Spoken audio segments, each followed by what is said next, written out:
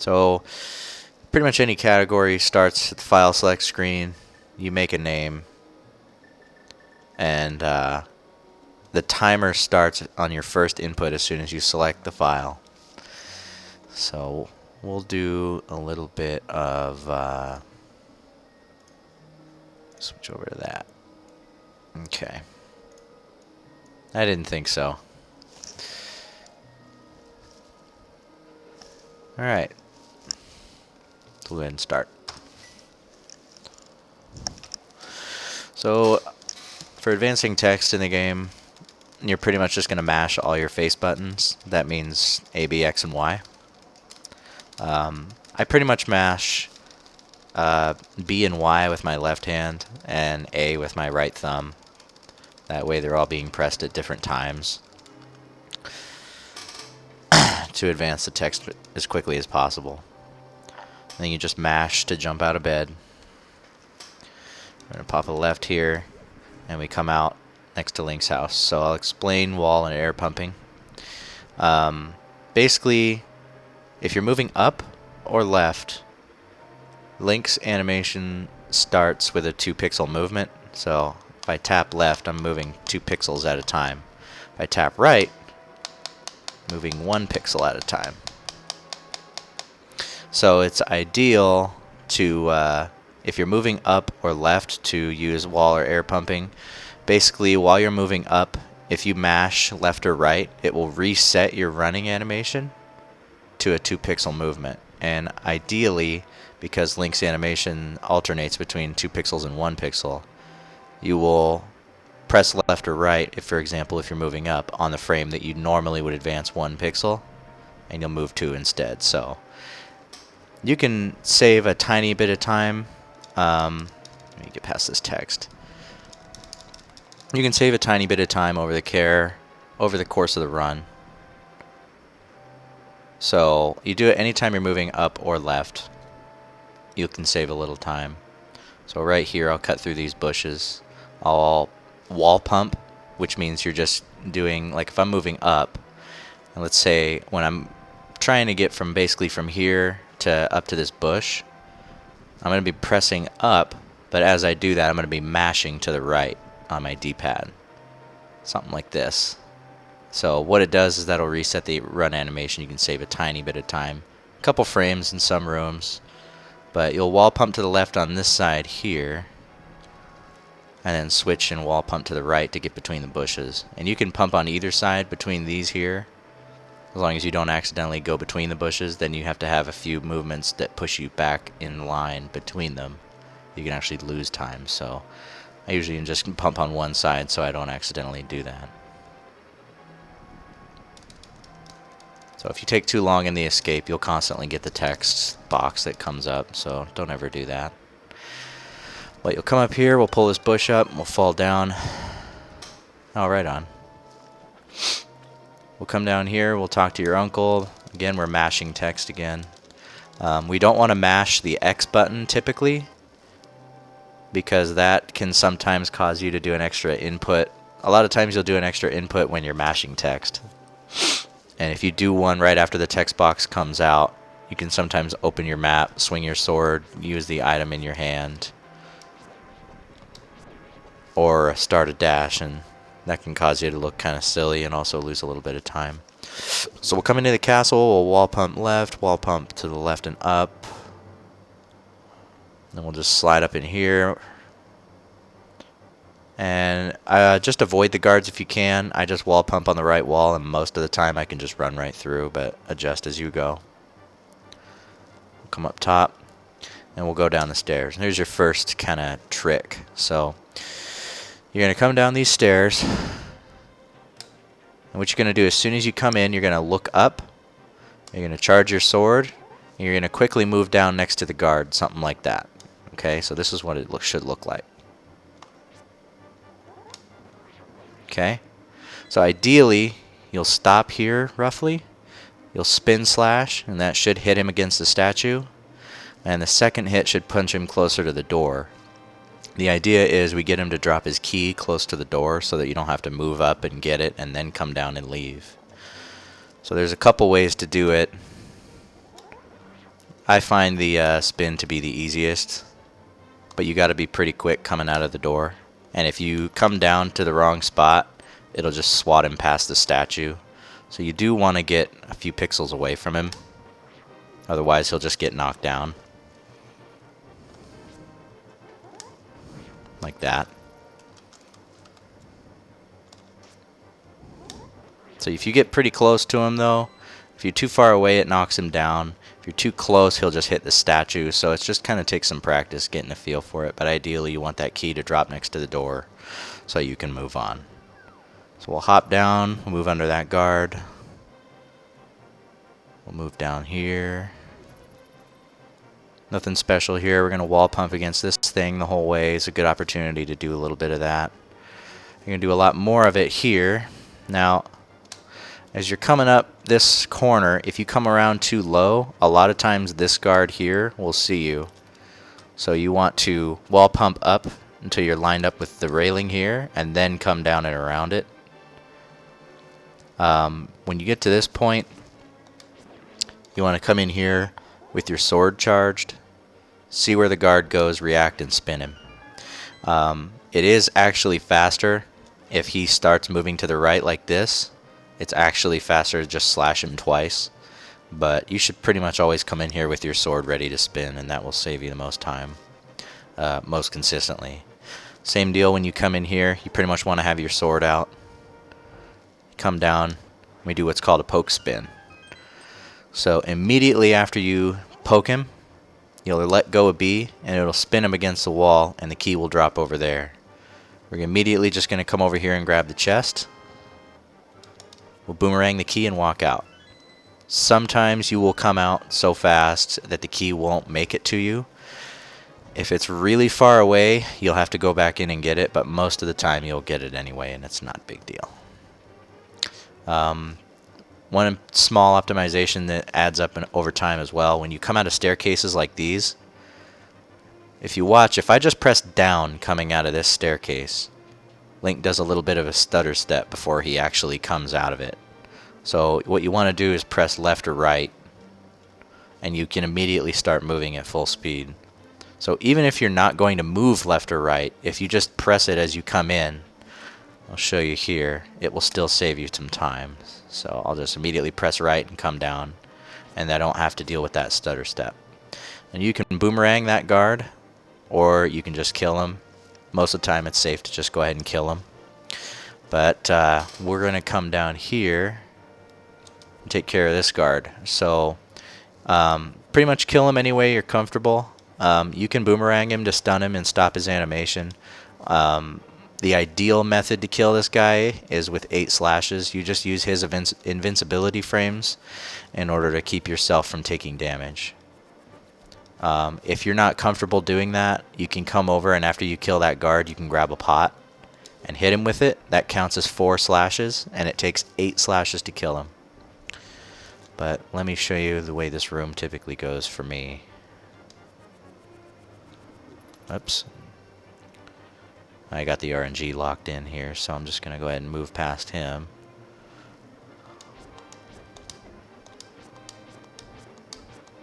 See, even though his ball and chain are hitting me, he's not able to hit me with it if it is colliding with you during his invincibility frames, because you can't damage him for a second or two after you hit him.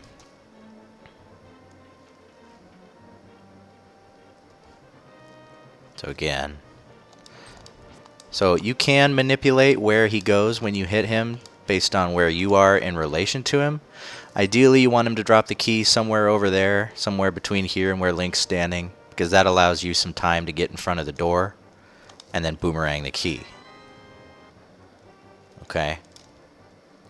After that, as soon as you unlock the door, hold up and left and get the chest.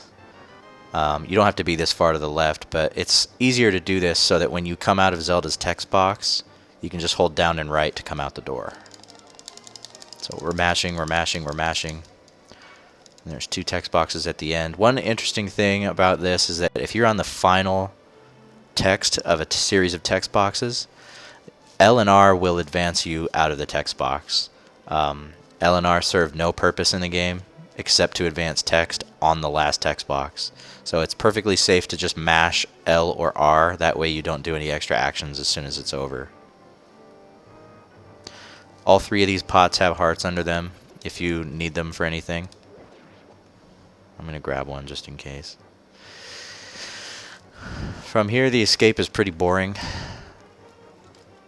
So, basically, we're just going to come right back up the stairs, showing you what I showed you earlier, reducing stair lag as you come up.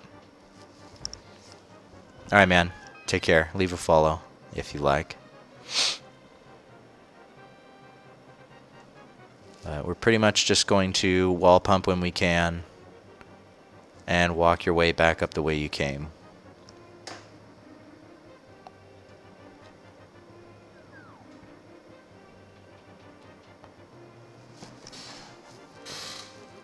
This guard can be kind of a Jew.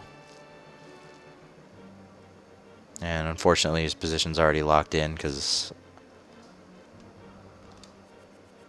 I'm already a screen away. So I think what I'll do, I do want to show this guard, it's kind of important.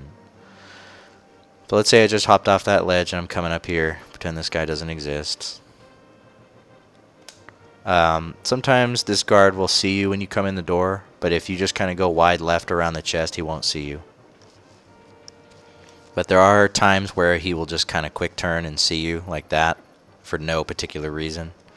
So just hold up and left until you reach the chest, and then hold up and right to line yourself back up at the stairs.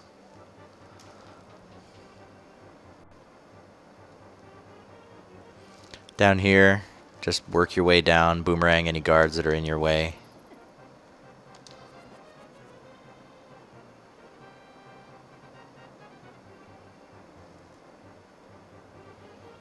In this room, you're just going to hold up and right pretty much through the whole thing, except for right there. You head up.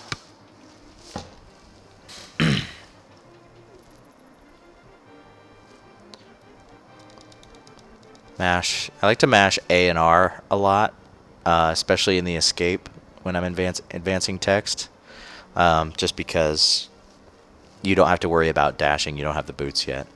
You're going to get to the left of the 2 swords altar thing. You're going to push it to the right. And if you look where Link is centered, there are the texture of the doorway. As soon as you see 2 pixels on the right side, you can start moving through the doorway.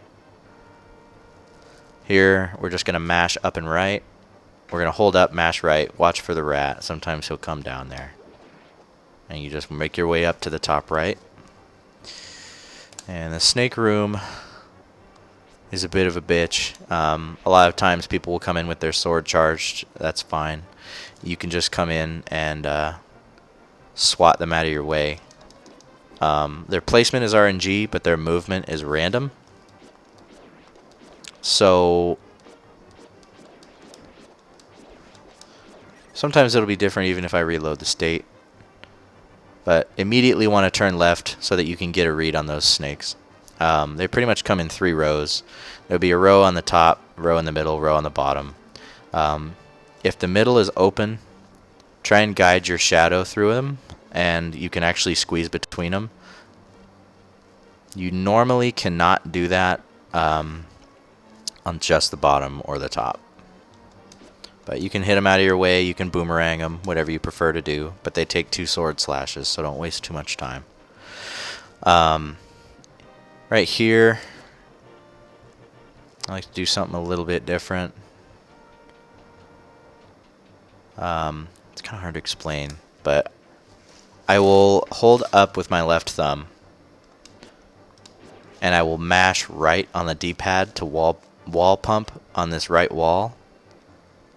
As soon as I'm within range of the snake, because there's always a snake on the right side, I will let go of, with my index finger on right on the D-pad, and I will hit the Y button with my pinky to boomerang it. So it kind of looks like this. Whoops.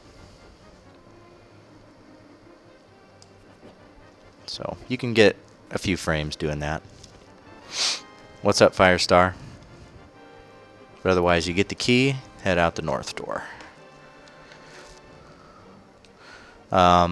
In here, you're just going to hold left and mash up. This is where wall pumping or air pumping can be really beneficial in water because your movement frames go 2 pixels, then 1 pixel 3 times, or for 3 frames, and then 2 pixels again. So it's really useful to wall pump or air pump in those sections. Here, you want to hit the rat that always spawns in this corner, and then boomerang the key. Make your way out the north door once again. Sure, go ahead.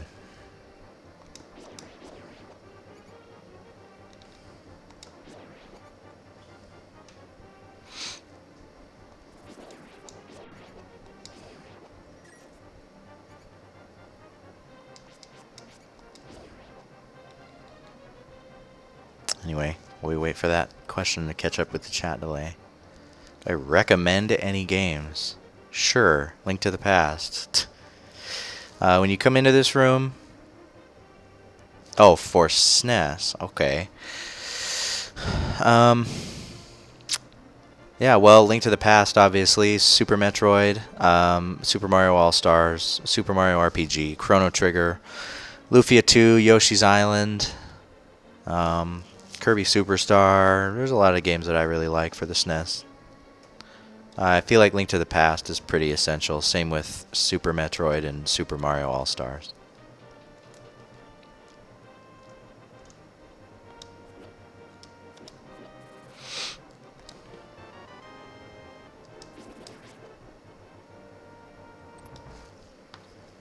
A blind playthrough.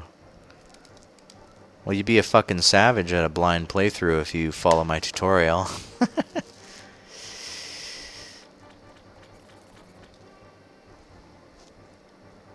Guess that wouldn't really be blind, though.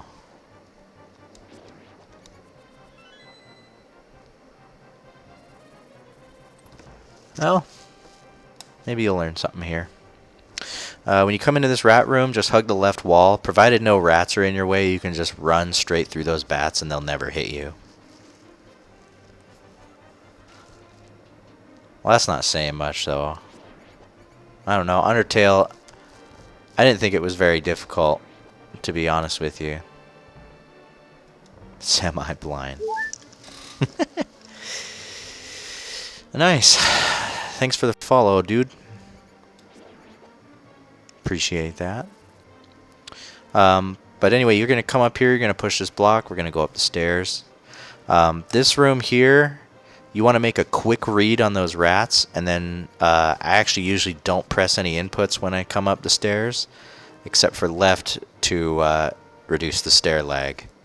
And then I'll get a quick read on the rats. Sometimes you'll get one that comes to the wall and comes straight across.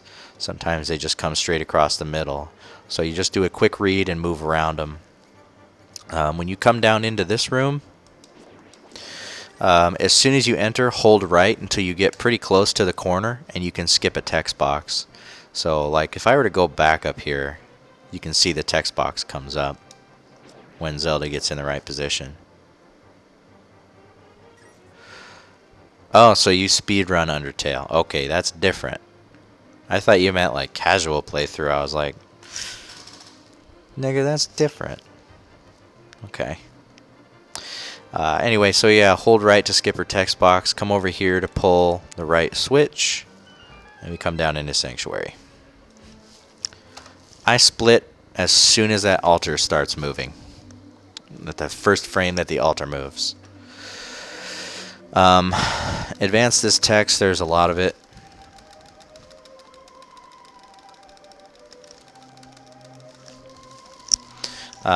In this chest right above the priest is a heart container. I would strongly recommend getting it. There's really not any reason not to get it unless you're like some god tier speedrunner and you're going for world record, but it loses like no time and it can be extremely beneficial, especially once we get to the Tower of Hera bomb jump. But we're just going to come down. We're going to go along here. We want to hug the top of this wall of the graveyard so that that guard doesn't touch me. We'll just come down here. That's because Between Worlds is based on Link to the Past. It's like a remake, sorta. But just come down here. I like to come this way and then hold down and right. As long as you brush this wall, you're fine. We'll come up here. And I'm air pumping up to this guy. Most of the time I've got to slash him out of my way.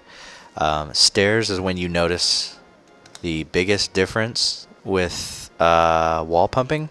And these are the best places to do it. So, you know, if I just walk up here, it's pretty slow. It's pretty much just 1 pixel movements, except for the very first one you do on the stairs.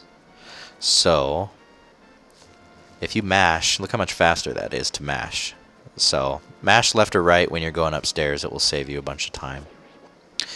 But once you come out of the stairs, we're going to just hold up, mash right, come up here. Stand in front of the statue. Depending on your level of comfort, you can actually get right up on that guy and boomerang him. So we're pumping on the stairs. If you pump hard enough on these stairs, you can get underneath that guard without him noticing you. And you go up, and we're into our first dungeon, Eastern Palace. Here, we're just going to head straight up, pick up the pot. You don't even have to move left or right. Throw it, hit the switch, go through the door. Then you hit this switch, move through this door, and we'll hop down. And you just alternate sides. You got to get a read on the bubbles. They're totally RNG. Now we will do a bunch of wall pumping here. Now it is slower to take this bottom pot, but if you need a heart piece or a heart refill, there's one right there. Otherwise it is faster to just come up, grab the top pot, hit the switch, and then leave. If you just swing your sword, the skeletons will jump away from you. Okay, so this is the first real speed trick other than the one in the escape. So basically, at the top of this room, if you look down below me, you see all the circular tiles that I'm standing on, the floor texture. So down below me, there's these 4 that I'm kind of in between. If I enter any of these 4, it's going to start spawning the skeletons in this room. So it does like that. And I believe there's 4 in total. Maybe not. It depends on the order you kill them or something. I actually don't know how the room goes if you don't do the trick. But here's how you do it. So what you'll do is you're going to come up, you're going to grab this pot, and you're going to walk across. Now pretty much as soon as you get to this pile of bones, the skeletons will spawn. So what you do is you come down, you turn to the right, and you throw a pot. Like that. Come up here, grab this pot, and throw it down. And you can actually kill the skeletons before they even spawn. And it will save you a little handful of time as you come out of this room. So I'll show it one more time. We'll come up and grab this pot. Like that. And the trick is actually really lenient. There's a lot of leeway. You can actually do it pretty slow and still get it. All that matters is that you throw the pot to the right in the right spot. And that you don't just immediately grab the pot and throw it straight down, because it can actually miss this skeleton that spawns here. So I'll show it one more time. So we'll grab this. That's all there is to it. So we'll come up here, we'll take these stairs, go to the right.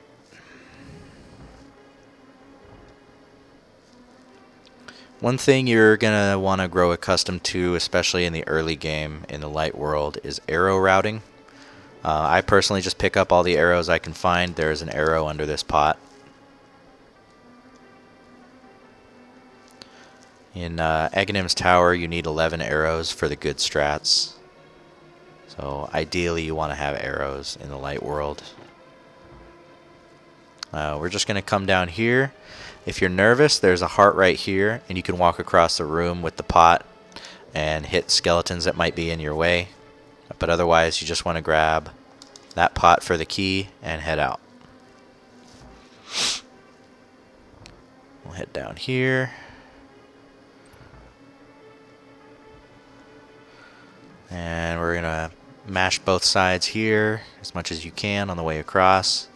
And here's another room with a trick in it. So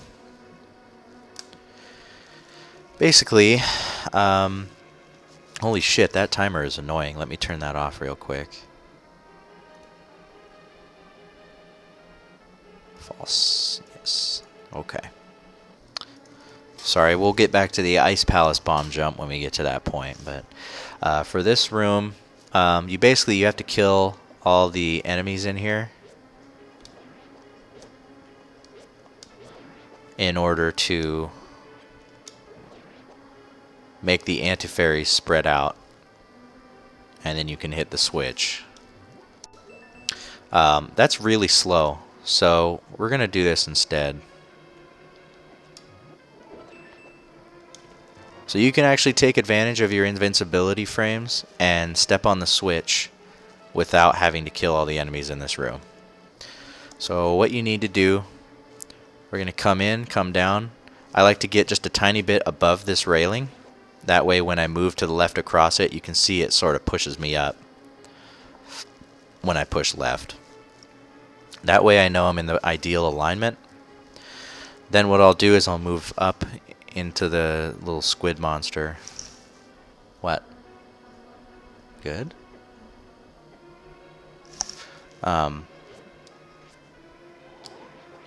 Anyway, you'll move across, move up into the little squid monster. You'll have invincibility frames for a little bit. Ideally, he doesn't knock you away from the anti-fairies. And you can just walk right over to the pot, pick it up, hit the switch, and then go get the big key. So it looks sort of like this. We'll come down.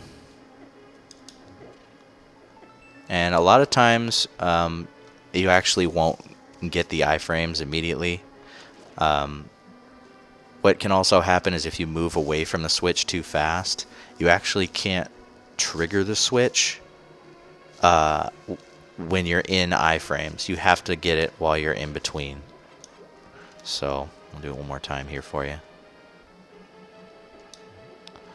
So a lot of times what I like to do is I'll actually go past the squid monster and I'll turn around and hit it. That way I ensure that the damage boost goes the correct direction. So that's what it looks like.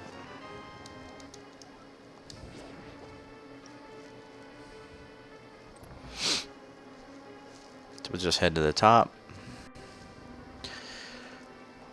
Air pumping, wall pumping. These two chests both have arrows. Come get the bow. And we gotta kind of start worrying a little bit about menuing. So the ideal times to switch items in your menu are any time that you really don't have to constantly mash an input. So like if I'm coming down here and I want to wall pump against this thing, that's a bad time to do your menuing. I usually wait till I'm right in front of the door, and then I'll switch to my bow. And that way I never have to press anything except up when I start and stop the menu. That way you don't lose any time to menuing. But you'll pull out your bow, you move up through the door. Now a lot of people will come up in here and they'll slash this first one and then turn to the left and shoot the Cyclops. That's probably the most consistent way possible to do this, but most of the time I'll just come up, fire an arrow, and move on. Once in a blue moon, one of the little squid monsters will actually block your shot. In here you've got arrows in the top pots and a heart in the bottom right pot. So get those if you need them. I would at least grab the arrows. In here, step behind the green Cyclops in order to hit the switch that he's standing on, and then quickly move up through the door. In here, you just want to air pump all the way to the top left switch. A lot of times you will have to adjust for all the bubbles that are coming through here. So just adjust as necessary, but you want to hit the top left switch and come through this door. Now in here, what I like to do is move left until one of the skeletons stops, and then I'll turn around and fire an arrow at the bottom one, usually. So. And I will typically grab the arrows out of that pot and then use the pot to kill the other skeleton. If you get good RNG and the skeletons all cluster up close to the red guy, you can actually clear this room pretty quick. But a good way to start it is to just watch the bottom skeleton, wait for him to stop, and then get him with the bow.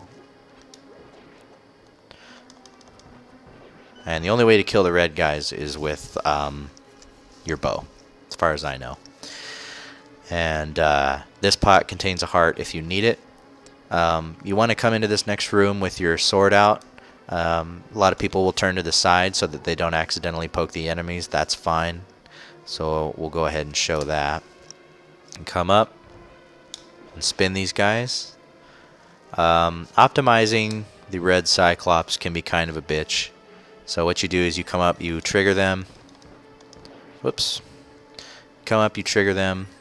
Put one arrow in the first one, two in the other one, and then come back to the other one for one more arrow. It takes a little practice. You can actually do it without moving down. I like to move down just to be safe. But ideally, you wanna be close to the door when the Cyclopses die. Okay, Armos quick kill. So first thing you want to do when you come in, there's a lot of different ways to do this quick kill. Some people use an audio cue. I use actually a visual cue, just because I've gotten used to how this is timed. But there's like 3 or 4 different ways. I think there's 3 ways that I know of to do this quick kill. In my opinion, my way is the easiest and the most consistent. All that really matters is that you get it, because each strat there's like a half-second difference between them. So first thing you want to do when you come in, you come up, line up against the back of this guy and move to the right so that you're somewhere in between the 2 and the top right. I like to stand right about here. And you can actually be pretty close to the blue guy in the middle, and he still won't damage you when he starts. So you do whatever feels comfortable.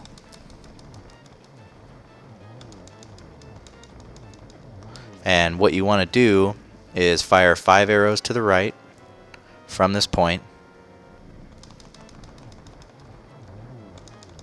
And you come up here and just walk down and shoot. Okay? Now, that's 5 arrows to the right. That should kill the first one and put 2 out of 3 shots on the second one. The idea here is that when you get to the last one, he won't turn red, so I call it Tomato Armos, but I'll show you what that looks like. It could be kind of disastrous.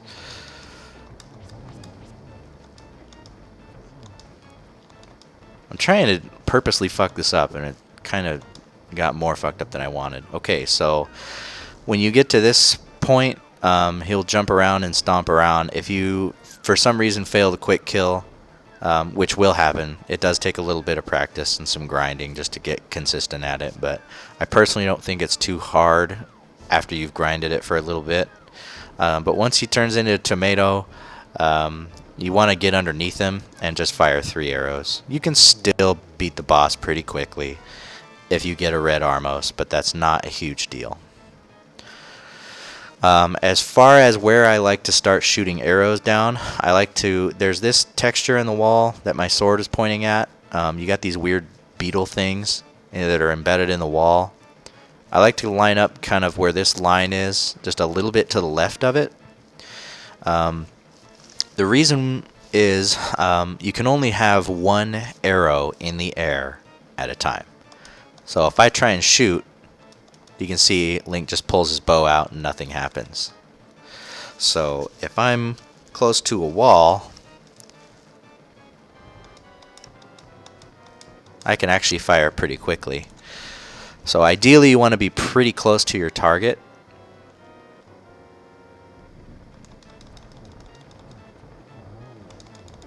You don't want to take too long coming up there, otherwise you'll get hit like I just did.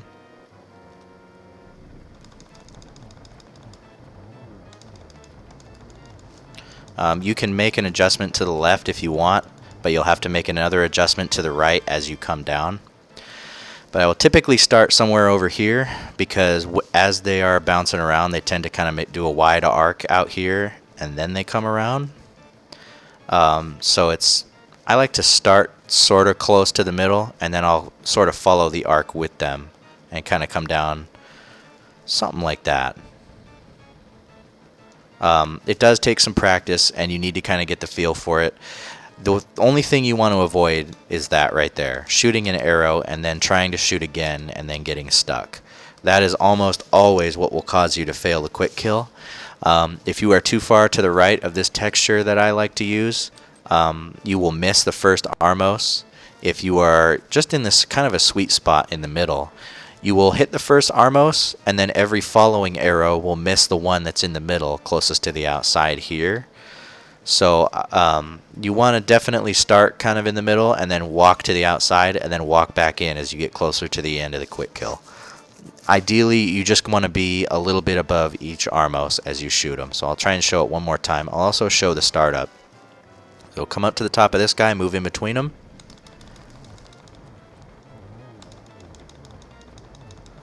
See, that's what happens if you take too long to move up there. So that's why it's better to be closer to the middle Armos when you start.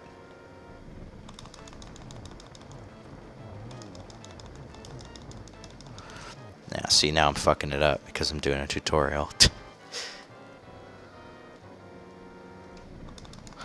But if you're too close to that middle Armos, if you're like right above him, he will still hit you, but his initial movement is to the left.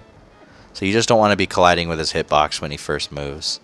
As far as firing your first arrow, I kind of just memorized how long they shake before they actually become active.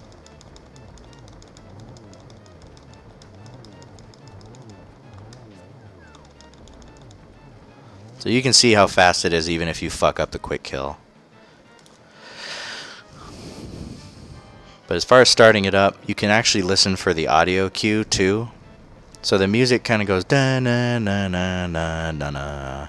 As soon as you hear that part right before it goes, you can start shooting. Da na na na na. Da na, and then you start shooting. And see, I got all 6 arrows in that one, which is not what you want, but you can sometimes salvage it, and you'll just have to fire a couple extra arrows at the end. But just make sure it's 5 arrows at the beginning. That was 6 again. But you can still get a pretty reasonable quick kill. Once you get comfortable with it, you can pretty much just hold down while you just mash Y, and it will just kind of work.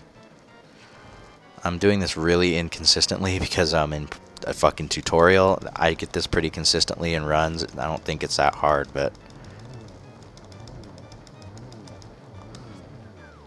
whatever. I think we get the idea, but I'll make sure we get one more good quick kill in before I move on.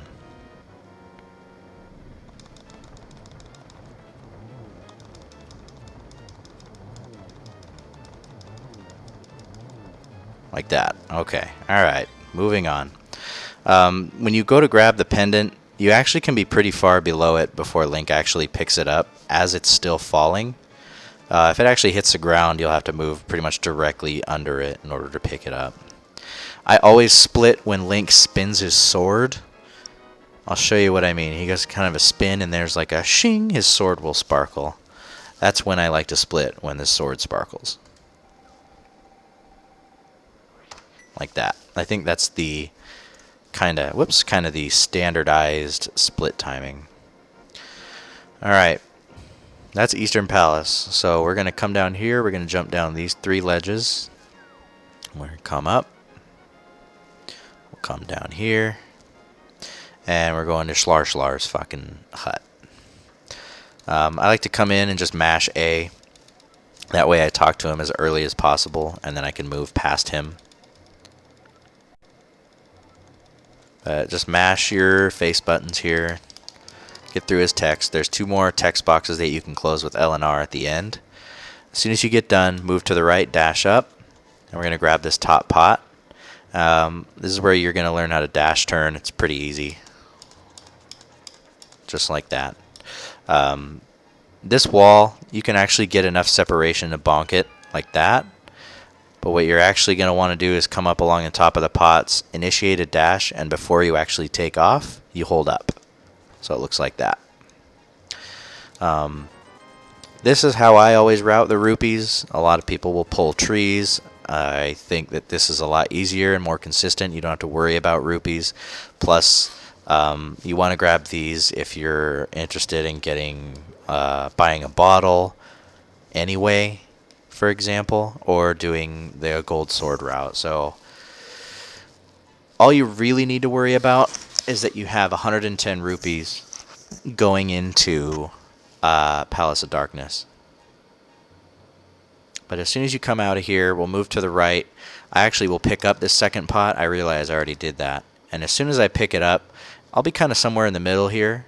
And then when I dash, this pot over here will move me to the right, and I can just go right past Sashrala and go down. So right here is where you're going to learn some J1.0 tricks. I'll come out of the door no matter what, and I'm just going to dash up to the stairs and stop. Dashing is pretty much ideal to do all the time as long as you're moving a minimum of 4 tiles. If you're just dashing to go like 2 tiles, it's not really worth it. But here it's like 4 or 5, so I dash. Okay, I'm doing this tutorial on the Japanese 1.0 version of the game. It's the one that I recommend everybody run this game on.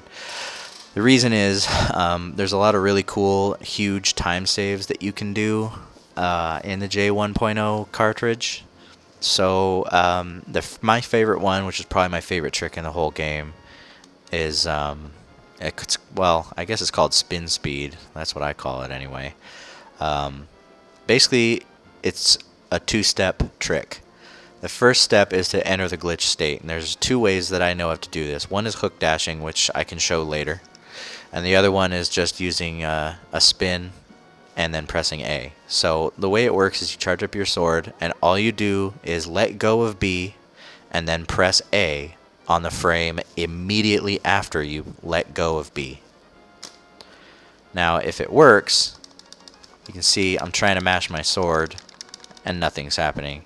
That's how you know you're in the glitch state. Then at that point all you have to do is touch stairs and you'll have spin speed. This allows you to run at 4 pixels per frame, so the same speed as dashing, except you have full directional movement. Okay.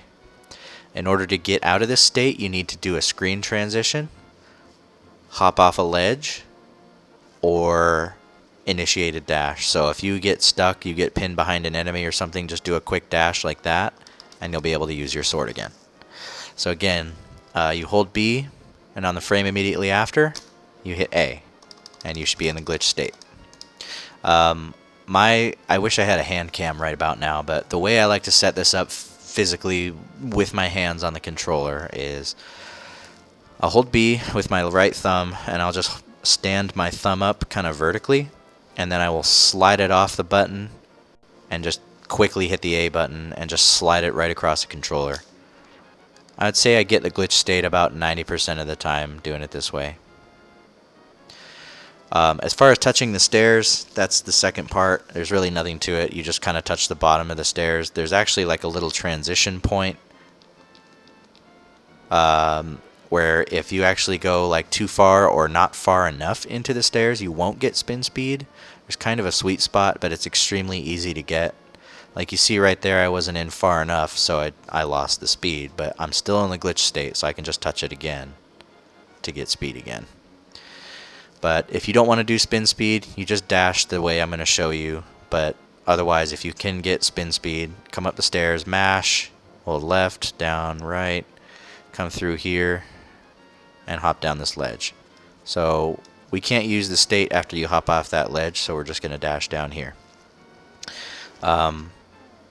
This section can be kind of annoying, so I like to come down here, I'll move down, I'll dash that guard, but as soon as I come around that corner, I'm going to dash down the bridge.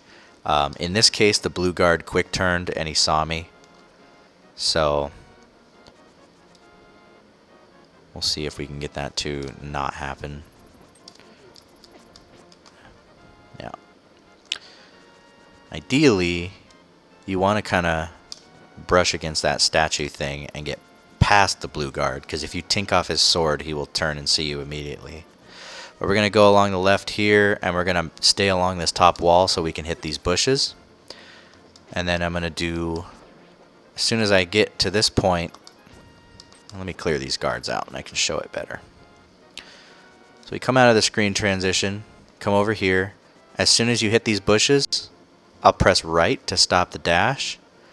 Ideally, you'll be either on this bush or this bush, but you'll hit right to stop the dash, initiate a new one, turn down, and dash down. Here you want to dash down to that little corner, stop just before you hit the bottom of it, and then you should be able to come in here and dash across that bottom row of bushes. Come up to the corner, dash up there. Now here's another opportunity to do spin speed. You don't have to do it here. It's not that much faster. If you fail to set it up even once, it's actually slower. So you can just dash like this. This is fine. Wall pump and come up here. You do run the risk of accidentally falling off the ledge if you do get spin speed. So the way I like to do this is I will just walk up through this part, or if I come through the left, like right here, I'll dash up and then turn left. I'll get my sword out. I'll get the glitch state. I'll get the glitch state. And we'll touch the stairs and we'll have spin speed. So we'll move left, move up and left. Now, a lot of times people will struggle with getting onto the stairs or whatever while you're in spin speed, and that's totally understandable. What I like to do is I will use my right thumb for mashing, because sometimes you can get stuck trying to get in this door like that, and if you fuck up and actually touch the ledge to the right here, you will hop down and lose your state and lose a bunch of time. So I like to come up the stairs and immediately I'm just going to keep mashing right, just like I was wall pumping until I enter the door. That way I never fall off the ledge, because you're only tapping the D-pad. Here we're going to bonk the shit, get the book, just like vanilla. Come down through the door. You can do spin speed again. I wouldn't recommend it. I recommend just kind of hopping down here. As soon as you get to this point where you get this 45-degree angle that kind of starts where Link is standing, I'll just dash against that and dash out. Come down here to the bottom, dash across. A lot of times you are going to bonk into that arrow guard. Sometimes you'll have to move out of his way so he doesn't shoot you. But otherwise, you just want to turn up and start another dash immediately so he doesn't shoot you. We'll come down here, dash across this wall. Fucker. Dash along the water here. You'll never get shot by that guard, but I paused to show you. Wrap around to the left, come over here. We'll come down. We'll go left through here. It's just a lot of dashing along walls. Now down here, you want to stop somewhere between here and probably here. Ideally, I like to line up with my shadow with the bottom bush, like something like that, when I come down. And then we'll walk across. The reason being, you have a cactus up there and a bomb right below you there. So I'll dash until I reach this corner, then I'll dash up. I'll wait till I'm about to bonk the wall, and I'll press start. This is when I like to menu over to my book. I unpause and I hold right. That way I cancel the dash and I don't bonk. We'll come up the stairs, I'll mash Y until I read the tablet. And you're going to want to mash A, B, and Y, but only until the circle kind of disappears around you, because if you continue mashing, you can actually read the tablet twice, and that's bad. So mash up the stairs, and here we will start Desert Palace. As soon as you come in, turn left, dash, turn up at that first monster that's inside the door there. This will line you up so that you can just come up here, grab this pot, and kill that thing. Most of the time, he will drop a heart. Grab it if you want, dash up, and as soon as you enter the transition, hold B. That'll ensure that once you come out of the transition, you'll already be charging your sword. You just walk up to this enemy and spin him. It's easy. Come up here, dash left, and we'll come up into this room. Now, there's a couple ways to approach this room. A lot of people will just walk up here, bonk that thing, grab the key, and leave. But what's interesting about this one, unlike when you bonk shit off the library to get the Book of Mudora, you can actually dash along the torch, like that. That'll put you in a better position to catch the key before it even hits the ground. the easiest way to do it is to just walk up here. And there's this line in the floor that the bottom of my shadow is kind of on right now. As long as you're above that line a little bit, just a couple pixels, you'll get this every time. You want to make sure you brush the torch as you dash, and you'll be able to get the key faster. Another way to do this is to dash up, but I don't recommend that because you move 4 pixels per frame and it's a little more precise. It's not even faster, I don't think. But you'll come out, we're going to dash back to the right. There's arrows right there. You can get them on the way over or you can get them on the way back. It's actually faster to get them on the way back. But we'll come through here. And what we do is I'm going to slash this first one, dash to the right. And I kind of hesitated at the beginning so I could show the trick, but it should look something like this. A lot of times he will move down. That's when you stop your dash. You're going to want to move down a little bit rather than up so that you can slash him. Otherwise, you'll take damage from him. If you take too long, the BMOS will fuck you every time. So just come up, slash this guy, line up with the statue, dash right, and slash the last guy. In here, it's all RNG. I usually have a little more success avoiding the bubbles if I step into the room a little bit before I initiate my dash. But it's pure randomness whether or not you get a good RNG or not. So you just come in, dash, and hope for the best. Sometimes you can dash right through. Most of the time you can't. Do not erase. What's up, dude? This right pot has a heart if you want it. But otherwise, we're just going to dash across the bottom here. Take this left room. Now there are 2 pots with arrows. There's one here. We're going to grab it. Grab this pot, hit the switch, grab that arrow, and head up. You can mash on the stairs a little bit and get the power glove. And come down. Hey, Stace. As soon as you come down in here, I just hold down and left until I hit the switch. And then I come back out through the door. It's better... Well, that's not where I wanted to go. It's better to dash out that door. I'll show you. So we'll come down. I'm just going to hold down and left. I'll come down next to the BMOS and just dash out the door. This guy's always going down. So you can just dash over him as he's going back into the sand. Make sure you dash along this wall so you don't get sucked into the quicksand from that other enemy. Come down here. Okay, this is another section where you can do spin speed. I kind of wouldn't recommend it because it doesn't really save that much time. And it's kind of risky because you can accidentally jump off the ledge really easily. Like that. So I would recommend just coming over and sprinting up here. You can grab this block or this block. It kind of depends on where you end up. It's faster to dash to that block and grab it, but you got to be precise in where you stop. And we'll come up through here. Immediately move to the right, dash up, push this block, and come up through the door. If you're too slow, that BMOS will fuck you every time. Here, you want to grab the key, hug the bottom wall, and this is how you learn how to key dash. Basically, you can dash through doors without bonking off of them. See, like that? I bonked it. You actually can sprint through it. And I'll show what that looks like. So we'll come through here, grab this pot, hug the bottom wall, dash turn, and we can dash through the door. Basically, you need to be within a multiple of 4 pixels away for this trick to work. Luckily, pretty much every object in the game is tied to a 16 by 16 grid or an 8 by 8 grid. Some of them are a little offset, but basically you come in, grab the pot. I like to hold down and right as I come over here. And then as soon as I'm in the doorway again, I will dash turn, look up, and head through the door. You're going to use this quite a bit in the run, so I would get used to it. This room is very RNG dependent. It all kind of depends on where these 2 on the right go.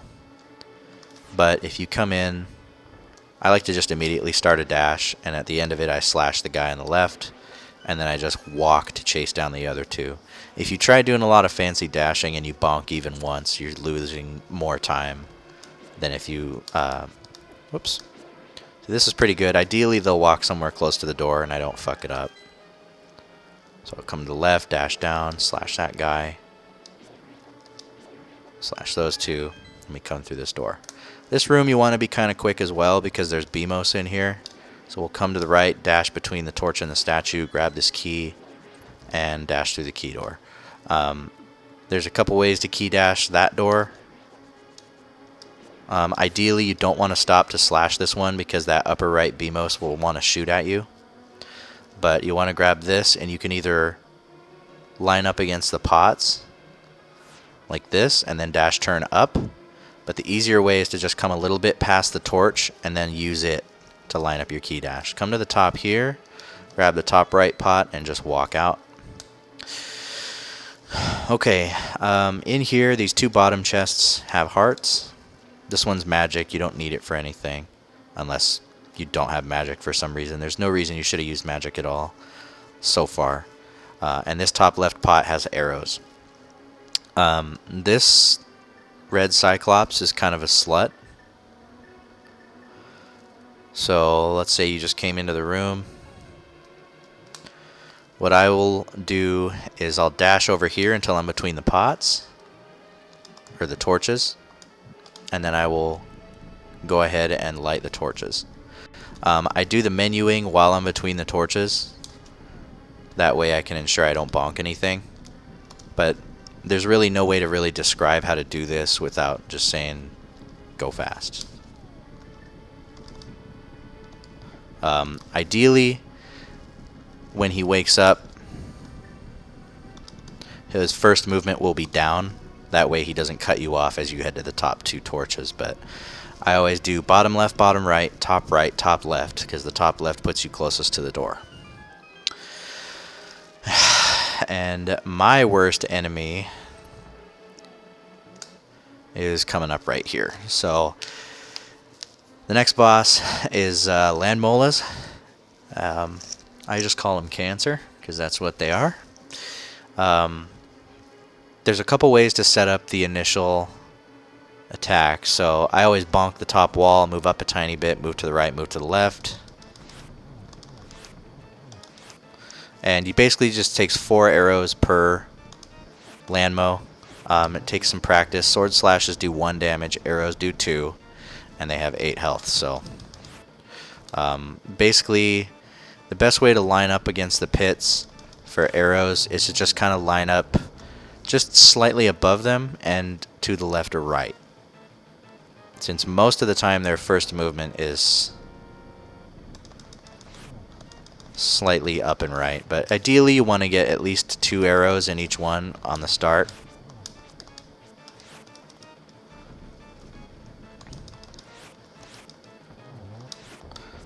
This one takes a shitload of practice. It is possible to 2-cycle this boss, but it's extremely hard. So you just need to sit here. I recommend if you use a game saver or an emulator to do your save state before the door when you're practicing. This way you get a different RNG every time. But I will like to start here.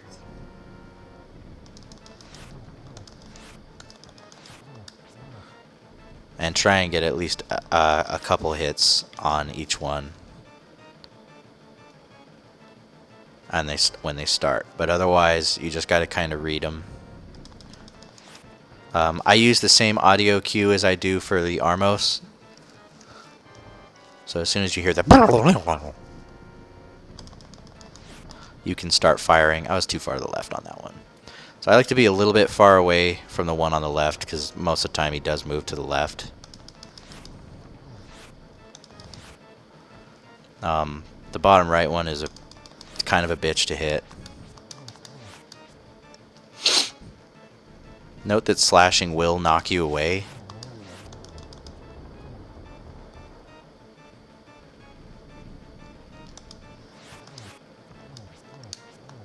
There is a setup you can do with bombs.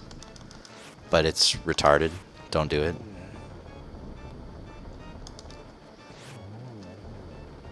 So, this one, I mean, there's really nothing special. You generally just want to kill it with arrows and make sure you have some left over for the next couple dungeons. Minimum of 10 is probably fine. I like to, at the very least, have like, I think it's, I believe it's 8 for my favorite strats in Agahnim's Tower, but you need 11 for the good ones. Same deal when you split here. I split when his sword glitters like that. But Landmo just requires practice, and you want to kill him with arrows. Over here, dash over. This is beginner friendly, so I'm not going to show Cactus Dash because it's a pixel perfect dumbass lineup and it doesn't save you that much time. It's safer to just do this. Come over to this wall and dash down. As soon as you get to this like octopus design in the sand, you want to stop somewhere in the upper part of its mouth here. And then dash right. Then it's just going to be more dashing along walls, and here we go. So this is a little bit of a route deviation here. If you are not playing on Japanese 1.0, we're going to dash up here. And, whoops. See, let me see, we're going to go up here. We're going to dash up, over, and let's see. I got to think about this. Yeah, shit, that's a long-ass ways. I don't know why anyone would not fucking do fake flippers. But we're just going to dash all the way up.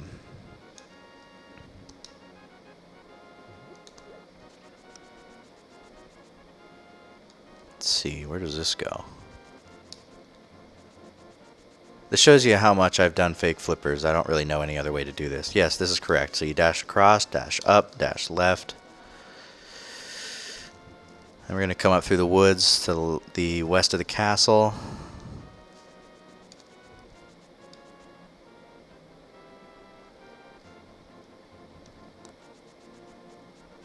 And we're going to dash up here.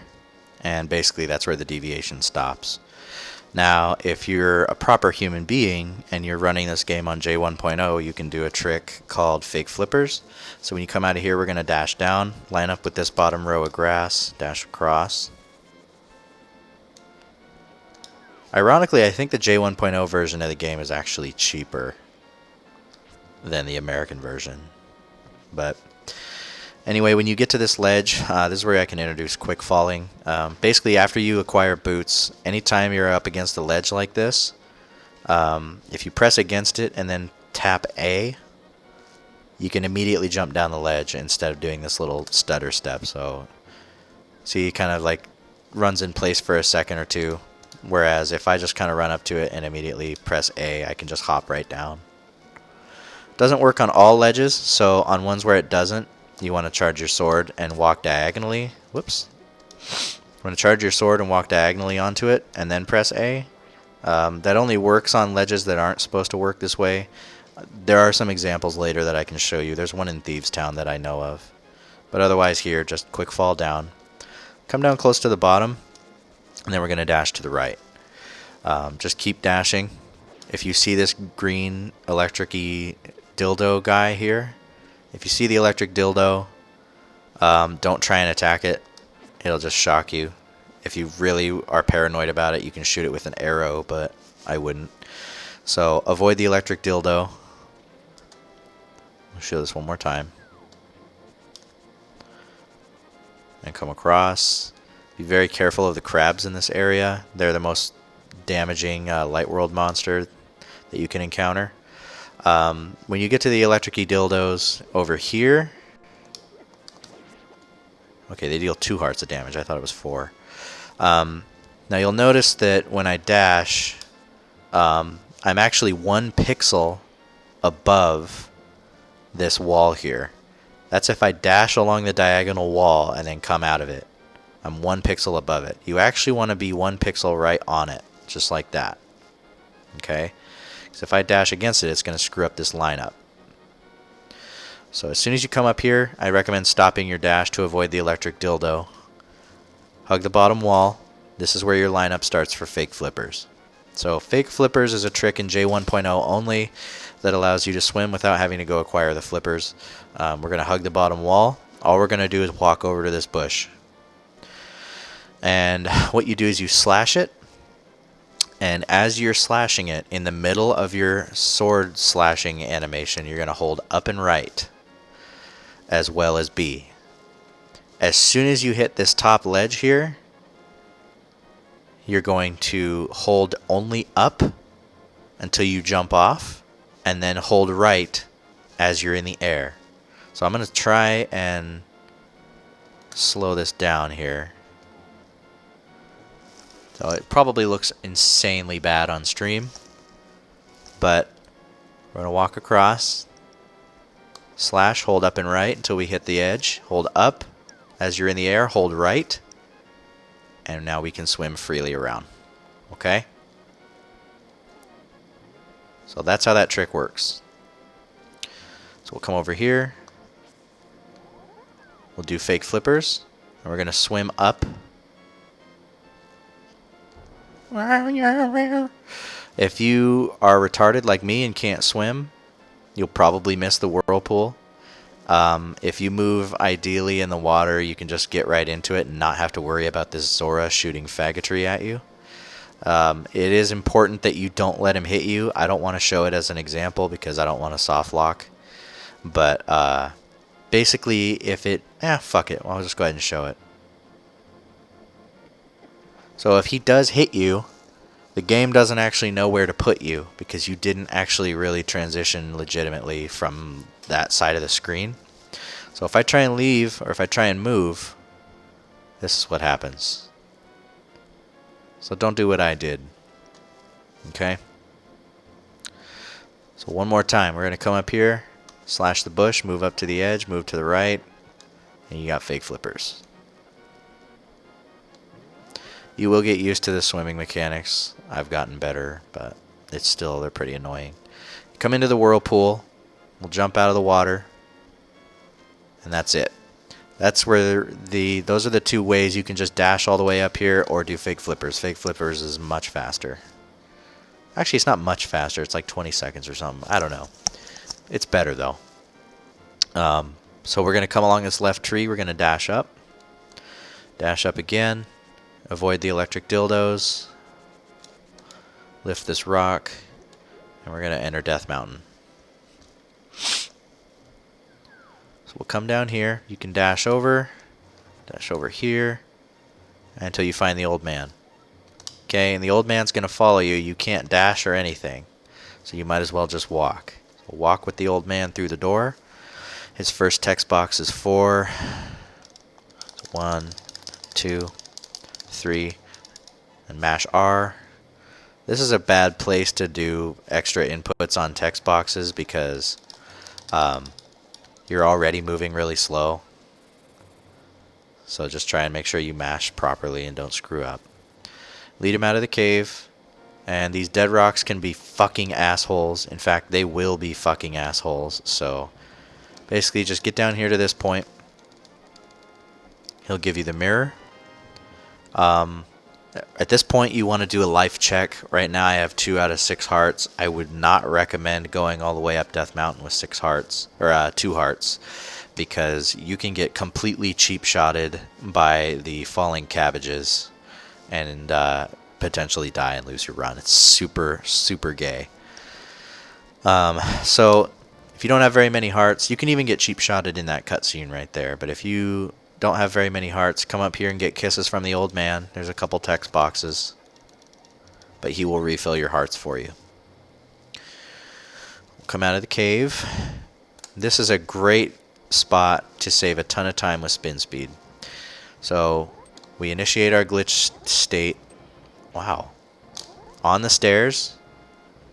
And then what you want to do is avoid taking damage on the way up. If you take damage, you will stay in the state and you can restart the trick. But ideally you won't take damage and you can get all the way up here with spin speed. Just be careful not to fall off the ledge. The final lineup right here is just line up with these two things. You can do what I showed you earlier, where you hold right and just mash up until you go through the gap. And you go through the portal. And we're going to come up here, use the mirror.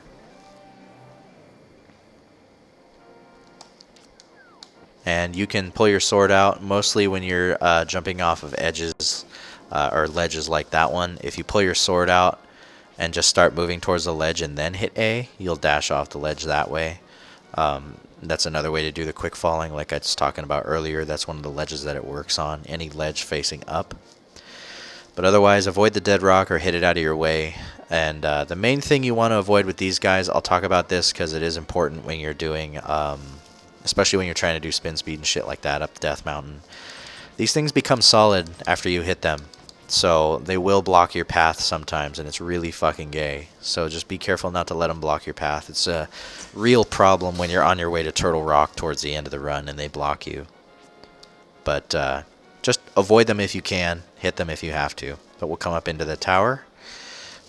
And I'll show you this. So we hit this switch, dash left, and go downstairs. You should still have your mirror out at this point. We'll hit this switch. Whoops. Holy shit, that was close. You should still have your mirror out at this point.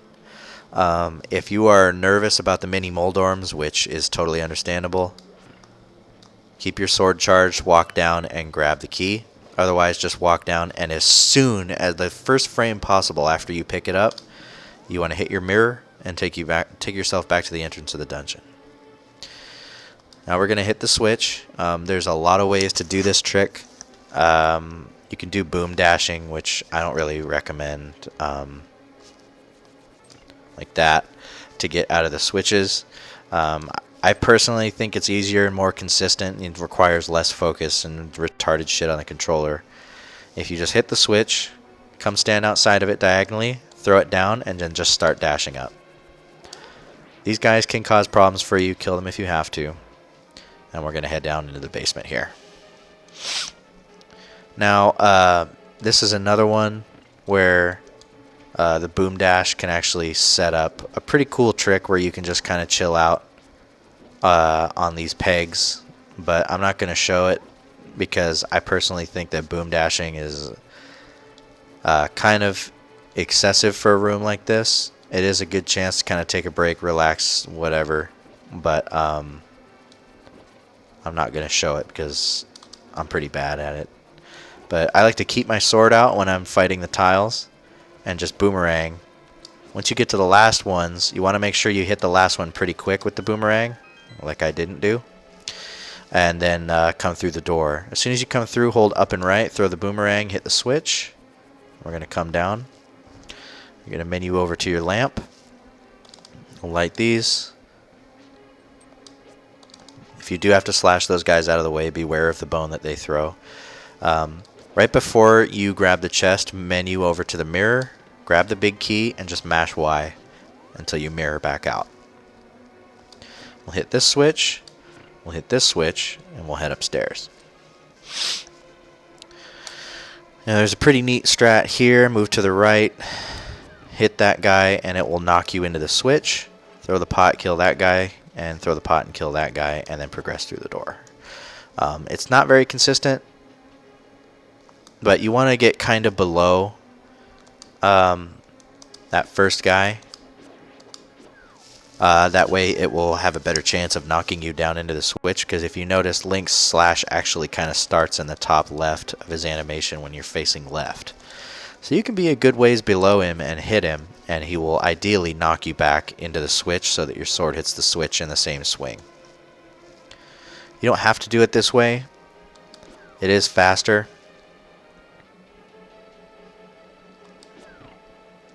Grab this pot. Kill that guy, maybe. Jesus, man, I'm really fucking up here. You also... Wow. You also can just... come down here. You actually can throw it. It doesn't look like you're going to hit him, but you also can knock them down the holes. I'll show this a couple more times because I'm really doing it badly. Ideally, you just want to knock that first one down the hole and then throw pots at the other two.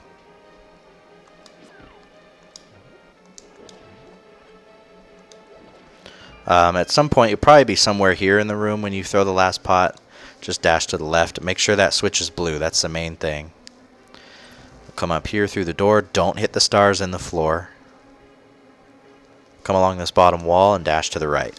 If your health is really low here, or if you're really, really uncomfortable with the bomb jump or with Moldorm, I would really recommend hitting this switch.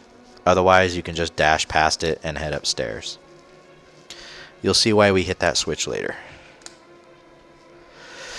Alright, we'll come in here, take this pot, throw it down. Most of the time you want to try and kill that Moldorm. There's a heart in this bottom pot if you need it. And I'm going to introduce bomb jumping here. Typically you have to come into the next room, go up, fall down in order to grab the big chest. However, you can use something called bomb jumping to get across this gap. Bomb jumping is pretty cool. We're going to use it in a few other places in the run. This one's pretty easy. There's a couple ways to set it up. But you can use bomb jumping to get across pretty much any 2-tile wide gap. So first thing I want to point out is this kind of red spiky texture here that the tip of my sword is on right now. In order to set up this trick, you want to face down, hold your sword out. This is the first way to set this up. Point your sword down, we'll back up to the ledge, and basically you want to get as close to the ledge as humanly possible. This is a 2-pixel window here. I like to make it so that my sword or my shield there on the left side of Link's body, our left side, on the left side of his body, completely covers the bright red pixels on the floor. From there, you just lay a bomb, stand there, and let it shoot you across. Hold up when you get across to avoid hitting the stars. And then that's it. You can grab the chest, get the moon pearl, and come down and finish the dungeon. Now, the easier way to do this, in my opinion, would be to hold the sword down, back up pretty close to the ledge. I would at least get the shield onto the spikes. If you get lucky and get this alignment, then you can just go ahead and lay the bomb and stand there if you want. Either way, it's not really faster or slower. But it's a much larger window if you do the dashing way. So you just come up here pretty loosely, get as close as you can to the ledge within comfort, drop your bomb. And then right before the bomb explodes, you want to do a dash. And then you're going to bonk the left wall. While you're in midair, just hold up and same thing. You'll go across the gap, avoid the stars, and you just open the chest and move on. So I'm going to show that again. Come up, drop the bomb, face left, wait a few seconds, dash, bonk the wall, and run up. I find this to be a lot more consistent. Most people do it this way. I did it the longest way with the first method I showed. Either way is fine as long as you don't fuck this up, because if you fall down that hole down there, you're losing all kinds of time. But the benefit to using the dash method is you actually get a 6-pixel window to do the trick rather than a 2-pixel window. So it's better to get used to doing it that way anyway, because consistency is more important. We're going to come across here with the Dodongos, avoid the fire.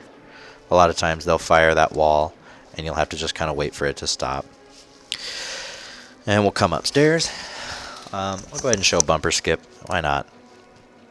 We'll come down here, and right on the tip of my sword, well, let's see.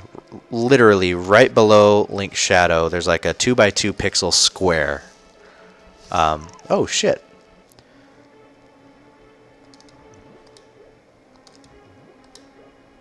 There, dickhead. This little 2x2 pixel square that's on the tip of my sword, right there, is actually what I like to use for the lineup. This is a 2-pixel gap where you can actually dash past this bumper here. But if I go too close to it, I'll run right down into the hole here.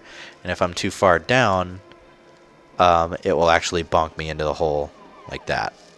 You don't want to do that. So you don't have to do it this way. You can just dash down. Whoops. I always do bumper skip, so you just dash down, around, up, over, like that. That's fine too. But if you want to be cool, do bumper skip. And you can just dash in one shot all the way across. These pots here are why you hit the switch downstairs if you wanted health. Every single one of these has a heart under it. So I would recommend it if you're not comfortable with Moldorm. The Moldorm fight is kind of a lengthy explanation. So, but yeah, that's bumper skip. There's your hearts. We'll come upstairs and it's time to learn Moldorm. So Moldorm is going to be your #1 run ender, definitely, when you're starting out. So I'm going to show kind of what the fight looks like.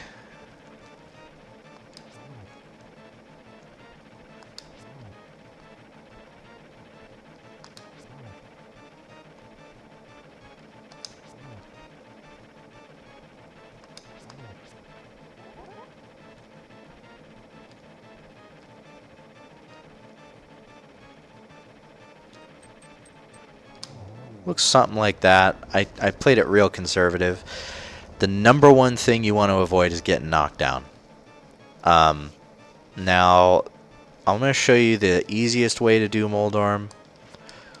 So come down with your sword out and basically just wait for him to come down and poke him in the tail. If you take damage, he will knock you off the ledge pretty much every time.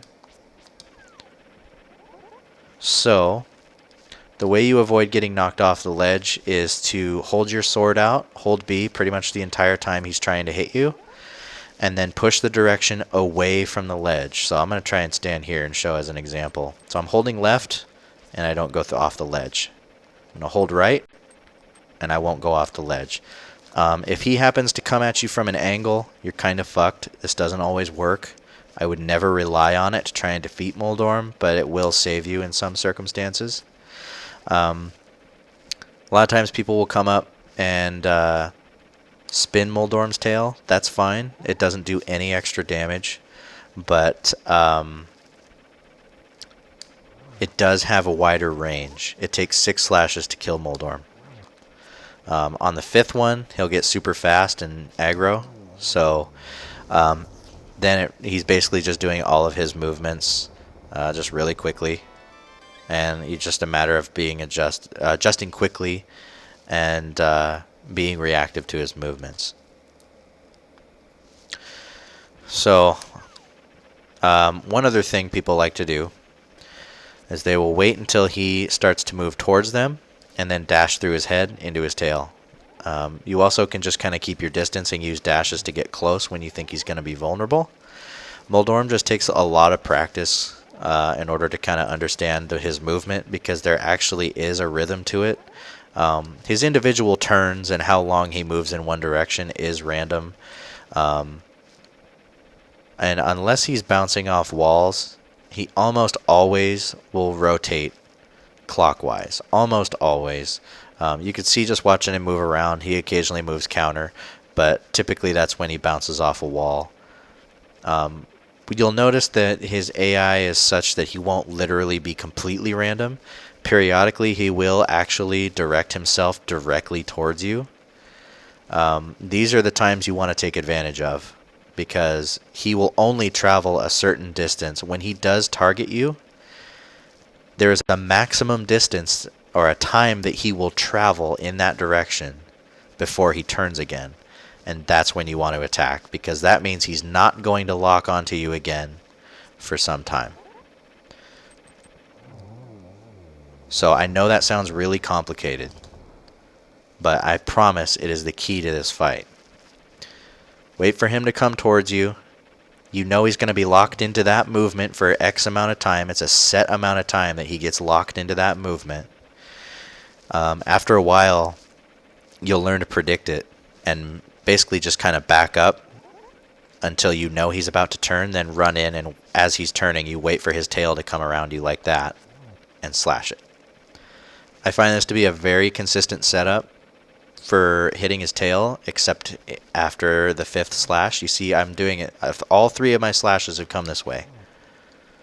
It's difficult to do this unless you're really far away from him.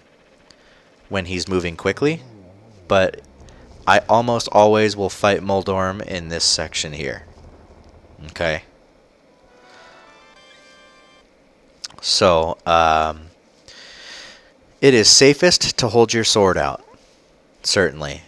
But basically, if you're fighting him and he's to the left of Link this whole time and then suddenly he goes above you, you're going to have to stop, let go of the slash, and then adjust and come back down here and fight him from above. I personally, once I got used to Moldorm's movement, I don't use the sword out method too much except in the last phase, or if he's just being really aggressive with his RNG or his random movements. This is a fight that just, again, requires tons of practice to just kind of get used to, because his movements are very awkward and hard to predict. I personally don't like the dashing, because you'll find that sometimes you'll dash through him and it just won't work. You'll take damage anyway. This is because if you come in either at an angle or in a weird place on his hitbox, you can actually take damage from one of his eyes. It's really odd. But that's basically all I wanted to explain about Moldorm. I think I've fought him like 10 or 11 times here and I haven't fallen off yet. The last thing that's important is if you fall down, please make sure you don't fall down this hole. Because basically, if you fall down that hole, it's fucking GG. Like, you're going all the way practically to the bottom of the dungeon, and it's going to be a while to get back up here. If you fall off the outside, you're only going to the room directly before this room, and you can just come right back up, replenish your hearts, and fight him again. But anyway, that's Moldorm. Good luck. He is the most annoying boss. I would not say he's the hardest boss. By far the most annoying. Okay.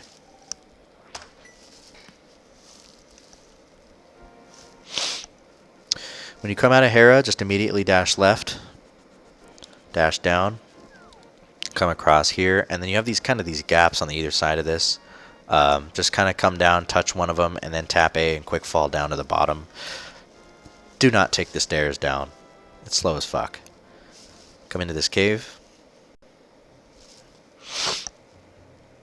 You can sprint through here. I was scratching my head. But you can come up, dash through those bats, come through here.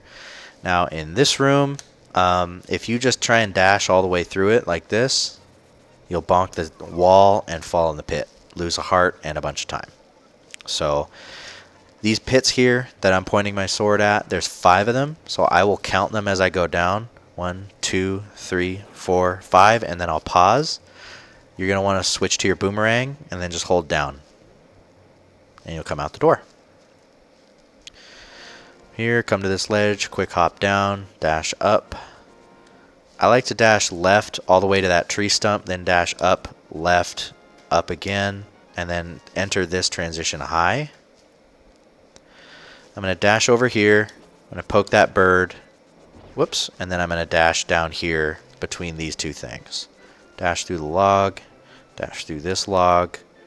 At this point, you should probably be getting ready to grab safety strats if you haven't already. I don't like to grab the bottle and net in the very beginning, although I think I heard it's actually faster to grab them when you grab the book if you're doing fake flippers.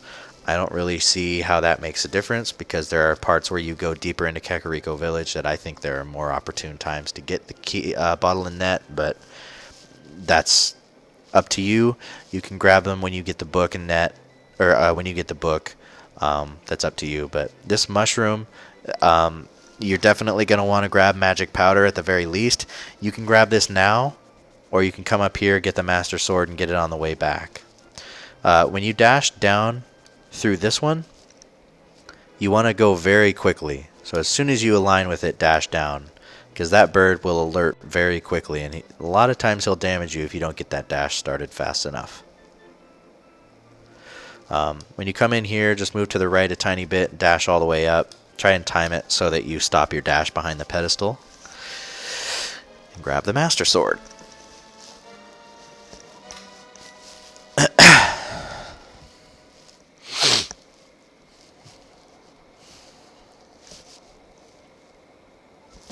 turn my fan up. Fuck.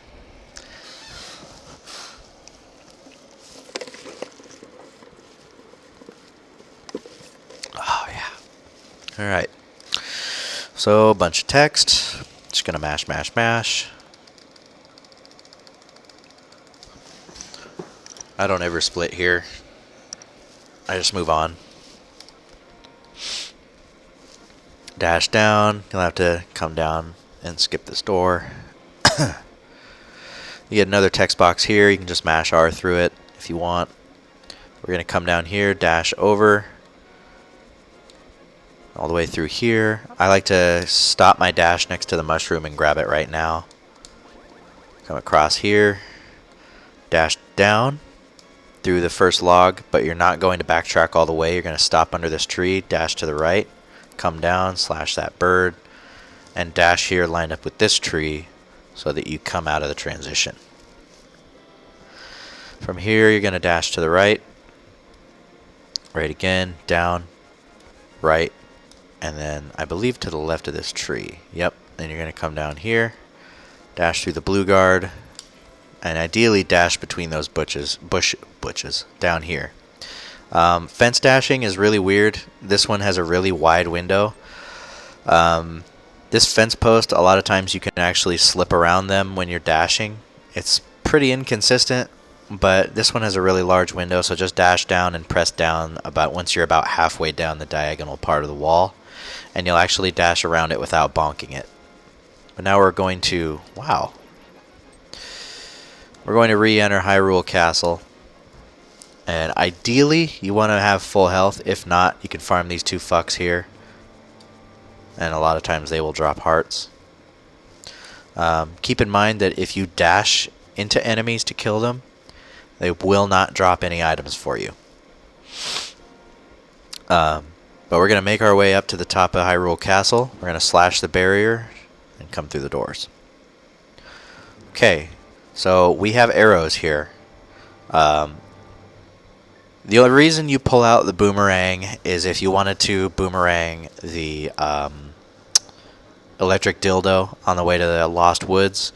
Otherwise, I would have menued over to the bow. I guess we didn't really need to boomerang the dildo, so we're just going to switch to the bow right now while we're dashing through this room.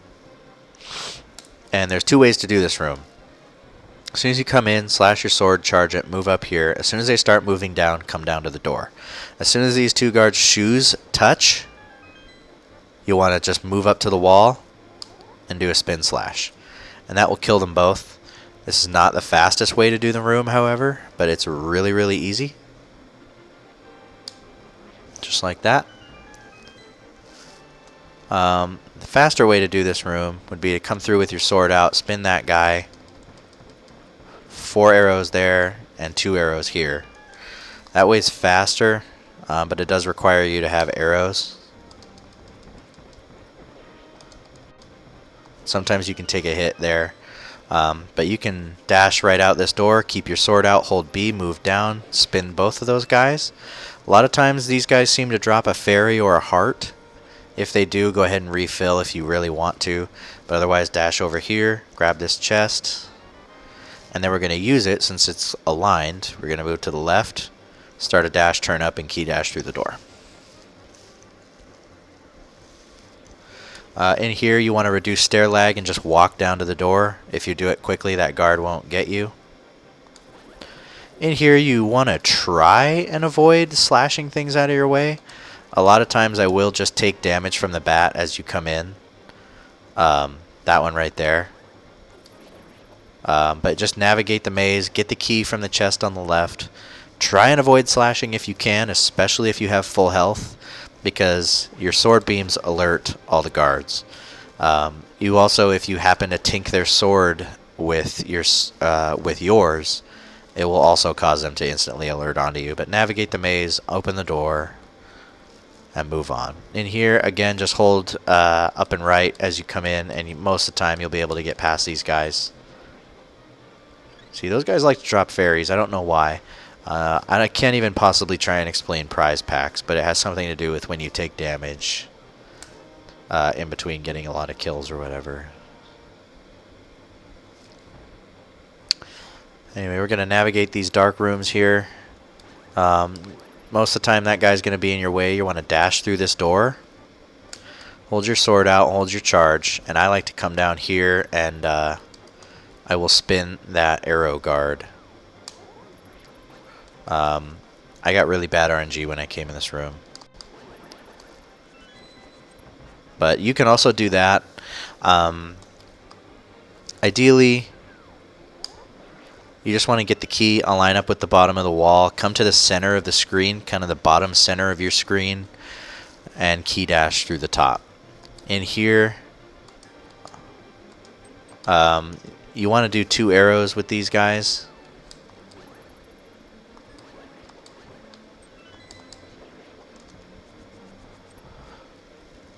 Let me get back in here. There we go. Don't worry about the bats. Your small shield can block the spears. So keep that in mind when you're attacking these guys.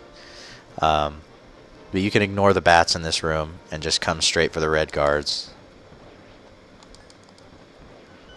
And then just use 2 arrows on each of them to get through here.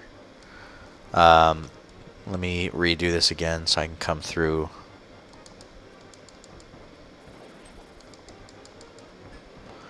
So you want to enter this next room with your sword out. We're going to tink this little right there. And ideally, that top guard that comes down here, when you spin him, you want him to get stuck against this railing so that your slash hits him 2 times and he dies.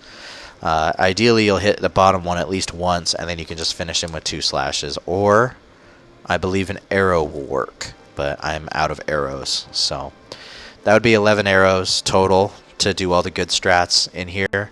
I fucked up and accidentally used an extra arrow against these guys. The bats are really shitty with drops. They pretty much never drop anything useful.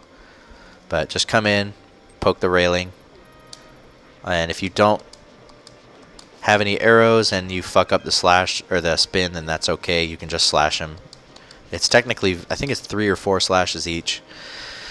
But anyway, we'll come down here. We'll grab this pot. We're going to throw it down. Grab that pot, throw it down. I got really good RNG here. So I can don't have to worry about this other guard. Most of the time he will be in the way, and you just want to grab your pot and avoid the top guard and just try and get both your pots to hit the guard that's down here in the middle. Pull out your boomerang, grab the key. This one is a heart if you need it. This one is arrows, so I would really recommend grabbing it. Go ahead and exit the room. You can just dash to the right and dash straight up. Most of the time you just get right through that room. In here, when you're pushing the statue, if you wall pump against it, you can actually move it faster. Here, I'll throw the boomerang diagonally to knock him down the edge. Most of the time, this guard doesn't cause me any trouble, but you can boom him too and just come up the stairs. To Agahnim. For this cutscene, when you come in, immediately hold left and start a dash towards the top. Keep holding A and just mash all your other face buttons during the cutscene.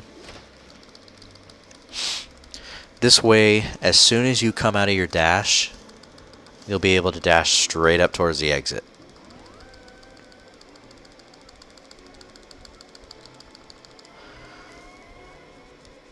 And slash the middle curtain, and here we are at Agahnim. So here's the deal with Agahnim. Your run can be made or broken by this fight. No matter how good you are. Basically, his attacks come in 4 cycles. Believe there's a 1 in 32 chance or something like that. 1 in 16. Oh, it's 1 in 16. 1 out of 16 times you fight Agahnim, it's possible for you to get the worst RNG. And it just takes forever. This fight is stupid easy. It's a fucking snooze fest. All you want to do is stand next to him and spin him when he's about to cast his shit. If you get blue balls, you can't damage him. If you get the other one, it will damage him. Just like that. On the 5th attack of the cycle, grab the top wall and just pull on it. That's pretty much the only optimization you can do in this fight, so there's no reason not to do it. It saves like 1 frame of lag when he casts his lightning. But otherwise, you just rinse and repeat until he dies. It's incredibly boring. You can lose like a minute and a half to this fight. But you just got to get through it. This is going to be a 3 cycle. But it is possible to do up to 6 cycles. He requires 6 hits to defeat, and the first hit, or the first attack of every cycle is a reflectable shot. So...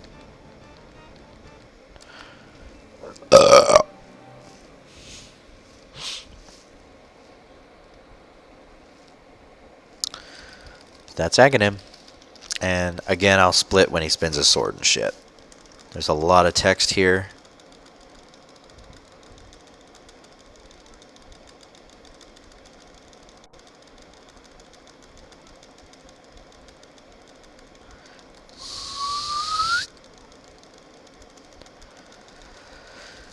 Okay.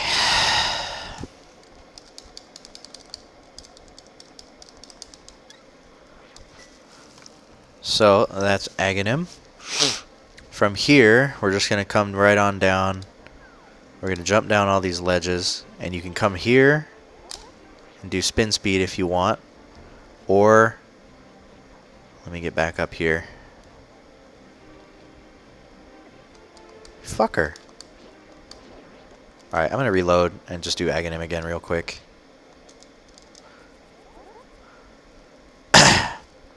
Forgot to do a state there.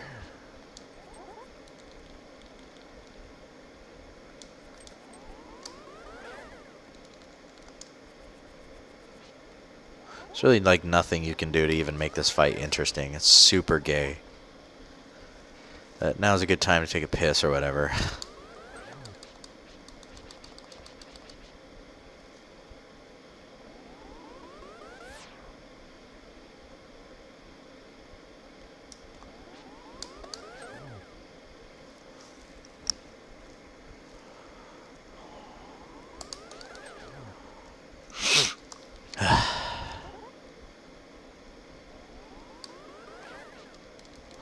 Unfortunately, I locked in the RNG from the previous fight.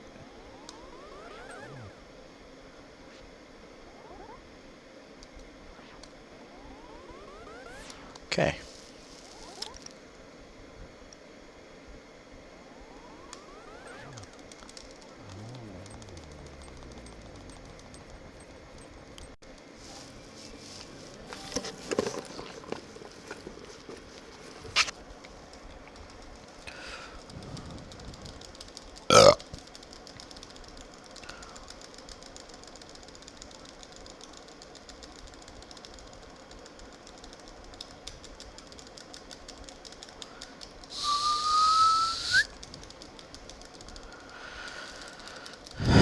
Okay, let me actually save a state here and not fuck this up.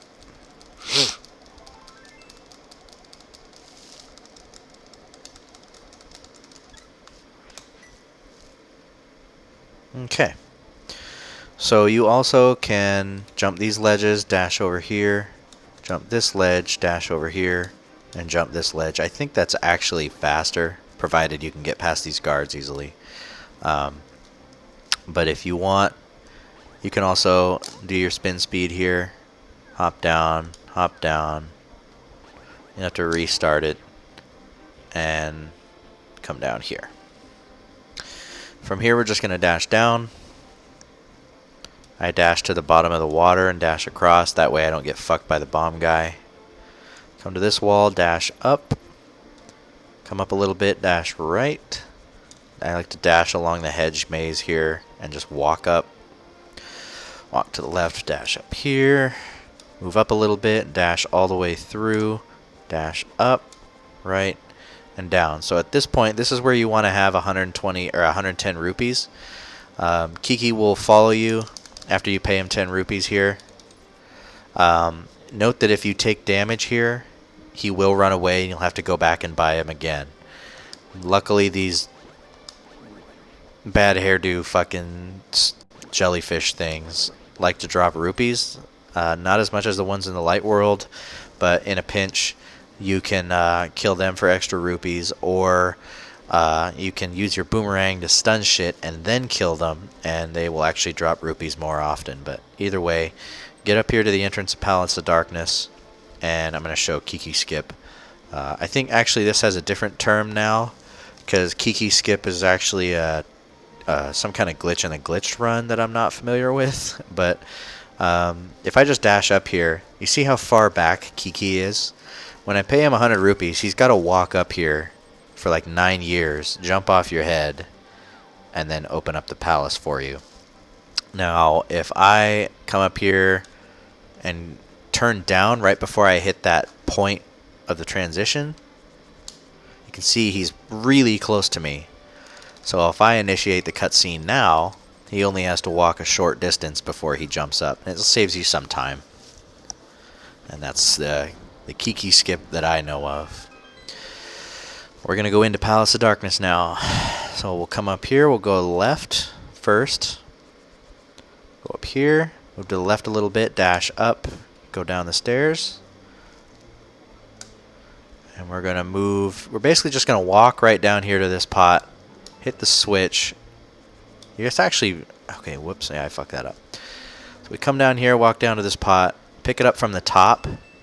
And then dash across, grab the chest, and mirror out. Now, you also can dash down, but I wouldn't recommend it because then you have to do a little loop around the fireballs that come at you. Whereas if you just come in, reduce stair lag, walk down, grab the pot from the top, the fireballs will shoot at you from up above, and it's really easy to avoid. So I think it's easier to just walk down, then dash across, and right before you get to the chest, switch to your mirror and mirror out after you grab the key. Now we're going to take the middle. I've seen this like 2 or 3 different ways. Doesn't really matter, I don't think, but this is the way I do this dungeon. I'll jump down here first.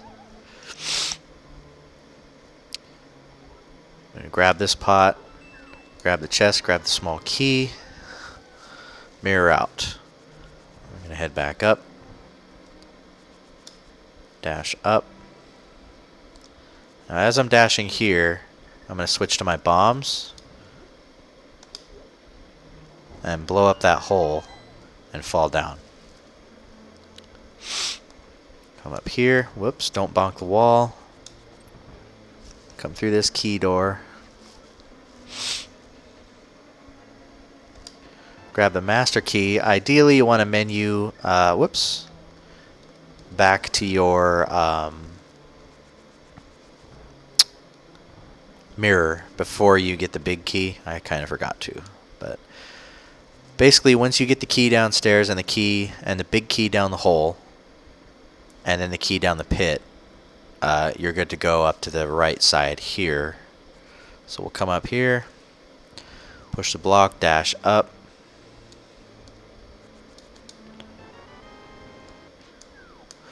We'll come up through here, do press to the right, and we'll do a key dash here. And oh wait, I don't want to show you fucking hammer yump. I don't think that it's really important that you guys know hammer yump. You especially don't want to do it with fucking mirror. Hey, Lord Stigmat, what's up, man? Welcome. Welcome to the stream.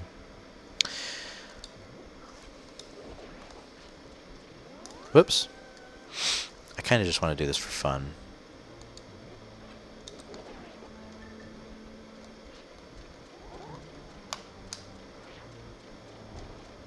So yeah, just do that. No big deal. Anyway. Alright, so don't do that. It's really hard. We're going to come up here. We're going to dash up. Sometimes this guy can get in your way. Just do your best to get around him and move on. Oh, okay. Yeah, that's cool, man. I have a unique way of doing things. I feel like even if a lot of my shit is redundant, you can find it in other tutorials. Maybe my way of doing things will help somebody. When you come... apologies. When you come down into the basement here, press to the left a little bit and dash down. If you really like rupees, you can dash down the middle row here, and it's pretty much safe from the anti-fairy every time. You just want to make sure you don't get stuck on this chest. So we'll come down, dash across, grab this key, come up, dash the right row of rupees, don't bonk on the torch, and go back upstairs. It's really important that you reduce stair lag and immediately dash across here so that that turtle doesn't damage you. We'll dash across here, switch to bombs. What you're going to do as soon as you come in here is throw your bomb down. That'll open up the exit. And all we're going to do is navigate the maze. Fuck off. There. You can dash here, dash across, dash back. Basically just grab the key, come out here, make sure you switch back to your mirror. Grab the hammer and just mash Y. Now we're going to go basically back the same way we came. We're going to take the right side again. Hopefully you have arrows at this point.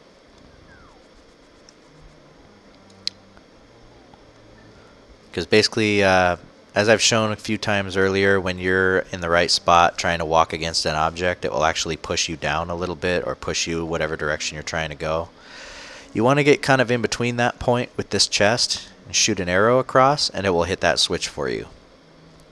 From there, you just want to jump down, head to the right. And then there's 3 hearts in these pots. And then we're going to lift these ones. Push the statue. Again, you want to try and wall pump so that you get that thing up there a little bit quicker.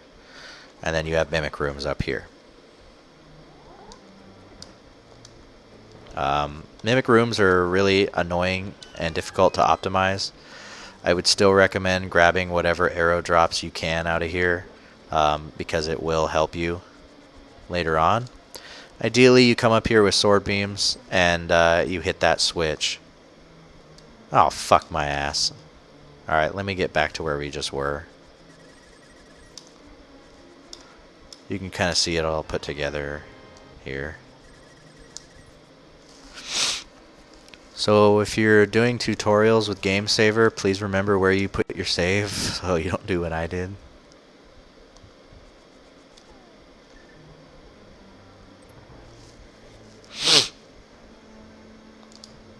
So Stigma, you run this game too?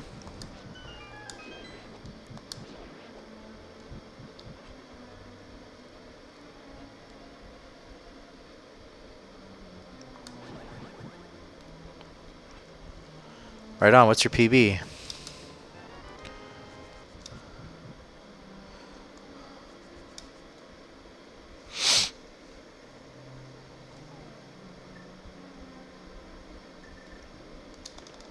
Sorry, I was reading something there.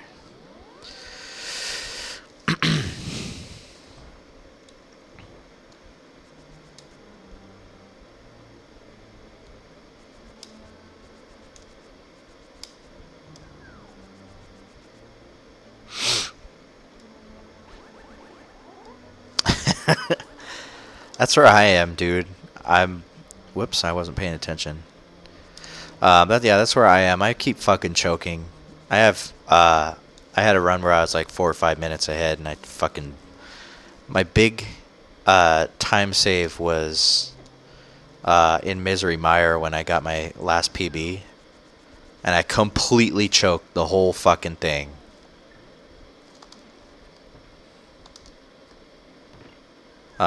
And lost pretty much my whole run to 1 dungeon. So, but that's cool. You and I have very similar PBs.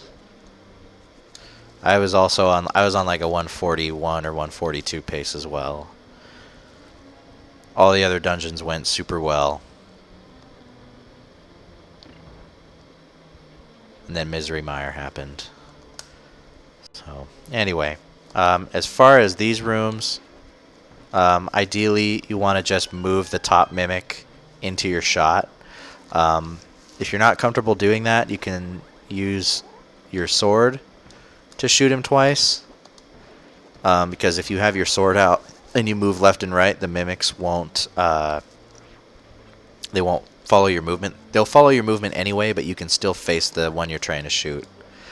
I still would recommend getting as many arrow drops as you can out of this room. There's lots of ways to optimize this. Just do whatever's comfortable for you.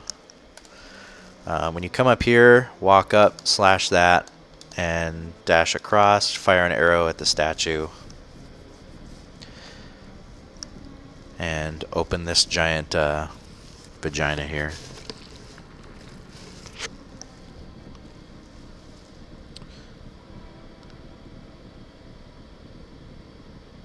Then we'll come up, dash across, switch to the hammer.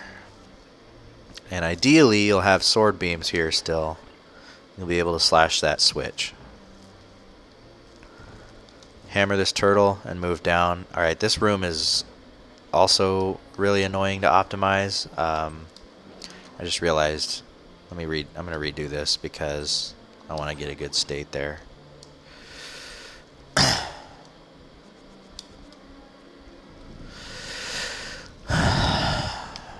Yeah, Stigma, my whole thing is like, I work full time and I have a family and shit. So what ends up happening is I don't come home and practice. I come home and jump right into a run or jump into another stream. So I finally got my hands on a PSP. I'm gonna fucking hack the thing and throw an emulator on it so that I can practice while I'm at work, sitting around doing nothing. After you hammer that thing...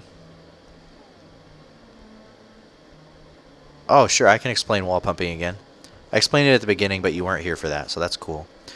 Wall pumping. So, let me... Oh, I can just do it right here. This is a good place to do it. So, the way wall pumping works... if you're moving up, or if you're moving left, that's when it's okay to wall pump. You can also do it in the air like that. It's not a big deal. But the way it works is if you're moving up or left, Link's first movement is a 2-pixel movement. His animation alternates between 1 and 2 pixels. So ideally what it is when you're like if you're moving against a wall and you're moving north, that's a good time to do it. So while you do it, I like to mash to the right. So I'll hold up with my left thumb and mash right on the D-pad with my right thumb. And ideally, every time you press right, it resets his run animation. And ideally, you want that to happen on a frame that you would advance 1 pixel. And instead, you advance 2. So it's an extremely minor time save, but you can actually notice it significantly if you're using it on stairs, because every movement is 1 pixel after the first movement. So, but you only want to use it when you're moving to the left or when you're moving up. Because if you're moving down or right, wall pumping moves you 1 pixel and it's actually slower. So, does that explain it?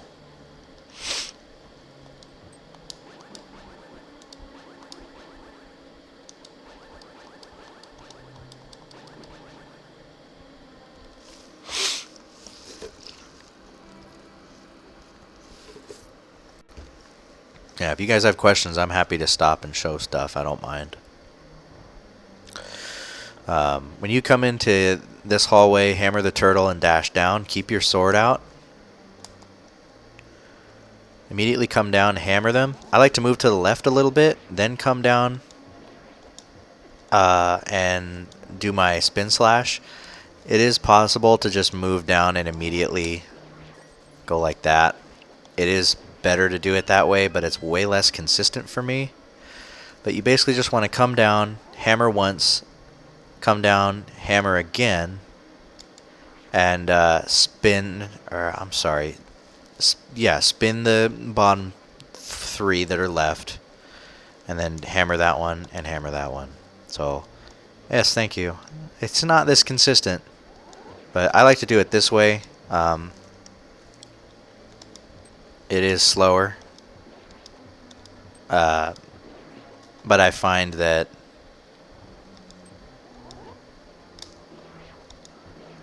I don't get hit by turtles as often doing it this way. Oh yeah, man. That's no worries. I actually have a Google Doc as well. I'll go ahead and pull it up for you. Give me one sec. I'm just starting it, but it's going to be like a speedrunning compendium.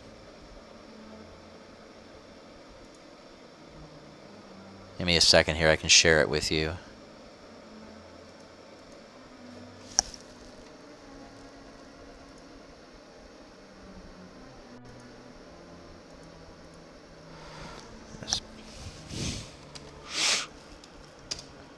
Alright, there's a Google Doc there. I'm just kind of starting it. I play around with it from time to time. And edit it and work on it. Shit, I think I just gave you editing rights or whatever. Hey, Wesker, thanks for the follow, man. I appreciate it. And yeah, like I said, I don't really mind. Whoops, that was the link that I wanted. Let me...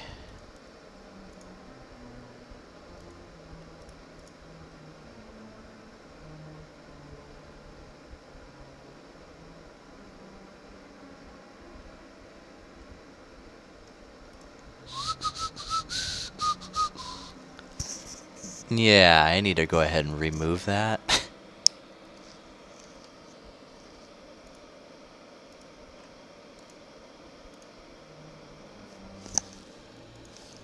But I don't know why.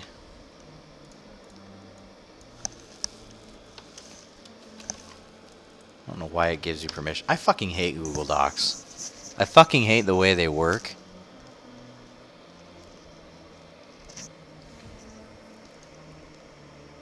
But anyway, yeah, I've been playing around with this, and I just kind of do it for fun. There's a lot of redundancy in it because you can find a lot of these in a lot of places on the internet.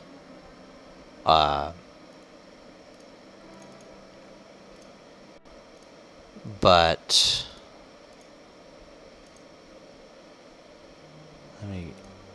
let's see.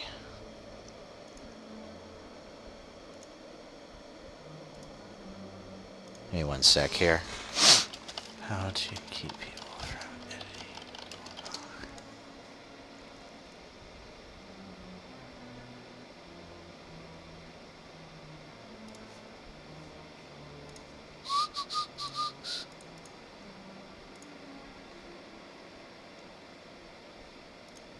Advanced. Well, I don't have...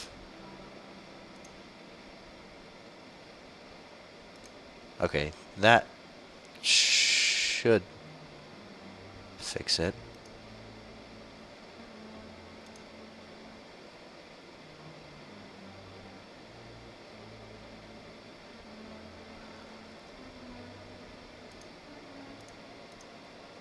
I don't think you'll be able to edit anything. Anyway, yeah, so there's some information in there you might find useful. Feel free to read through it and check in on it periodically, bookmark it or whatever. I work on it between streams and shit.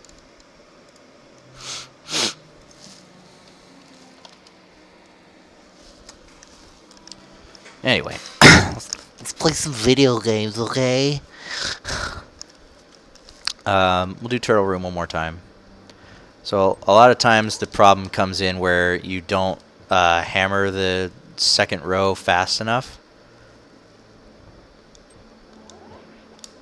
And you'll end up leaving one flipped and one not and shit like that, and it can get really ugly. That's why I like to move to the left a little bit on the second hammer. It is slower, but my whole concern is I don't want to take damage in here. But you can do it. It's kind of a 1 or 2 pixel window, because sometimes your sword will poke them.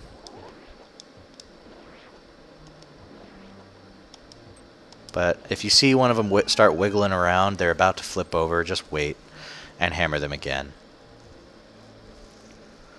We'll come into this room, push this block down, take the teleporter.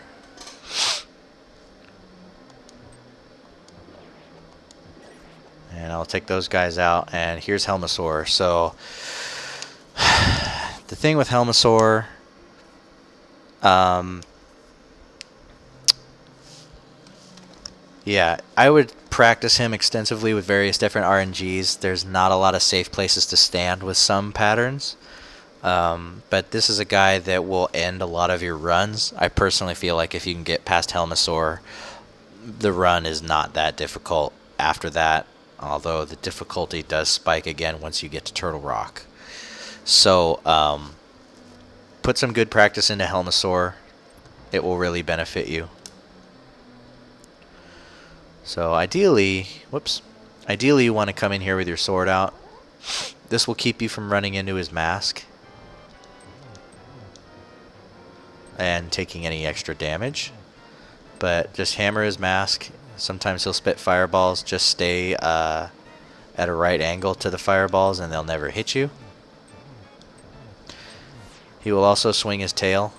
If you happen to get the mask off and transition him as he's starting to spawn fireballs, they will despawn. At this point, you just need to be real careful and hope that you don't get that, what just happened. He just used all 3 attacks at once. But ideally, you want him to lunge down to the bottom and then stop and is about to whip his tail. And you just slash the gem on his head until he dies. There's not a lot of shit that you can really do to make yourself be super safe on this fight.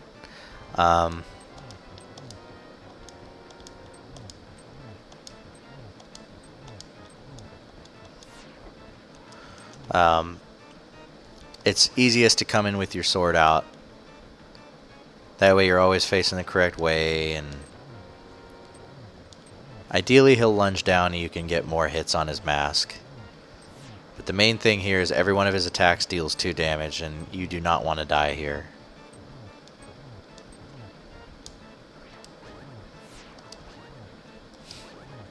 If he gets you all the way, you can actually get down here to the point where you literally cannot move up even a single pixel without him hitting you if he lunges you.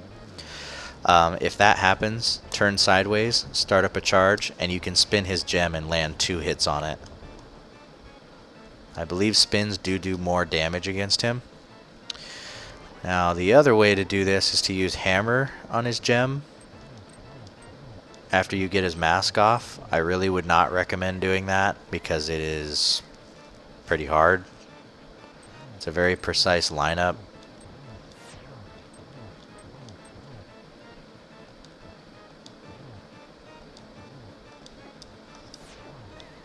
But it does do the same amount of damage as a tempered sword hit would.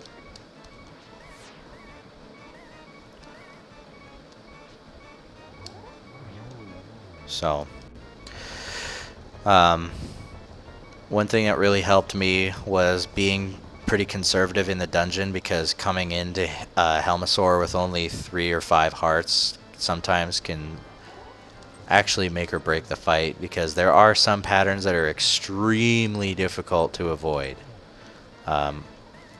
Fire is pretty annoying, but there's quite a few safe spots in the room that you can stand. It only gets really difficult to deal with in Phase 2.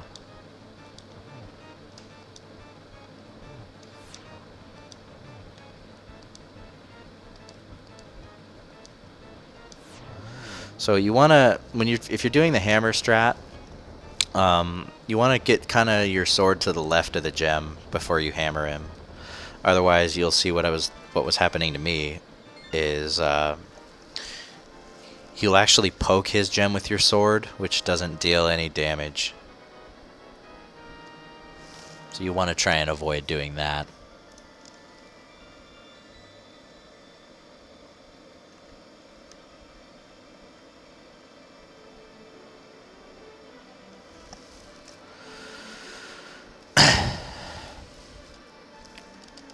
These chat boxes are always fucking 10 years long.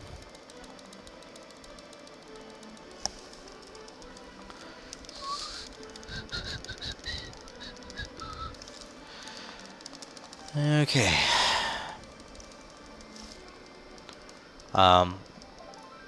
Right about here is when the route can get kind of convoluted, and kind of confusing. So I would recommend keeping a notepad up with just a loose route right out of where you need to go. And that'll keep you from getting lost or screwing up your route.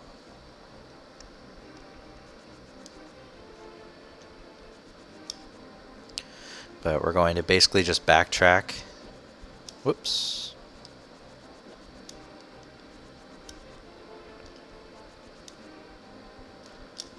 If you need it, there is a fairy that will bonk out of this tree most of the time. But otherwise, we're just going to come down here, down. And we're actually going to come at this guy low and hammer dash. So the way hammer dashing works is, or item dashing in general. I was going to show boom dashing, but I just kind of glossed over it in Tower of Hera. Anytime, if you're playing the J1.0 version, again, this is another J1.0 only trick, hit Y and A together on the same frame, you will actually use your item while you're dashing. Some items kind of don't really do anything special. Most items will trigger basically at the end of the dash. So like with hammer dash is interesting because you deal damage at the very end as if you were going to hit something. But if you dash while your hammer is out, it will actually knock the pegs down as well. So it's kind of weird. Hammer is one of the unique ones. But either way, I would recommend hammer dashing those things and coming up to this wall and dashing left. And do this just like you kind of would in the light world. You want to stay across the top wall if you can. Pretty much do it the same way, except the difference is when you come across here, you want to be pretty high so that you go behind this tree. Dash up into the meadow. Talk to the wooden boy. He's going to give you the fucking shovel. And there's a couple different ways you can deviate from here. The route I'm going to show uses one bottle and the net. So that's the only safety strat that I like to run with. You want to mirror right about here. You want to be kind of on the top right of this tile where the second from the left on the bottom row of flowers is, so that you can just immediately shovel it and grab the flute. We're going to stay in the light world here. If you're hardcore, you can just go back in the dark world from here. I can't remember why. I think there's one guy that does that that I can think of. Anyway, I always go down here. Dash across, dash up. Just as if you're getting book. Now, I would really recommend using spin speed here. Because Usain Bolt, the world's fastest guard, is up here. That guy. He will pretty much fucking get you every time if you just try and use regular dashes. So I'd really recommend using spin speed. The way this works is when you get to a certain point, just hold up and right, and you'll get past him every time. It's basically once I get to about here, right below the library, I'll just hold up and right with my spin speed and I'll just move past him every time. I don't think I've ever been hit by him in a run using that strat. So I'd highly recommend using spin speed.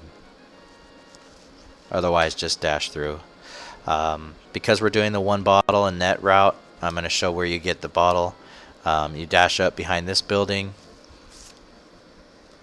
Come down here and get the bottle. You have to get the bottle first, otherwise the kid with the net won't give it to you. The sick kid won't give you the net.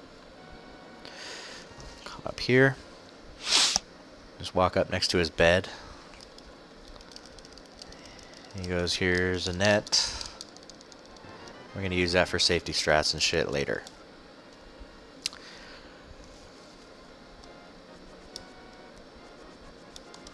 Now, you're going to come up here, unlock the duck, and then, again, this is another part of the route deviation where I will go right now to get the magic powder. I would strongly recommend getting magic powder no matter what, even if you don't like to get a bottle, just because having anti-fairies around you that are available to recover health with is really useful.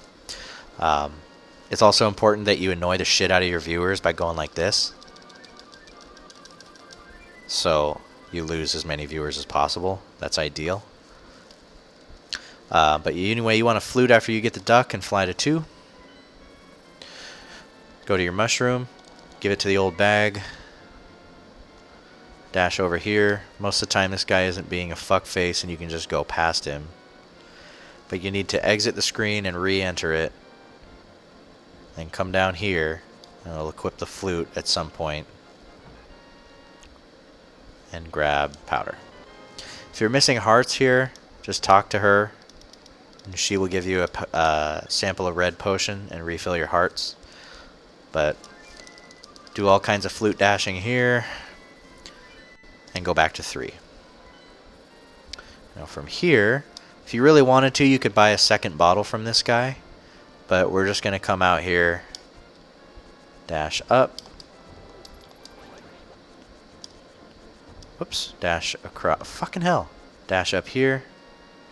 I don't swing my sword. I just pretty much, whoops. What the fuck am I doing, man? Let me come up here and reset this.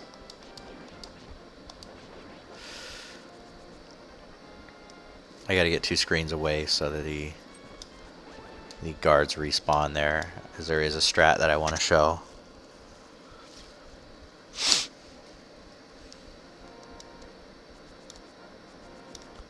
Okay, so we dash up here. These guards are kind of dicks, so just dash up and just walk. Slash that bush and just walk out.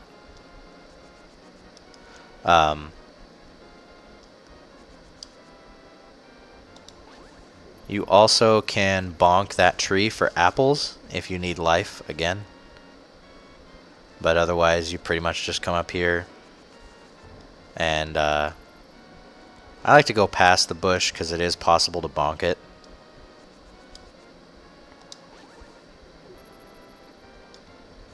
But dash up through here.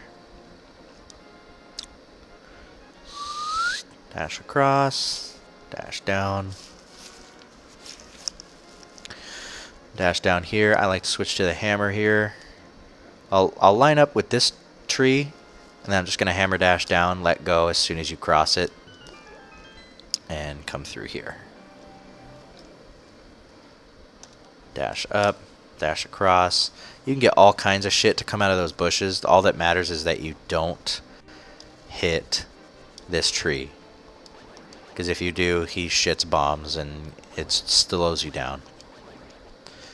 So we'll come down here. Dash along the bottom of these rocks. Dash along the left side of this texture. Dash under the benches. And here, you want to grab as far to the left on the front of this thing as you can.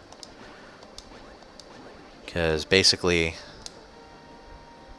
if you just grab it from the middle, you roll all the way back here. If you're more to the left, you'll kind of hit that wall and you won't roll back as far. It's an extremely minor optimization, but it's easy, so just do it. So this is Thieves Town. This is another good example of a ledge that you'll have to have your sword out to quick fall.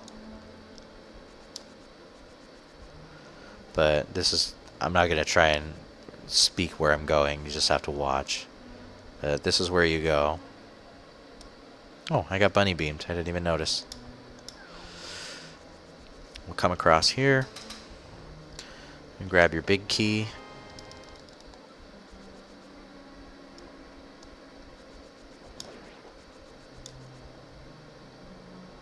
I like to stay on the left side here so that I can come out of this transition and just immediately dash those stairs. The reason I mention that is because that red horse head down there has a tendency to fuck you with a laser beam. So I'll dash along these torches, grab this key, I'll dash along the torches again, I'll press up and then key dash to the left. I'll kill that blue guy. So here is your first anti-fairy with powder. So if you have magic powder, you can pull it out and you can actually powder the anti-fairies and they will let out normal fairies. When you do that, whip out your net and immediately just start mashing Y to catch the fairy. And there you go. You've got life insurance. Now in here, ideally, you want to end up on what's called the God Pixel. It's a one-frame trick. It's actually kind of easier than it sounds. But you want to end up right in the middle of this central conveyor belt so that you can try and dash straight up through the room, RNG permitting. You can get the God Pixel and get bad RNG and not be able to dash through the room. Or you can get perfect RNG because it's a tutorial and it will never happen any other time. So that's God Pixel. It allows you to just dash right past all the hazards, but the enemies still have to line up just so.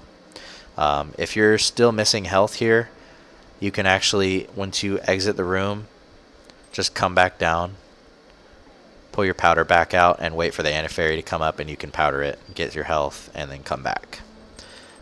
Easiest way to do this pot is just come to the top, turn around, throw it down, and hit the switch. That bag thing got in the way, so that doesn't happen in runs, but I took my time, and that's why. But grab the pot, turn around, throw it down past the pegs to hit the switch so that the orange ones are up, come upstairs. And we're just going to walk down here to this pot. Try not to get hit by the crickets. They deal 2 hearts of damage. We're going to dash through here. I like to hold my sword out in this case. And make sure the crickets don't hit you here. Whoops. Stand between the tables and throw a bomb up. If you need bombs for some reason, they are in that chest right above me here. There's 3 bombs in it. But now we backtrack.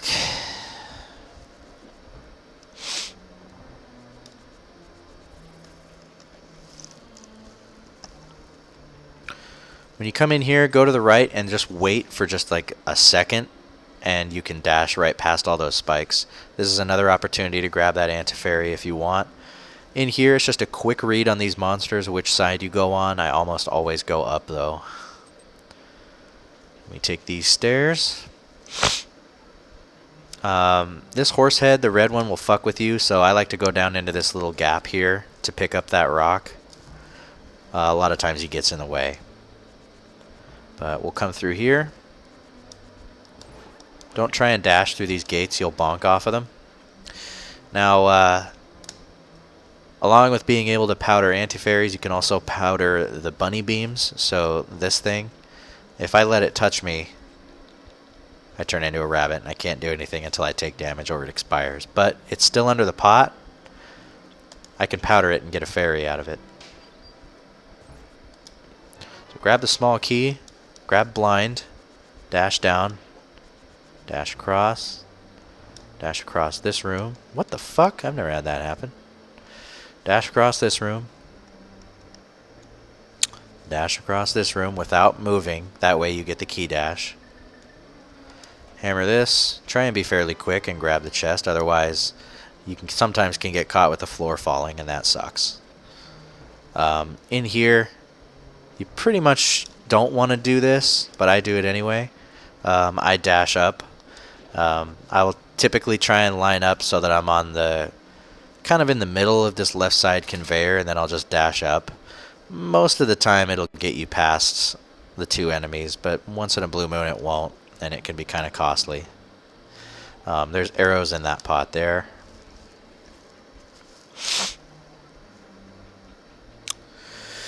Now, the reason I made this beginner friendly is because I still in a lot of ways consider myself a beginner.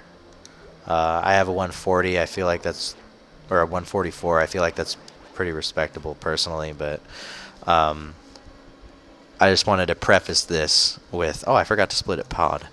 I just wanted to preface this with, you know, I haven't practiced RNG-less blind at all, so I'm just going to kind of gloss over it. If you guys want to see RNG-less blind, watch literally any other runner. But you'll come in here, you'll bonk the wall.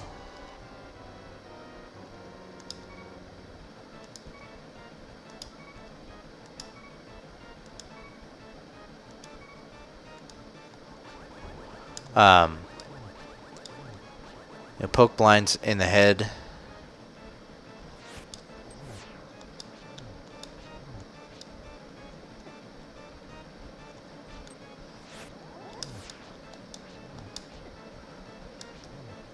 And yeah, kind of looks like that. I'm going to gloss over blind because it's on my practice list. I keep a notepad file of shit I need to learn, and that's like number 1 right now.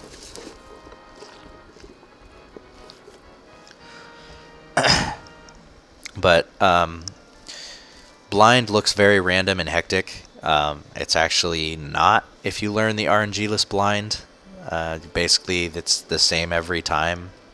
It just requires knowing when to hold your sword out and where and how to avoid the fireballs. It's actually much easier than it looks.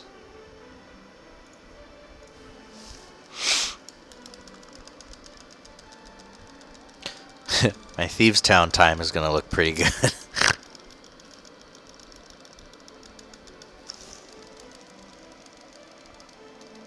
Because I forgot to split it pod.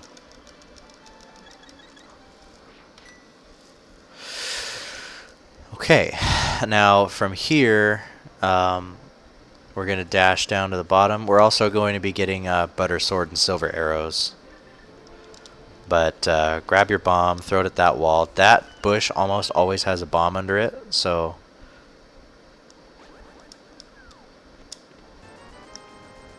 come in here, grab that chest of 300 rupees. And we're going to dash across the bottom here. Dash down here. Well, you don't have to dash, you should probably walk, but come down here. If you can grab this rock, the top one, and then if you hit A in the right spot up here, you can actually talk to him without having to lift the bush. It's faster than coming down here and grabbing the second rock and talking to him that way. But it's not a big deal. Dash up here, up, right, right again.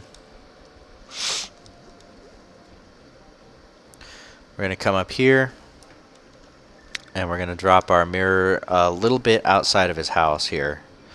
And we're going to come in, talk to him.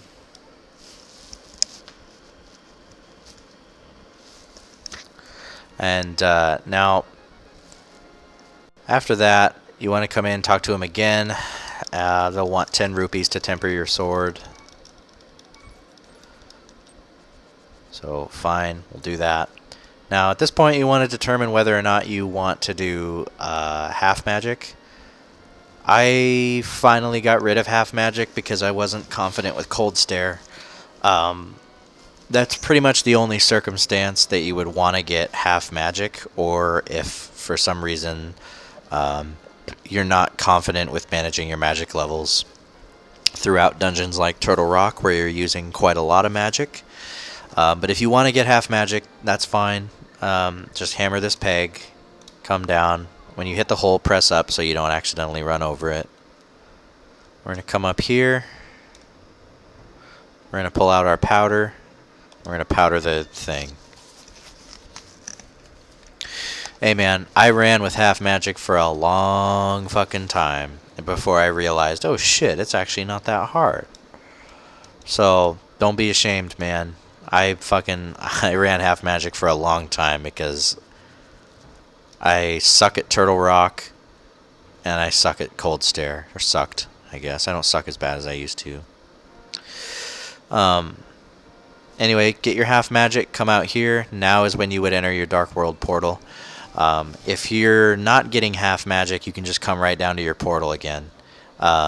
In order to quickly enter the blacksmith's house, there's these little rock things that they have leading up to the house. That's kind of funny. Yeah, I learned tempered sword, but I'm not confident with it, so I haven't tried any runs without getting gold sword. When I heard Andy got like a 132 before he finally got rid of gold sword, I said, fuck that. I got plenty of work to do. I got plenty of time to save elsewhere. But with these little rocks on the front of the house, use that as your reference. Right here is pretty much where I like to stand, anywhere just a pixel or two above that rock. That way I can ensure that when I mirror, I can just hold up and walk right back into the blacksmith's house. Talk to the blacksmith, get your tempered sword, and dash out. Yeah, I'm getting ready personally to get rid of fucking what am I trying to say? Bottle and net myself. Because my PB, I didn't die at all.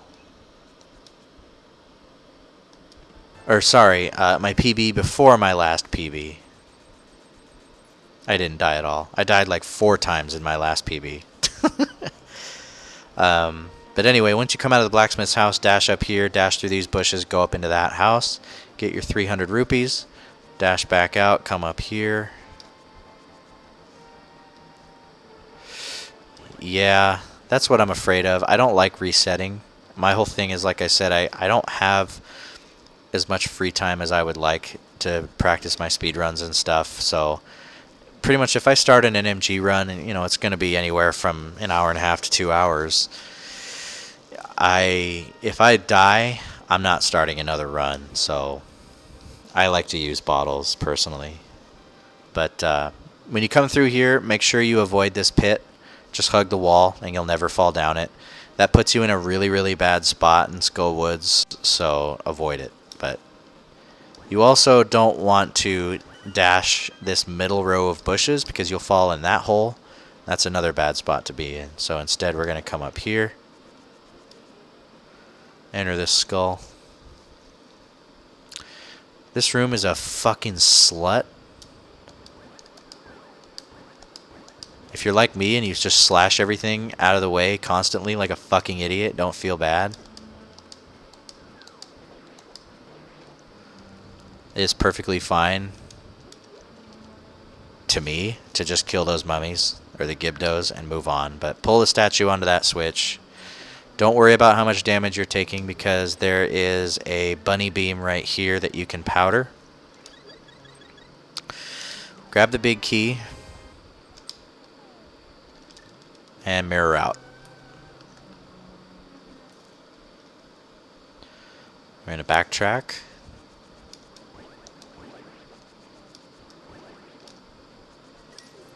Whoa. Okay, cunt. Come down to this skull. And we're going to do another bomb jump here. It's just exactly like Tower of Hera. Hey, that worked out good. Grab yourself the fire rod. You can just bonk. Whoops. Okay. Anyway, you can just bonk that wall like this, and then once you hit the bottom of the gap, when you land, just hold down and you can run back across. You also can mirror out, or you can purposely fall in the pit. All 3 of those methods will take you back to the entrance. You just want to run back out after you get the fire rod.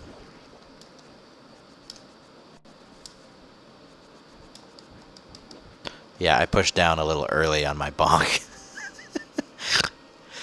Yeah, falling is pretty fast.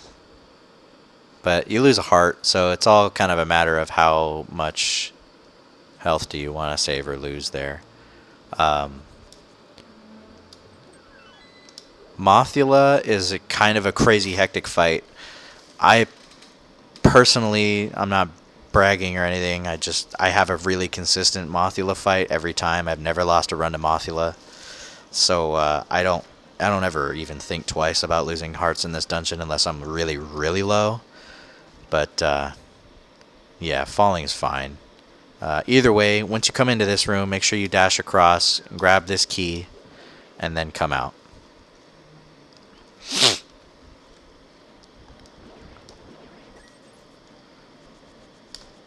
Pull out your fire rod and enter Skull Woods. Now when I come in here, I like to move to the left a little bit and then dash. That way you can key dash that door. It is pretty much RNG based, whether or not you get that fire snake blocking your path. Either way, come up through here. Oh shit, I should probably go over that part. Hang on. That's kind of important. I forgot about that. I don't even think twice when I do it. But come in here, move to the left, key dash up. And when you come into this room, you're going to hit these stars. You don't want to hit any more stars in this room. So just basically come precisely between those. It's actually a pretty large window. But just come up through that gap there and just walk right across. You don't want to hit any of those stars after that. In here, make sure your fire rod is out. Fire rod, move up along this wall. Fire rod, move to the right. Fire rod left, fire rod right, left, whatever. Then fire rod up and move on. Bunny beam if you need it. Or you can just, you know, be a bunny, I guess. That's cool too. Slash this top vine. You can fire rod this guy. If you're really precise with your sword and shit, it is faster to just kill him with your sword because you don't have to wait for him to burn. But we're just going to come through here. I grab the top pot for more magic for fire rod. Half magic is useful on Mothula as well, but not necessary. So let me go over how I do Mothula. I don't do anything fancy on the start. I wait for him to come active. I slash him up once. And the way I determine what attack I'm going to hit him with... Oh, that was really good. The way I determine what attack I hit him with is how he behaves when he hits the top wall. Okay? Because of the conveyor belt floor, I'm constantly moving. I'm constantly using D-pad inputs. So dodging the spikes is almost subconscious for me. I can 100% understand why it's an issue for others. It's just not much of an issue for me. So I will slash him, and if he moves horizontally along the top wall, I will fire rod to bring him back down. If he walks right up into me, man, these are bad patterns. I will just go ahead and slash him. It's important that you don't slash him into spikes because he actually won't take damage that way. Fire Rod does pretty good damage to Mothula. So that's perfectly fine too.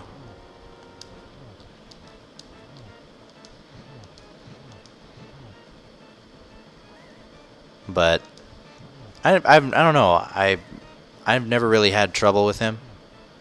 It's a very hectic fight. It's kind of a lot of shit that's going on, but if you have half magic and you want to just spam Fire Rod, that's totally fine. There's not really like any special trick to this. There is a quick kill, but it's pretty advanced and I don't know it.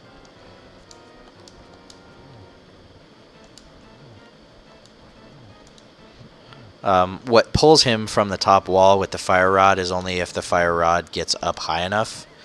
The Fire Rod has kind of a residual hitbox once it hits something, and it will push him towards the bottom of the room if it's behind him. But that's pretty much Mothula. I don't think there's really much to talk about. You just take some practice and getting used to kind of his movement and getting used to dodging all the spikes. Take some practice.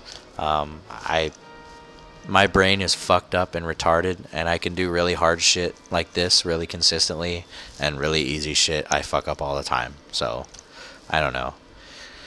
Everybody's different, I guess.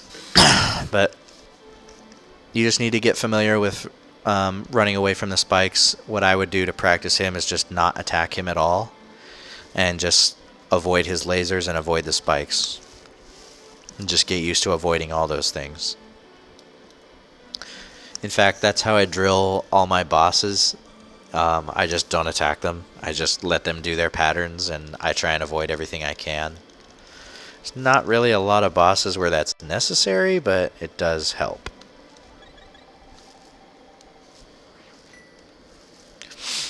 Okay. As soon as you come out of here, I like to mirror.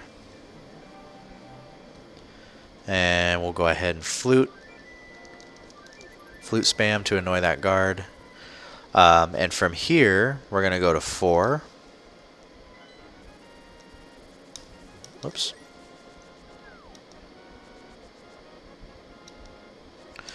And we're going to go back to Hyrule Castle again, except this time we're using the portal.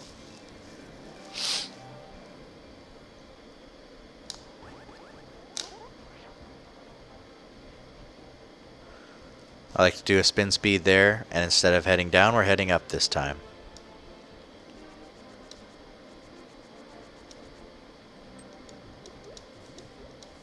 I like to, you don't have to, I don't like to do it, but you can carry that rock up through the transition to hit the squid penis monster or whatever. Dash along the bottom here. Sometimes you'll just get bad luck and that thing will hit you in the middle of your dash. I would not recommend dashing up here because a lot of times you'll fall in the water if you don't stop soon enough. But you can do that. Pick up that rock, dash over, dash up. Now over here is the catfish, and the way this works is should introduce quick warping. If you're aligned on a multiple of 4 pixels horizontally, you can quick warp and save, I think it's 34 frames when you transition from Dark World to Light World. Or Light World to Dark World for that matter. But this is how it works. Grab your rock, throw it over, and just dash and bonk into this wall. This is what you want Link to look like. And then as soon as the Quake Medallion comes out, you just want to move up and have it land on you.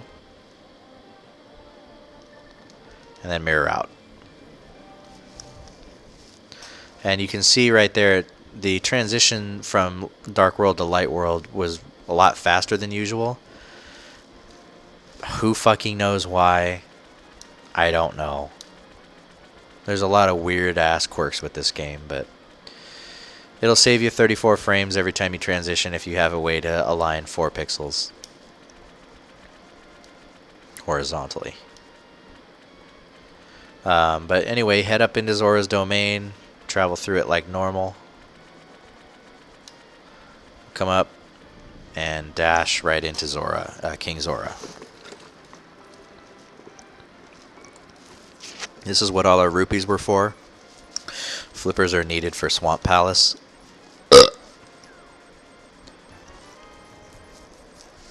And Ice Palace. After you get the flippers, we're going to come down here. And we come down here. Dash all the way across. Be careful moving in these diagonal sections. They are not as wide as they look. I literally fall in the water 500 times every time I come through here.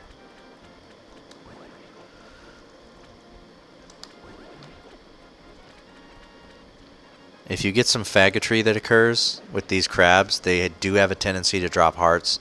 So, anyway, we're going to take this whirlpool here. And we're going to come up into Ice Palace. Swim up, pick up the rock, enter the portal. And here, just want to make sure you have your fire rod ready. Come inside, kind of line up with this, with this rock thing, kind of where I'm standing. And you shoot the little ice monster that comes out of there. In here, ideally you'll have full health, and you can just sword beam the one even if it's flashing, but kill the bottom one for a key. There's not a whole lot of really cool tricks in here, except for 2 that I really like. Obviously there's IPBJ, the Ice Palace Palm Jump, and there's a really cool trick you can do at the Stalfos, but otherwise you follow the pretty much linear route. Come in here with your sword out so that you can slash at least the 2 guys by the pots. If you get all 4, that's just dandy. Any lag reduction is good reduction. We're going to come up here, slash the switch, and you're going to kind of stand between the railing and the pegs and throw a bomb down. Whoa! Shit. So, don't let that happen. I was not on a good alignment. Why don't I... Ideally, you will stand, you know, I think I kind of bisected it perfectly, but if you're... yeah, thank you. If you're just a little bit to the left of the railing like this, and you throw a bomb down, it will land kind of in the corner on the floor, and it will not only blow up the floor, but it will hit the switch down here as well. But I'm just going to pretend like I didn't somehow fuck that up. I didn't save a state because I've never fucked that up before. Whoops. Now, down here, there's 2 stall foes that drop down. And you can optimize them like that. That's like my favorite trick. And it's really cool looking. What's up, Ezron? No, I'm actually not playing on an emulator.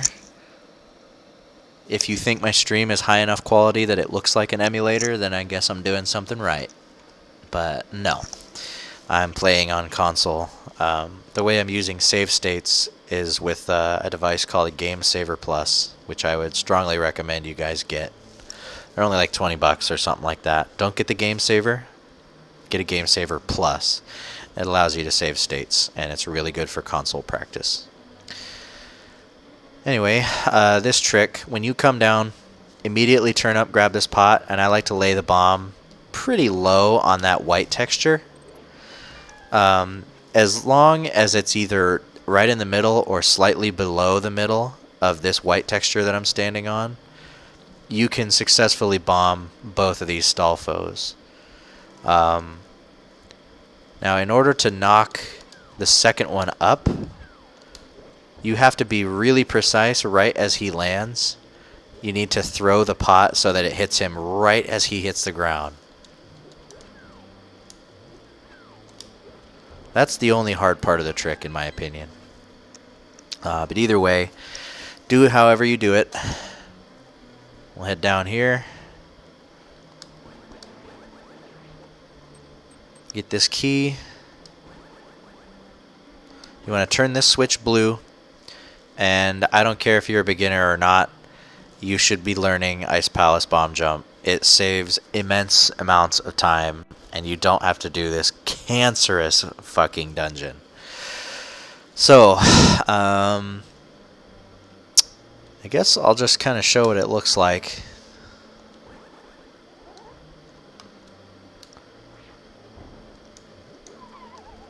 Well, it looks like that without getting knocked down.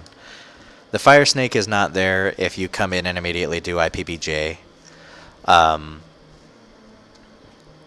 Because of the way the timing was, you know, I'm trying to show the trick. This fire snake came around, but that's what it should look like.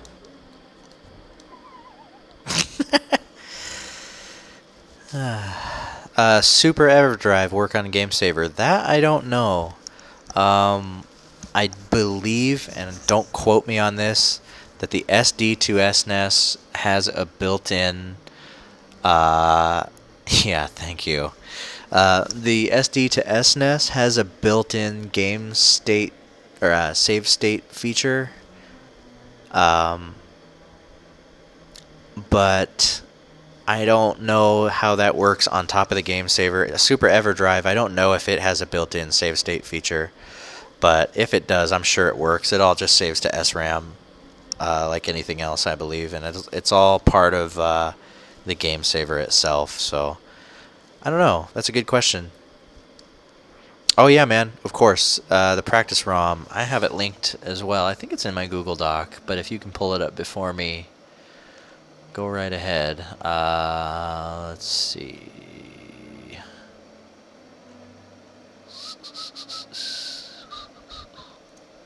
Yeah, I've got it here.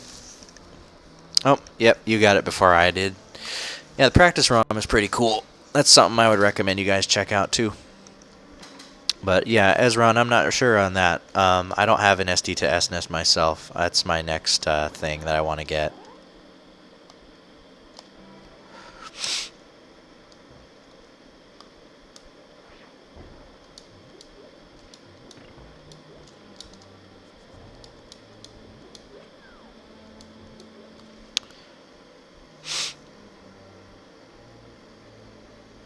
Interesting. I don't know if the practice ROM is needed, only because I've never used it, but it is immensely useful. I have played around with it a little bit, but I've never actually used it for practice, because I'm poor. And that's the bottom line. I didn't know there was a no save state version. That doesn't surprise me, though. There's a lot of different versions of those SD flash carts. So Ice Palace Bomb Jump. Basically, I'm going to link an image that pretty much explains the entire trick right there. What you do is you come in. I'm going to have you guys refer to the image. I'll also, this will probably go on YouTube. I'll put it in the I'll put all this shit in the description so that you guys can download it. Or download the practice ROM and look at the different IPBJ lineups and stuff. Now, I pretty much always do the 3 or 2 pixel lineup. Just it's always the way it works out. But when you come in, if you get the 3 or 2 pixel lineup, you're gonna want your sword to be 1 pixel below the bomb's shadow. If you happen to land on a pixel where if you land in a lineup where only 1 or 0 pixels are visible on this left side texture under my feet here, then your sword needs to be touching the bomb. But otherwise, you just place the bomb. I'm going to wait for the fire snake to go around. And let it blow you across the gap. Hit the switch here. Bonk over. And walk across. The image really explains everything that you need to know about that trick. But, yeah. I would just refer to that if you need help with IPBJ. I can't get frame perfect down inputs when doing this. My strat is place bomb, hold down till pegs stop me, then nudge up in place. Okay. That's actually, I'm glad you brought that up. So I'll explain 1 pixel movements. Now, 1 pixel movements, the way I always have lined up all my hammer yump and IPBJ is I will kind of stand my thumb up on the very edge so that just my thumbnail is on the, like that, just so it's on the very edge of the D-pad, and I just kind of flick it off the corner. And my D-pad's pretty soft, so it's very inconsistent. But depending on your controller, if you can move down 1 pixel at a time, and it's very fast. I'm sure you can hear that. The only thing is, even if your sword is out, the problem with doing it your way is every movement is 2 pixels. Now, every first movement is 2 pixels. So just be careful doing it that way. I think that, at least for me personally, I screw up the lineup most of the time. So, another way to do 1 pixel movements is to hit both inputs on a diagonal movement on the same frame. Yeah, and that's what it's all about, Wesker. You use what's most comfortable for you. Yeah, it's not even a tap. It sounds like a tap. All I'm doing is my fingernail is sitting on the D-pad right now. It's sitting down on the D-pad, and all I do is I just flick it. The clicking sound you're hearing is not actually me tapping the D-pad. It's the D-pad hitting the shell of the controller. You don't have to whisper it, Ezron. You can just link it. I don't mind. I'm not a snob. You can put links in my channel. I don't give a fuck. But the other way to do 1 pixel movements is to do diagonal inputs. I personally find that those are really inconsistent for me, so I never do that. I pretty much will, I will move up to get as close to the lineup as I can, and I will usually pass the lineup and then use my tapping method to move down. So that's how I've always done it. There's lots of different ways to do a lot of different tricks. It's all about watching a runner that you like or who's on a similar skill level or whatever. Yeah, man, go ahead. It's all good. I don't mind one bit. I kind of glossed over this room. Let me do it again. So when you come down into this room, oh, and they're still despawned. What you do is you kind of move left, and when they start to get close, you move down and release your spin. Ideally, you're still going to be moving when the spin is going, so you can hit all 5 penguins. But otherwise, just dash out through the top. If you have enough health and you're confident with Cold Stare, you can just walk through this spiky thing, but I don't do that.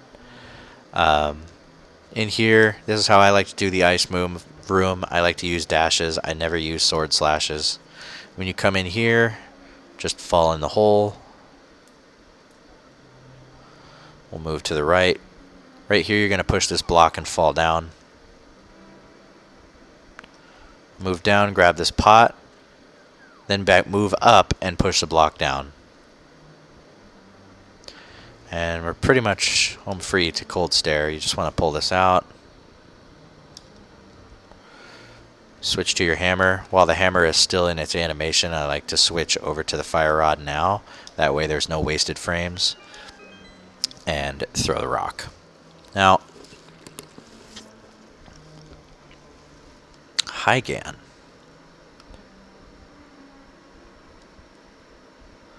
Hey man, I think you'd be surprised. Stream gear is really cheap.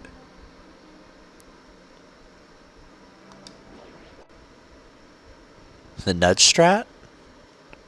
Oh, are you doing the finger tapping thing that I showed you?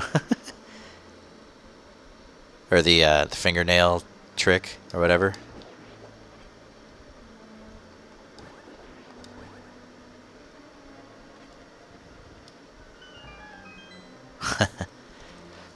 Oh, Hygan is the what the fuck? Yeah, I like that. We'll go with that. Nudge strat. I'm cool with that. Hygan is the name of SNES GT before it got renamed, right?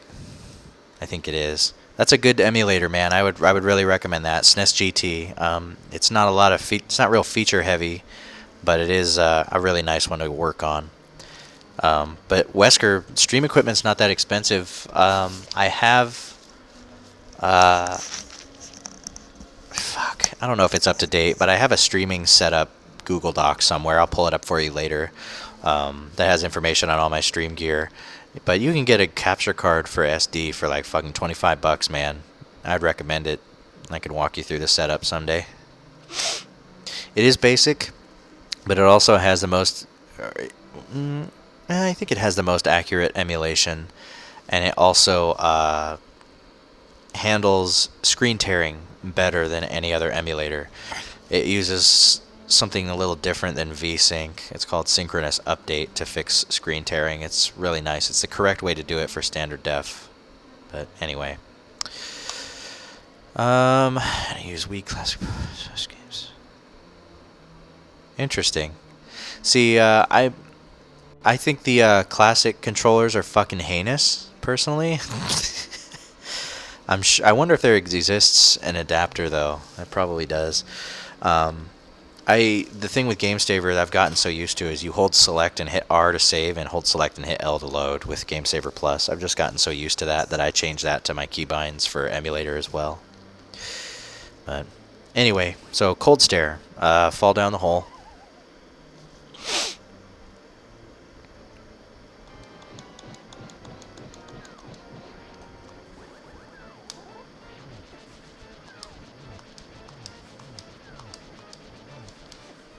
And don't do that. Okay. I kind of wanted to do that because I fucking forgot to do a save state, so... Yes, sir, I'm going to put it on YouTube for you. I do intend to have my channel be like a speedrunning resource for the games that I run.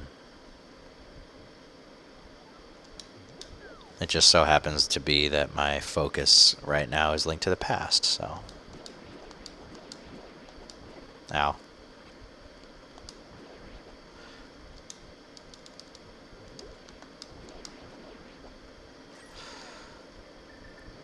Yeah, you didn't see that. I don't even know where there's hearts in here. I guess there's not. Oh well. Okay, so Cold Stare. I didn't even...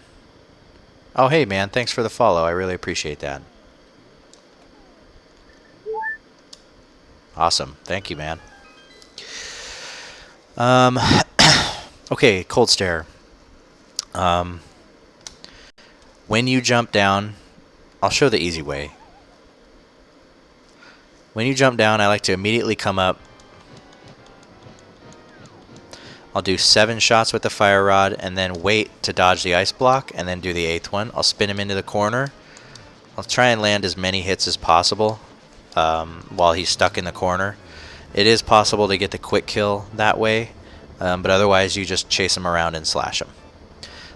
It's kind of okay to get hit by the ice blocks. They fall so infrequently that even if you get hit by them quite a lot, you're not very likely to die as long as you didn't get nickel and dimed all through the dungeon. So I'll show it again. Breaking him out is the easy part.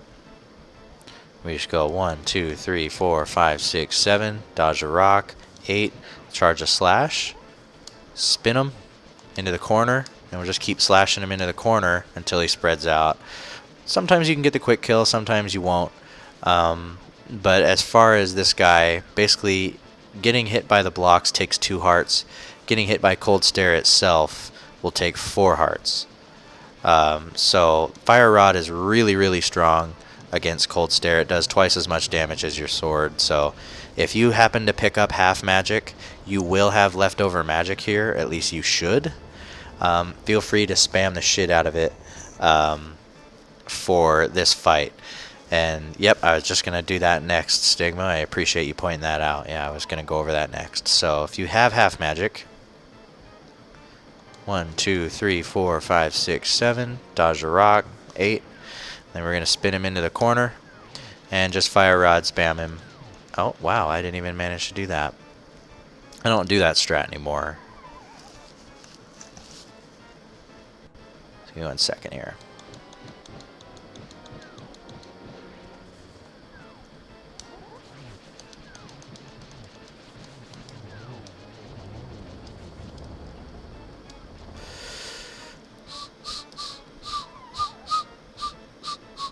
So,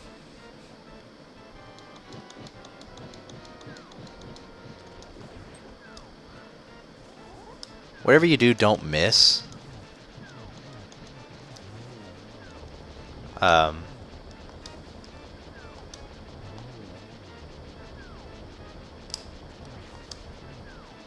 Because if you don't have half magic, you just soft locked and you're gonna have to fucking die to start over. If you don't have half magic and you come in with full magic, you will have precisely the right amount of magic to break him out of his ice block.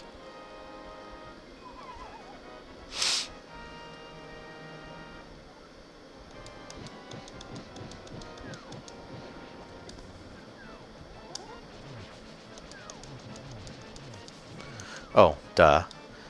I don't... Oh, that's right. Yeah, you're supposed to slash him into the corner. Like I said, I don't use this strat anymore, but... You can...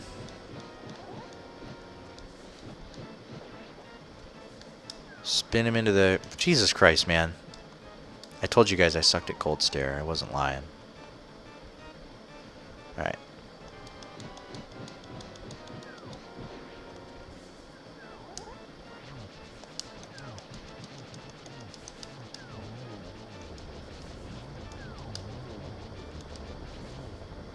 So, if you have Fire Rod, chase him around with the Fire Rod. The best way to do this, or the easiest way, would be to break him out of his shell,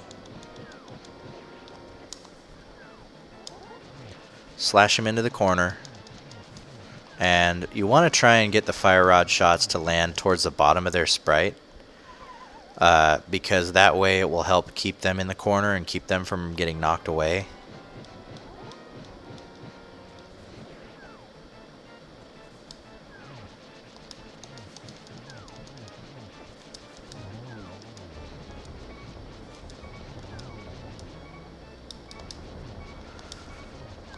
If you do opt to fire rod him, keep an eye on your magic so you don't get the text box like I did. But I'm going to move on from this since it's pretty straightforward. The main thing you want to avoid is getting hit by the actual boss, because you will take a shitload of extra damage.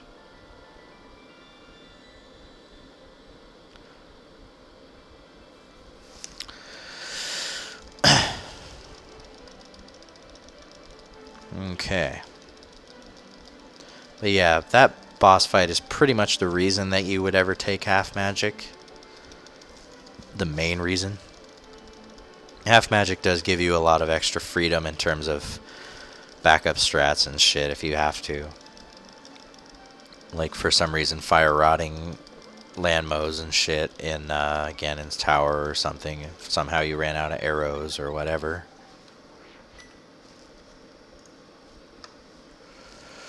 As soon as you come out of here, you're going to want a mirror. And flute. And we're going to head to 1. Now, I'm showing gold sword route, so this means we're going to be doing... Fucking A. We're going to be doing Misery Mire first. And then Swamp Palace. If you are doing Tempered Sword route, you're going to actually do Swamp Palace first.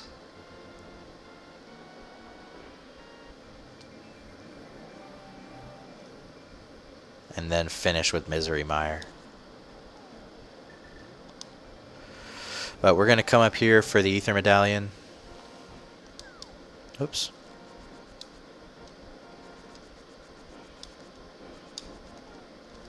Get out your book, read some gay shit.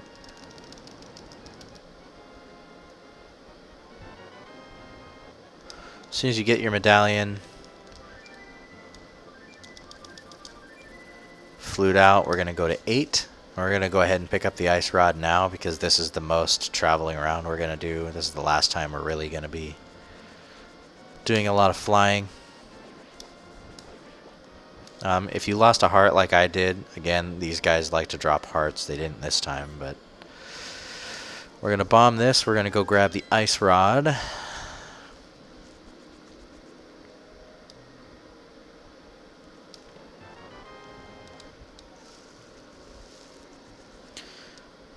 We will head out.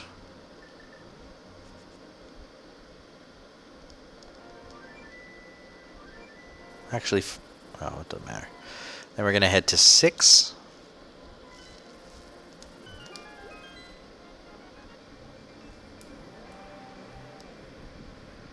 There is a quick warp you can do there. I have a lineup for it, but I can't really explain it, and it's not important. So, slash that guy, because he will get in your way. Switch to your ether.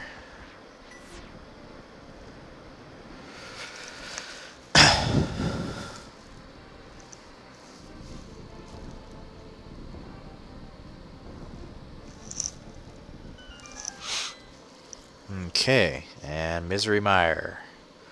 I'm going to dash up here, dash over. I am not good at optimizing the next room. Let me grab a heart real quick, just so I'll have sword beams. But bonk into this and hold right, and it will get you across that gap. Normally it requires a hook shot, but we don't have that because fuck you. We'll go ahead and we'll come downstairs here. Now, I am not good at optimizing this room, but...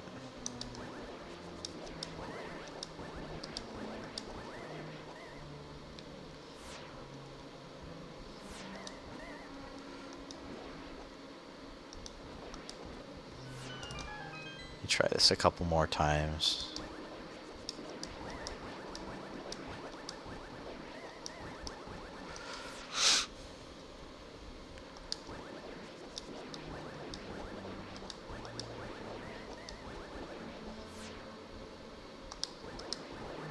It looks something like that.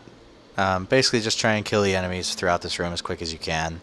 I think the optimal way to do this is with Fire Rod, but I'm really not good at it.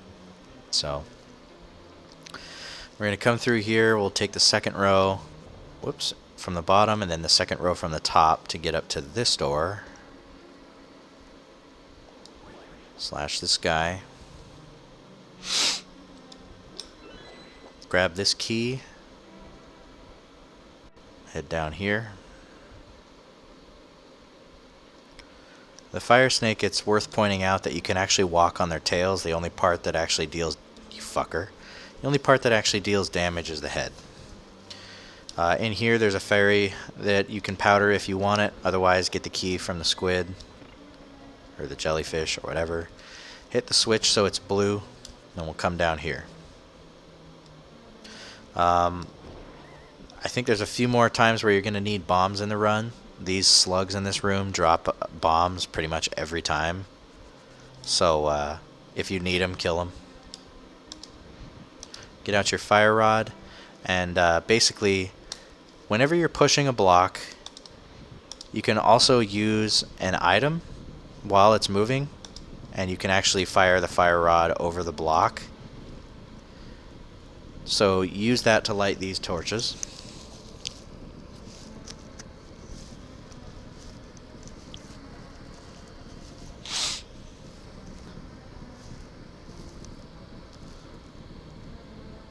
Come into this room. You want to light the last one from the bottom of the railing there. That way you're closer to the door when this cutscene's over. Grab your big key and dash out. And dash into your portal. Hang a right. Another opportunity for a fairy. There are a fuckload here, so only take them if you need them. Come down here. If, again, for some reason you're really worried about your health, you can come all the way down here, all the way over, all the way up. Hit this switch and grab the chest for the key. You really shouldn't be, because again, there's just a fuckload of anti-fairies in this dungeon, so I wouldn't worry about it. Just come out of that door, come right down these stairs, come over here. We'll take the second row and from the bottom again. And we're going to come into this room. Here's another chance for a fairy, but otherwise just hug the top wall and dash across. Over here, you need to make sure you dash perfectly and not bonk the right wall, because if you do, you will not have enough time to make it across the falling bridge. If you bonk the right wall, just leave the room and re-enter it, because there's no way you're getting across here if you bonk the wall. But get the cane. Come through here and come up into this room. Pretty much always that skeleton's in the way. Touch this switch, grab the chest. It's better to just walk over the spikes. You're going to take at least 3 hearts of damage. If you get dicked by the BMOS, you'll take an extra one. Walk across here, kill that thing. This would be the best chance, in my opinion, to powder and get a fairy. So go ahead and do that. If your magic is full, if you have at least half magic, you're probably fine to just go ahead and not get this, but you have a full magic refill over here in this pot. We'll dash up, and as you're dashing up, you're going to come down here and select your cane. Now we're going to go to the left here, and line yourself up horizontally with this block perfectly if you can. And as soon as you pick the pot up, throw it and drop a cane block on top of it. In this room, you want to immediately turn left to see where that skeleton is. Sometimes he's right in front of your asshole. In here, you want to duck down there and then duck into this second row here. You then can just dash up here, throw down your cane block, hit that switch, and come over here. Here you're going to need your bombs. Just throw it up to the top. We'll dash up. Try and get through that door quickly, because there are some weird like termite things that come out of there that try and fuck you if you are too slow going into that door. Come through here. Go up. Grab the pot. Throw it at the switch. Come over here. Go up the stairs. I'm pretty sure there's a way to avoid this thing, but I never bother because there's an anti-fairy right here. I pretty much powder it every time. You want to go into Vitreous with full health. I cannot express that enough. The reason being, we take a lot of intentional damage there in order to kill him quickly. So we're going to select our bow.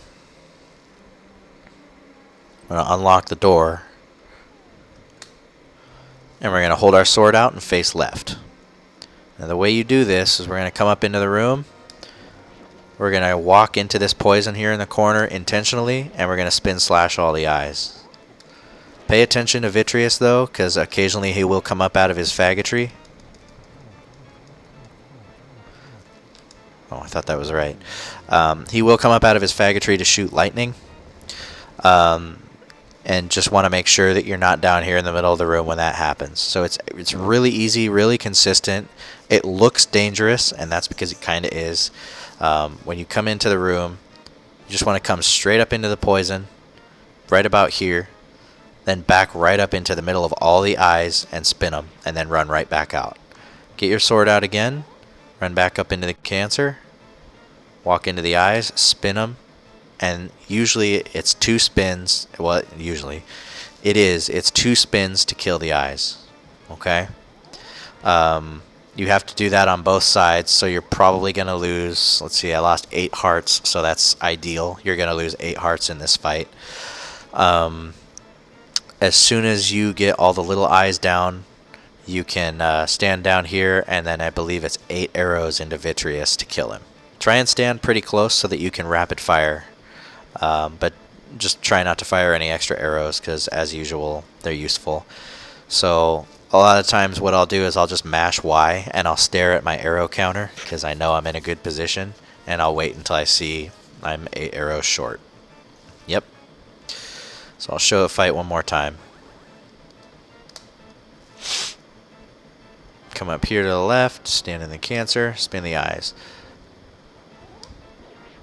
Sometimes you can spin them from the other side too, and it's cool when that happens. It's not really beneficial. Occasionally you'll be able to get an extra spin in on Vitreous. And if that's the case, it sometimes 1 spin takes the place of 1 arrow. I landed 2 hits on him, so I only needed to use 6 arrows. I shot 7. But sometimes when you can get an extra spin on Vitreous himself, if he comes out of his cancer for just a few seconds, you can get some extra free hits on him. But this fight looks bad. It's not, as long as you don't get hit by the eyes and you're only taking damage from cancer. Don't get hit by lightning. It hurts real bad.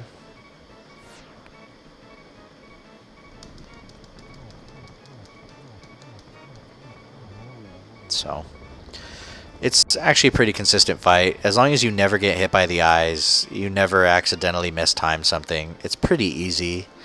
Not worth... I don't think it's necessarily worth sitting there practicing a whole lot. And is definitely not a boss that you just sit there and avoid attacks. Like I mentioned earlier, that's how I like to drill my bosses. Is just don't attack them, just avoid their patterns as long as I can until I die. But with Vitreous, it's execution. There is a set strategy. Boy, this graph on my splits sure look fucking epic.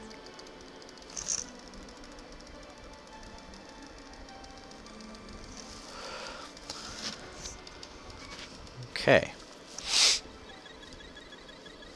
So now, again, because we're doing Gold Sword route, we're going to come out.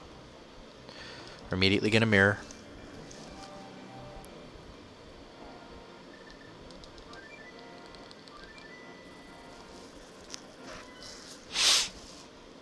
Hold on one sec. And a hangnail. Hang on. Alright. When you come out of here, you're going to flute. Go to 4. We're going to come down. We'll dash left. We'll go ahead and hammer that peg. You really don't have to hammer dash it. There's no reason.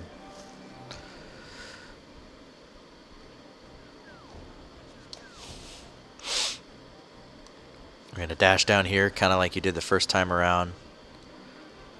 Except this time, we're going to go for the floodgate. Fuck off.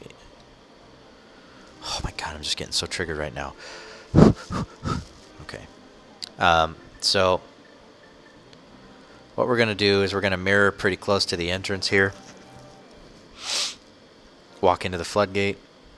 And a cool thing in the J1.0 version is if you push blocks, it will actually erase them if you try and use the mirror in a place where the mirror doesn't work. So just block cancel the right block here and walk up.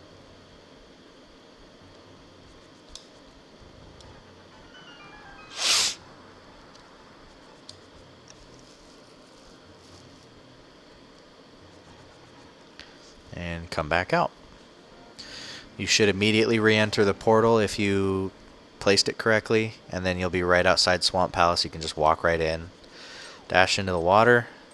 I like to kind of hesitate for a second here and then dash up. That way I can dash all three of those at once and stop right in front of the chest. Sometimes they don't line up that way, but most of the time they do. Reduce stair lag to the right. Grab this key. And come through here. You want to be careful dashing around those fireball things. They do have a tendency to blast you right as you're trying to run by. There's not a lot of safety strats in this dungeon. As far as I can remember, I don't think there are any anti-fairies that we approach. So you want to definitely be careful. Don't get nickel and dimed by taking hits from enemies and stuff. Pick up hearts when you get a chance. It's not a hard dungeon with a hard boss. It's just one that you can kind of just get nickel and dimed by little weak-ass enemies and shit the whole time. Because technically this is supposed to be the second dungeon that you finish, not the second to last. In this room, you want to go southwest, or yeah, southwest.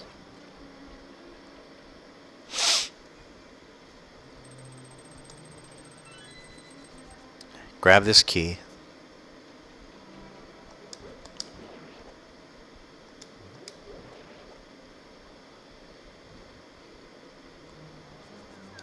Dash up here. Then go northwest. Stand here and slash that thing. Push the switch. It's a pretty linear dungeon up until that big room. It's very, very, very, very important that you slash this switch on the way out. I cannot emphasize this enough. Make sure that switch is orange and the blue pegs are up when you leave this room. The reason is you're going to get all the way almost to the big key chest, and then you're going to realize, fuck, I can't progress. So make sure you hit that switch. Come back southwest again. Swim across this time.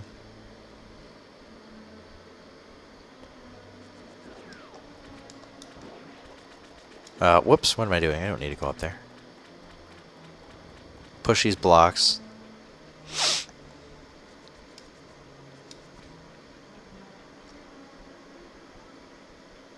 And here, there's a lot of fucking shit going on in this room. All you're going to do is walk through it. Just walk. That's it. You won't get hit by anything as long as you're aware of what's going on.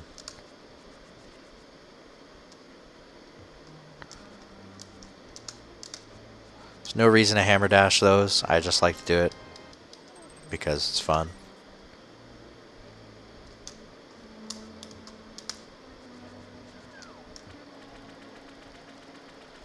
So get the big key, and we're going to backtrack to that big room again.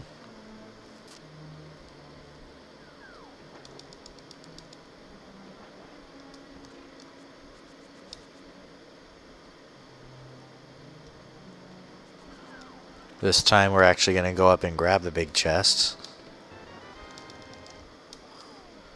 Immediately switch to your hook shot once you grab it. Ooh, look at that pixel perfect hook shot. That makes my dick hard. Basically make your way back to the hook shot platform. Hook shot up. Come over here. Nice thing about the hook shot is when you're fighting these red squid things, these jellyfish things, you can actually kill them with the hook shot. This statue, we're going to push it up to the top. You don't actually have to move to pick this pot up. Just keep pressing A until it picks it up. Push it onto the switch. Run over here. Then we'll run up. If he's flashing, I'll just hook him every time and go downstairs. There is a heart down here if you really want it. I don't ever grab it, but it's fun to hookshot things, so you can grab it if you want.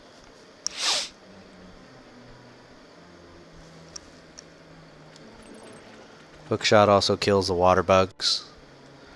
Come through here, take the second waterfall on the right.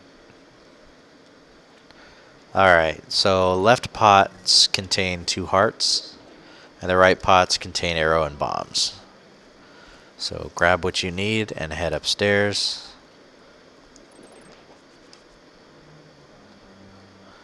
Now, you want to swim over here as quick as you can and get this thing. A lot of times that bug will move in such a way that you're going to take damage from it no matter what. And if that happens, well, welcome to the 99th fucking percentile or whatever. Like, you're pretty much going to get hit by it all the time. Don't even worry about it. Argus is pretty easy. All you're going to do is you're going to come in. You're going to hookshot, slash, hookshot, slash, hookshot, slash, hookshot, slash.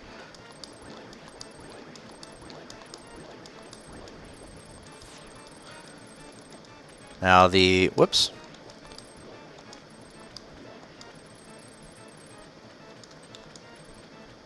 The hookshot also gives you invincibility frames.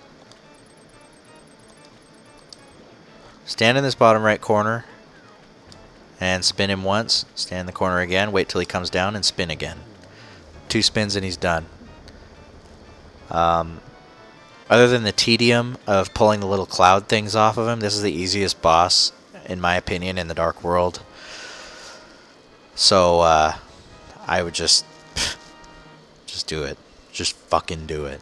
You don't need my help. But just hookshot all the clouds. You can use the invulnerability frames when you're using the hookshot to avoid taking damage if he happens to do his cloudy tornado thing.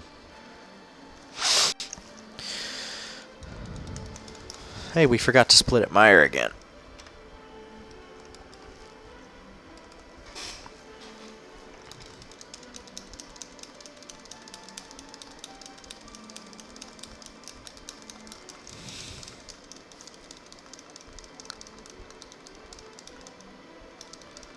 So there's one room that we're going to be doing in Turtle Rock that I am probably the worst at. That is my worst room in the game. I think it's pretty obvious what room that is if you guys are familiar with the run. I'm probably going to just gloss over that particular room because it fucking pisses me off. But anyway. As soon as you come out of Swamp Palace, we're getting gold sword and shit, so we're going to dash up here. And over here. And up here. Whoops. And basically back up to Dark World Link's house.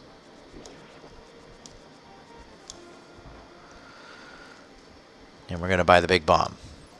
Now there is a strat where you can dump it pretty close to the bottom of the screen and then dash up and mirror. And it will just give you the bomb anyway.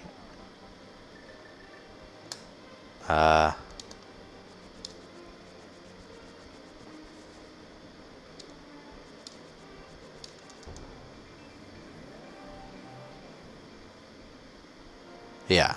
So if you want to do that, you can save a little bit of time with your dashing around and stuff, but then you'll have to deal with these guards. So it's kind of a wash, I think. Although, let me test something here. I didn't even try this.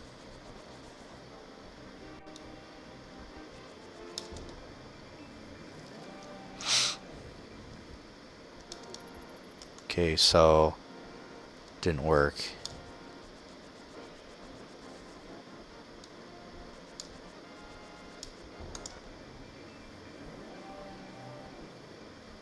Okay.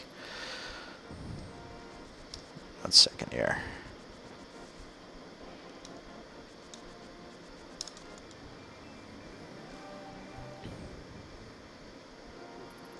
I guess there's a point right at the beginning.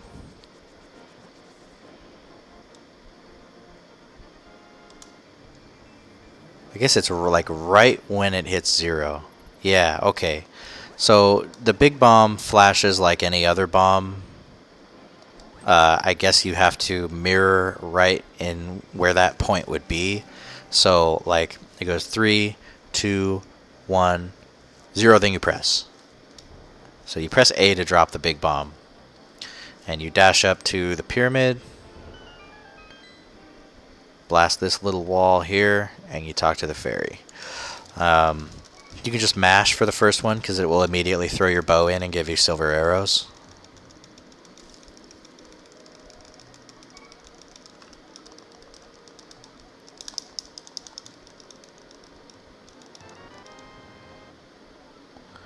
And then just hold up and press against the pool until it offers you to do shit again. Say yes, press left 1, 2, 3 times, and throw your sword in. Get yourself the butter sword.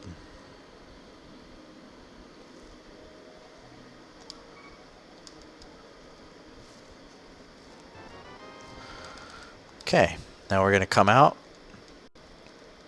We're going to mirror right away. And we're going to flute right away. And we're going to head to 1 this time.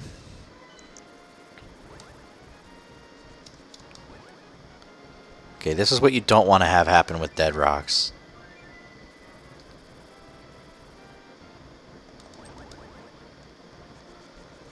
So I wouldn't even bother with setting up spin speed because it will pretty much, you'll just get fucked by things along the way anyway, and then you're about to jump off a ledge and lose the state anyway, so I don't think it's really worth it to do it there. Come over to this bridge, hook shot across it. We're going to go all the way, basically, down here. Don't worry about taking damage this time around on Death Mountain. I'll show you why here in a sec.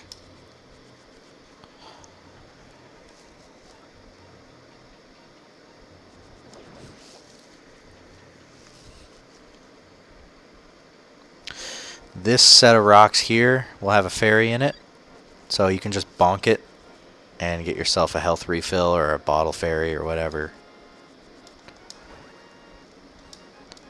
I like to stand down here to throw this thing because those dead rocks will fuck you quite often.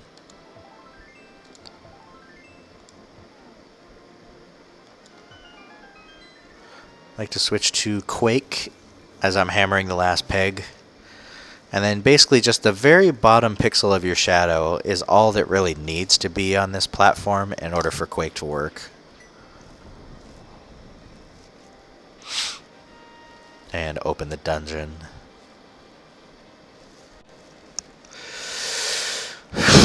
So Turtle Rock is my worst dungeon. So take everything I say here with a grain of salt. I'll just show you how I do this place. And you can take it for what you will. This is intended to be a beginner-friendly tutorial. Whoops. See? Okay, so when you come in, you want to cane the blocks and make your way up here.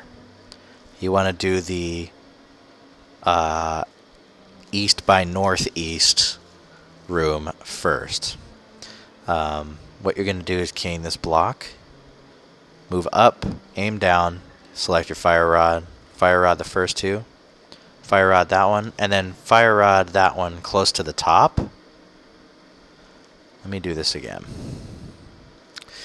You want to fire rod this last one pretty close to the top. The reason being, we're going to turn around and hook shot the torch behind it immediately after.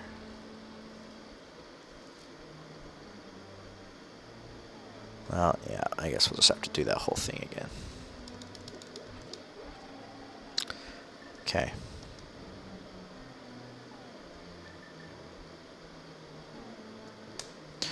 Alright. Fire rod these two. Fire rod. Fire rod and pause immediately. Switch to your hook shot. And as soon as you press start, you're going to hold left and just mash Y.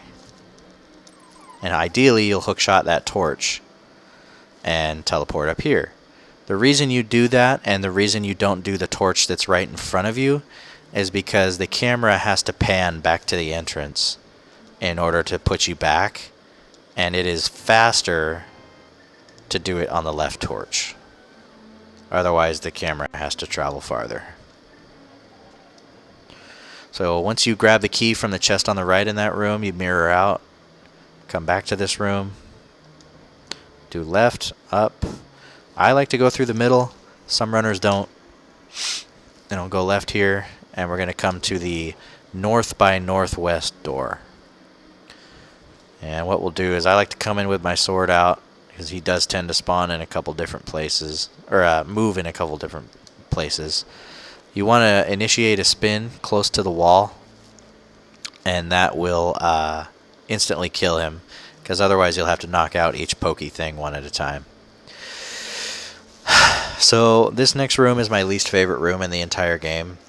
If you have full hearts like I do right now, it's probably okay to just eat a bunch of damage from the chomps and just get fucking through it.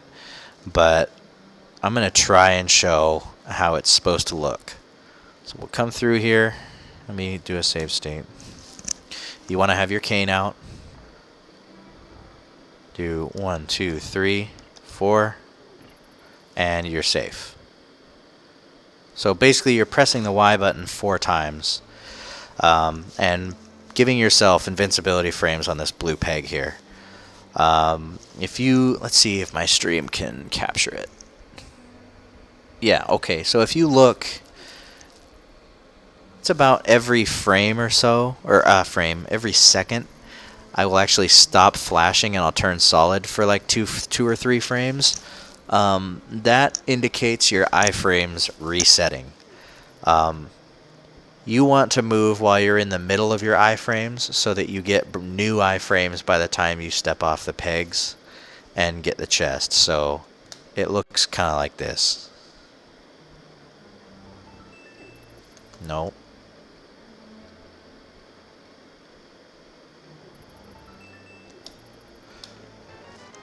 Grab that chest and move on. You also can wait until they lunge at you again.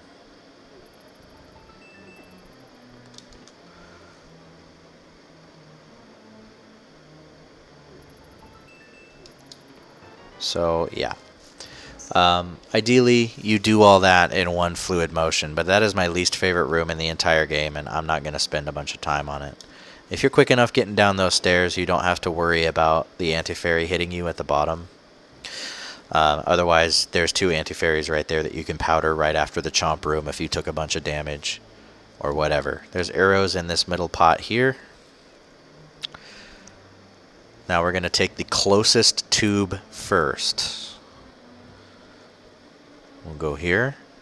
Bunch of anti-fairies. We're going to ignore them and go down. Slash this switch. Charge your sword.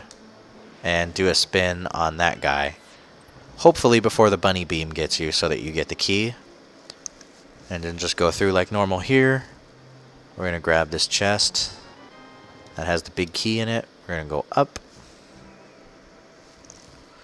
Left here.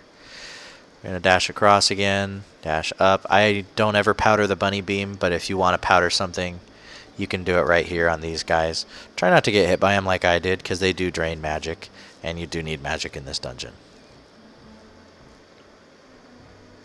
So we're going to backtrack back to here. We'll take the farthest tube from the door here. We'll go south. Here, you want a fire rod because then you don't have to worry about these things bouncing around as much. If you want to get mirror shield, come south. Otherwise, you can just head east and immediately leave and move on with the dungeon. But if you want to get mirror shield, if you're not comfortable with laser skip, you can go down here. The way these lasers work, at least the middle one, just don't look at it and it won't shoot its laser, but you're going to need bombs here. So, fucking hell, man. Grab your bombs, throw them down. and move down. You want to throw your bomb down while you're up against that pot. It wants you to put a cane block here. You can also hook shot across. Right here, depending on the placement of that thing, you can usually just dash right up and enter the door. We'll head north here. You can just dash straight up and bonk that door. In here. Oh.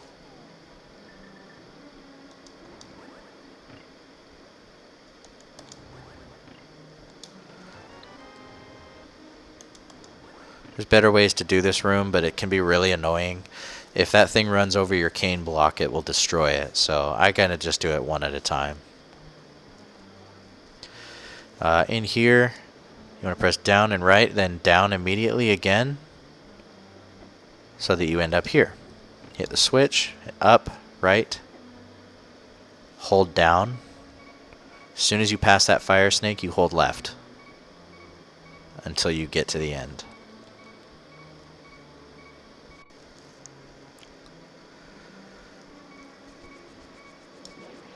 And I have like no health.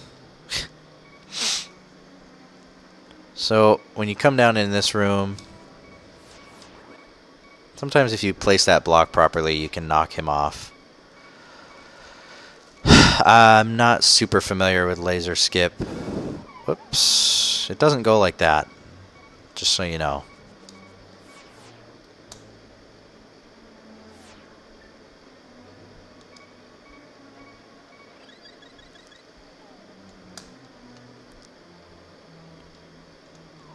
No. Nope.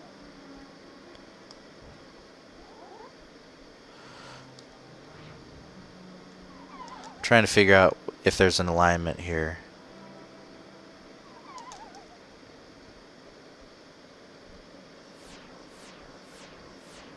Five, 6, 7, 8, 9, 10.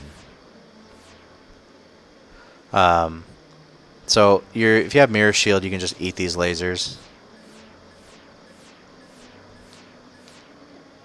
But they do 4 hearts of damage, so don't press your luck with them. After you get the key, just go like this and fall down. I don't know the laser skip. I've never even looked at it. But once you're done, come over here, key dash off that wall.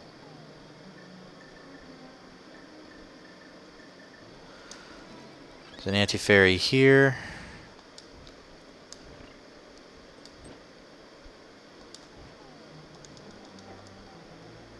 Oh, good.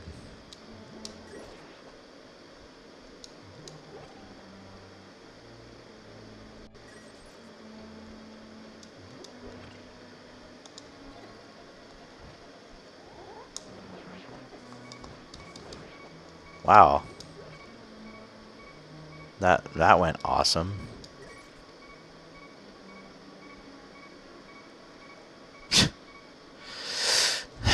Let me see if I can get some health out of here because I'm getting nervous.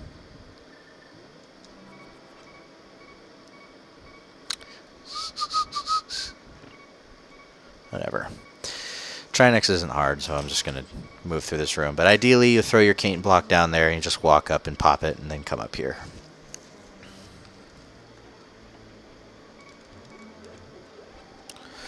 Okay.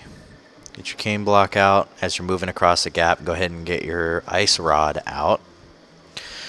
We'll do Trinex. Trinex is pretty easy. He's kind of intimidating looking, but he's actually really easy. So we'll just come through here. I like to align myself a little bit down and left of his foot. 1, 2, 3. As soon as you land that third hit, you should be trying to mash start so that you can switch to your fire rod. The reason being, you actually can't menu while that thing is dying. Oh, fuck me. What am I doing? Jesus.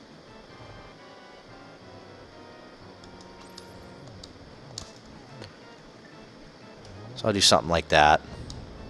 2, 3. So you got to ice rod the fire head and fire rod the ice head. If you see his tail wagging fast, just move out of the way. Whoops. Fucking hell, man. I've never died to fucking Trinex. Okay, hang on. It's because I'm trying to explain everything at once here. Oh, he was nice. So once you kill both heads, be careful because while they're exploding, he can still shoot his head out at you. I like to charge my sword and stand a little bit below and a little bit to the left on his shell. As soon as his shell disappears... My god, dude. As soon as his shell disappears, I will go ahead and let go the spin.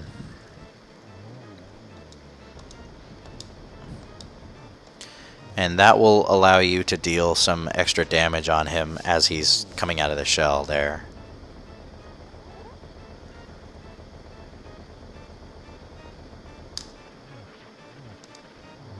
So, if you align yourself the way I did, you can do a spin and it will hit him twice. And then you can just walk down and hit him in the head once and he'll die.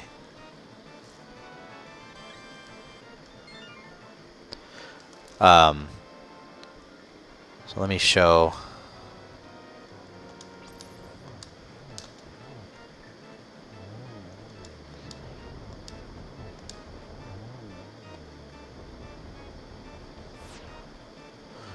So I'll stand here, roughly. I'll wait for his shell to disappear. And let's say you don't get the quick kill. This is all he does. He'll just kind of chase you around. If you make him do longer movements, his arc to turn back takes longer. So if you stay far away from him, it's actually easier to avoid him. But just slash the middle of his body. It's super easy. I just made it look hard.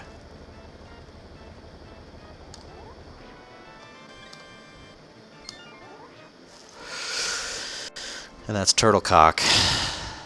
So I fucking hate Turtle Rock. I'm better at Ganon's Tower.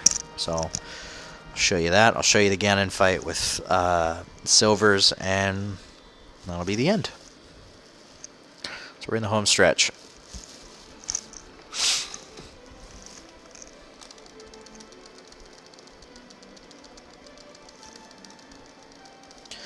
Ganon's Tower has a lot of really fun movement.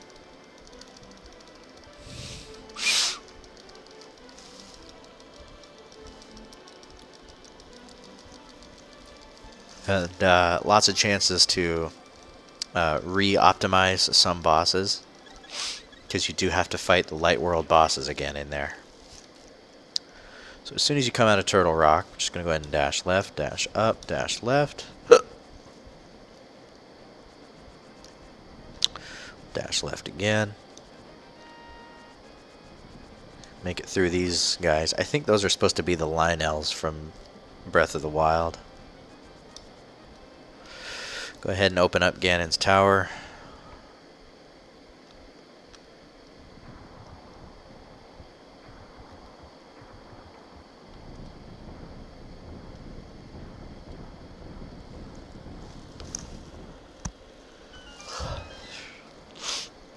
And go ahead and head in. So the first place we're going to go, we're going to jump off the ledge. We're going to head to the left side.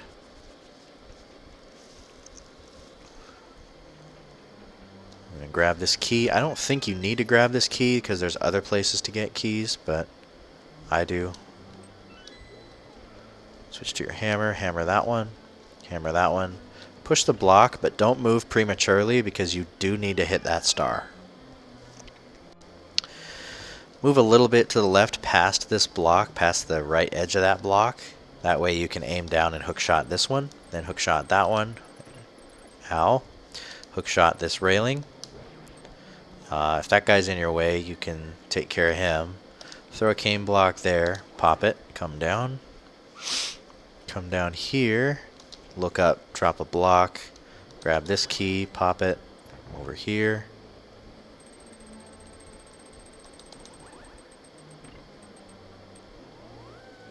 Use a cane block to hit that switch, and we'll go through the portal, bonk this wall to skip the fire snake. If the lower one's RNG is nice, you can actually just come straight up and push that block. Otherwise, a lot of times you have to wait in order to not take damage. Push the block, grab your hook shot to the chest, grab it for the key. We're going to take the bottom right teleporter. Hook shot to the floor or the bottom of the railing here. That way you can skip that teleporter. Take this portal and this portal. Hug the bottom wall and dash across. Now there's two ways you can get past this portal. One is to bonk across it.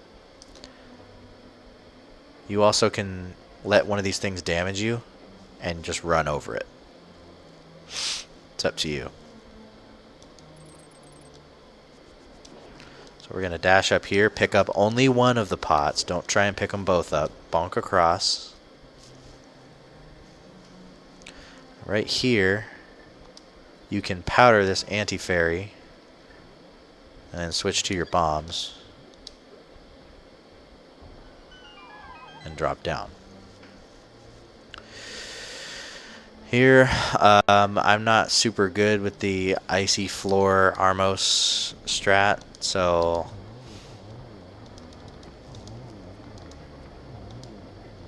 I just try and do it like my not icy floor strat, and it usually works out pretty good. So grab the center chest for the big key, grab the left chest for more arrows. We'll dash down, dash left, come up a little bit, dash left, dash up. Now, I'm going this way assuming you're going to want red mail if you're new, if you're a beginner. Otherwise, you can mirror right after you get the big key. Red mail will reduce your damage by 3/4 from most sources, so after that or after you get the big key, you can mirror out. And now we take the center path and we go upstairs. Nose is drying out. Another fairy you can powder if you really want to. Whoops. You want to have your arrows out, shoot that switch, walk across, push that block. You'll take about 3 hearts of damage in there.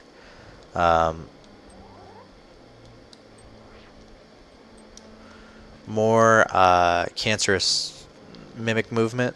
When you come down, if you slash your sword, you'll notice that as long as you're not touching a wall, the mimics will move anyway.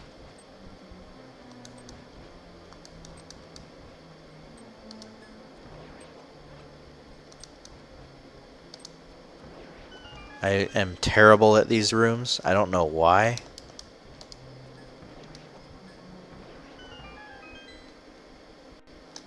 Don't move in this doorway, just dash immediately.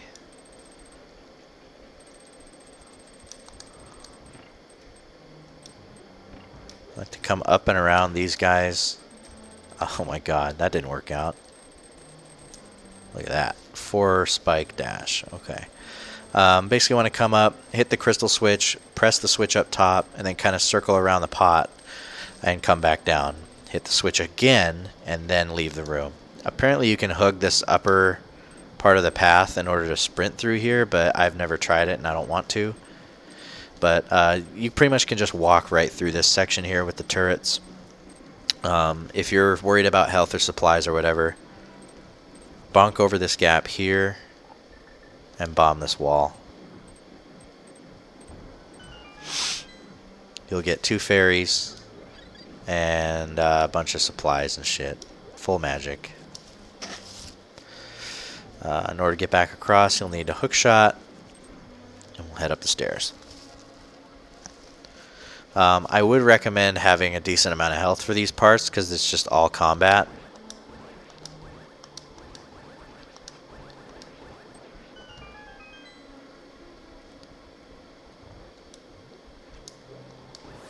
Good old-fashioned pots work great on skeletons.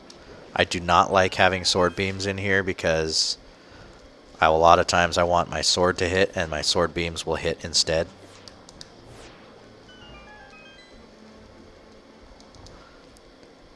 Most of the time, if you immediately fire a silver arrow in this room, it will just hit that horse head guy and you'll be fine.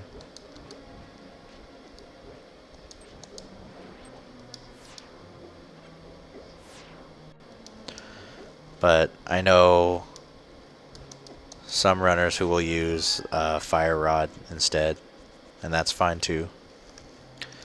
And here's another bunny beam. For as hard as this dungeon is, there's actually quite a bit of like anti-fairies and stuff. This is the second time you fight Lanmo, so I like to stand on this side, and wow, that went pretty good. I like to stand on this side, shoot the far one, then the close one, because the stupid fucking spawning pattern is actually different here. Let me see if I can do that again. That was pretty tight. Oh man, fuck.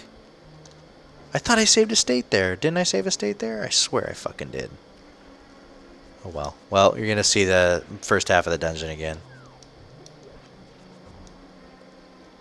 Hopefully better.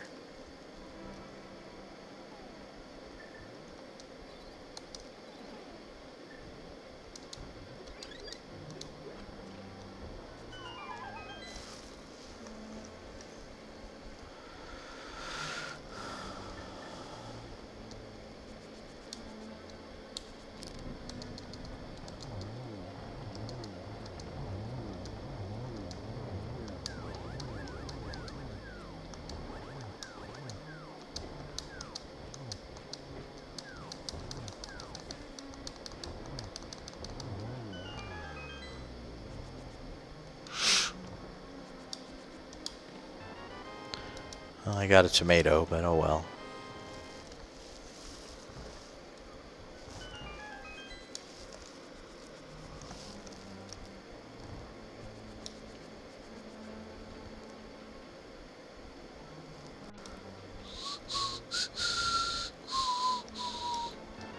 Alright, there's our red mail again. So we're going to mirror. Switch back to arrows.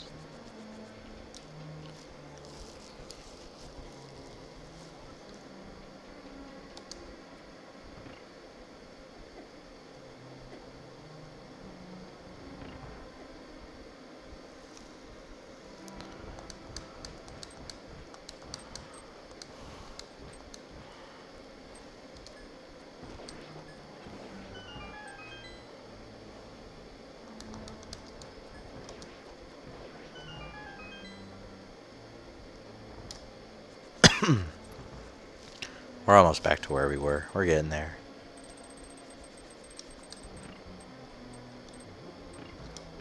Whoops. Whoops. Whoops.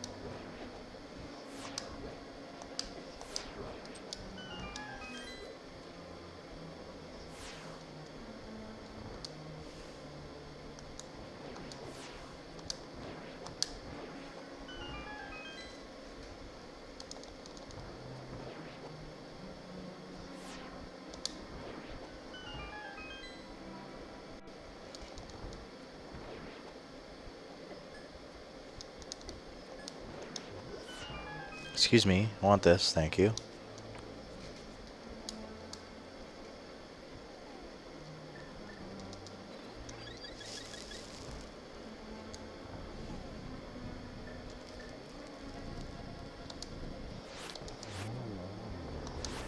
No!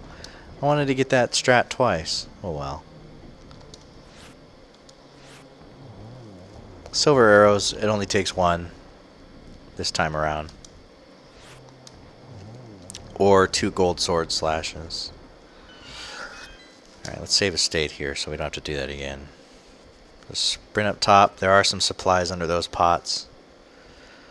You're going to want to get out your cane. Cane those 3 Wizrobes. Move on.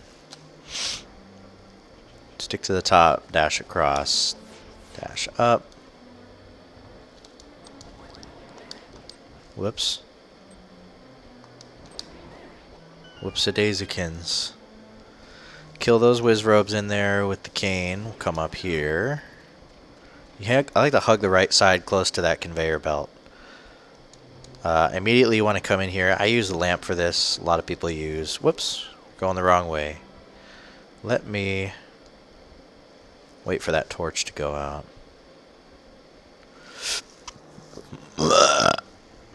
So we'll come across, follow the fire snake around. Hit that torch. Follow it all the way around here up top. Do that one. Do this one. Move to the right a tiny bit and then start a dash. Then line up with the top of that pot.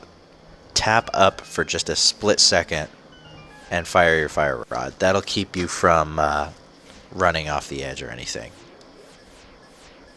There is a full magic here if you need it. Ow. Right here. Right here. Hug the left side so that that ball doesn't hit you. And then hit the last 2 torches. You pretty much ignore everything in this room. Just go up here. Open the door. Get your bombs out. Stand in the middle and throw the bomb down immediately after you lay it, and you'll blow up that door every time. Dash the bottom wall to move the spikes, and walk on through. Another fairy if you would need it. This right here is the most important half magic in the game. Make sure you get it. You will need it for the Ganon fight. Okay. Hit the switch. Do the thing with your fairy. I like to grab these 2 pots and then head down. And then you got Moldorm 2. So luckily this time around he's not too bad. It's just 2 slashes.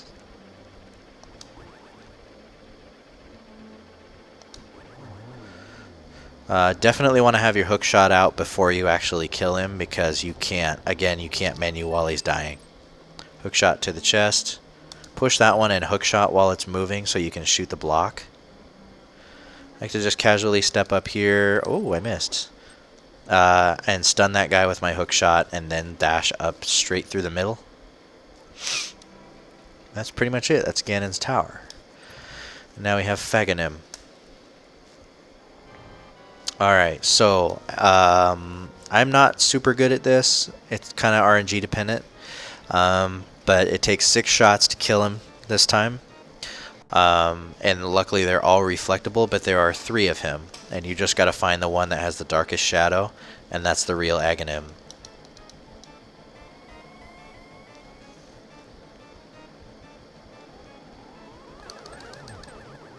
I think that was a triple.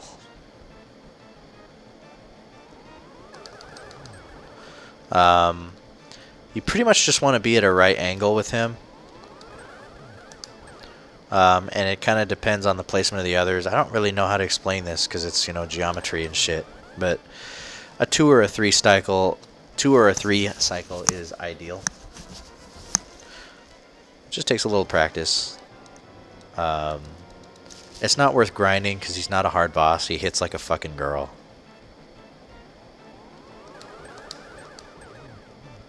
But you'll kind of learn. It gets really annoying when they're on opposite sides of the room, because you usually can't set up a strat quickly enough.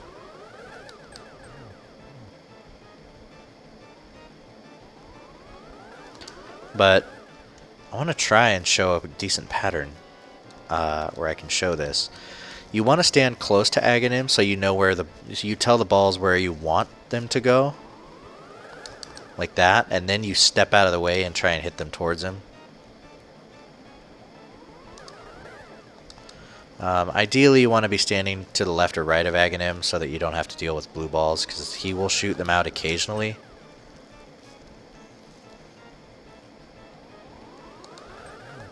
Like, that's a pretty easy pattern, but sometimes it's not easy to get them to reflect at him. See, like that. Like, that's a bullshit pattern right there. That's major bullshit. And when they become desynchronized like this, that's when it gets really fucking bad. There, so just a couple more times. I just want to try and show the different kind of situations you can get into with Agahnim. Because it's not a hard fight to just get past, but it's a hard fight to optimize.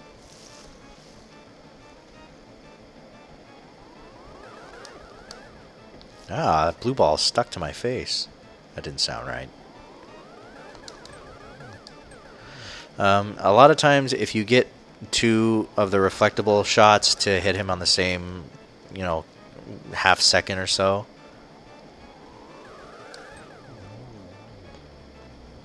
it will actually...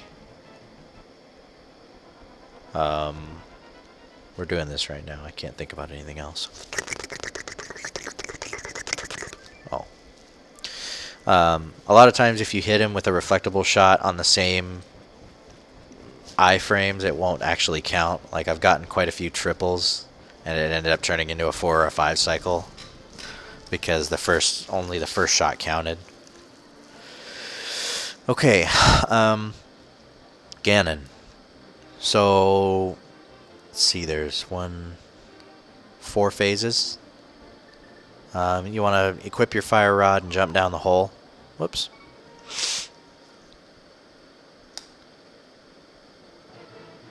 Whoops. Now, as you come down, immediately you just want to go up and try and get a slash on him. I believe it's 6 or 7 slashes to advance a phase. Anyway, get your first slash on him and just keep hitting him until he teleports. He'll end up down here. And keep hitting him as much as you can while the bats are spawning. You can use hookshot and vulnerability frames to avoid this stuff, but you don't have to. The key to avoiding bats is actually not moving a whole lot. Just make sure you're in a position to be close to Ganon with the start of Phase 3 while he's teleporting around like this. The teleports are all RNG. It's another one, very Agahnim-esque, where you can just lose a shitload of time to just randomness. I think Andy said he had him teleport like 17 times one time. Now, shit, I won't get to show torch glitch. I should have talked about that. Fuck. Alright, let's start over. Torch glitch is important. It really makes the fight a lot easier.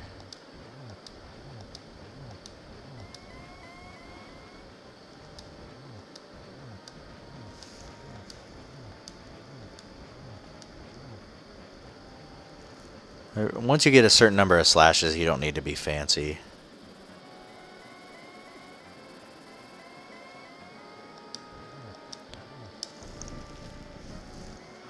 I usually just kind of hope and pray that I don't get good RNG on the very first set of teleports because I want a second to reposition after the bats are done flying around.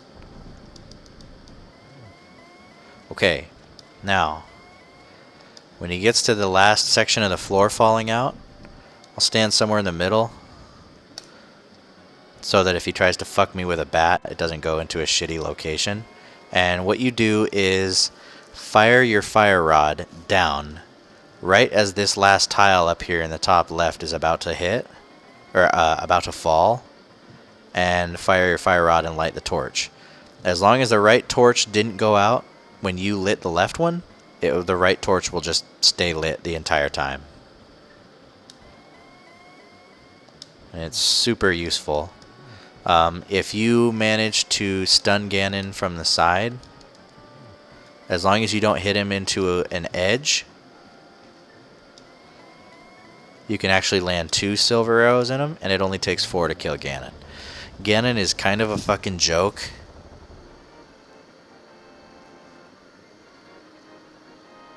Yep, it's pretty much when the final tile falls.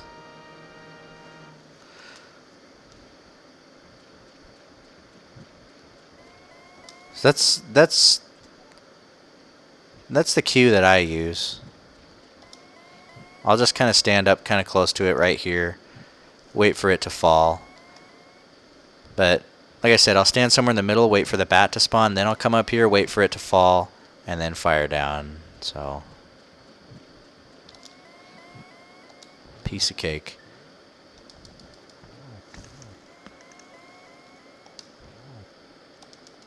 Oh man.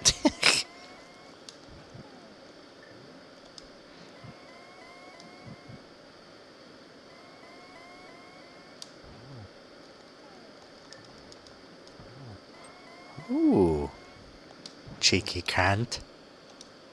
Cheeky cunt. For real. You can also stand over here and just torch spam until you see it gets lit.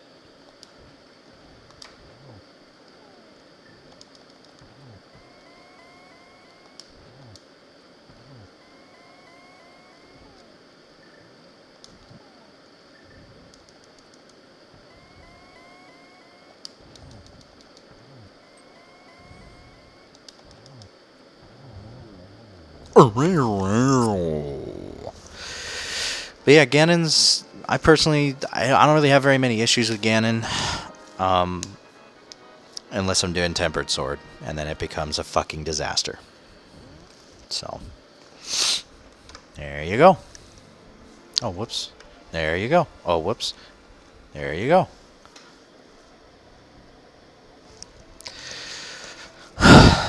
So that's the run.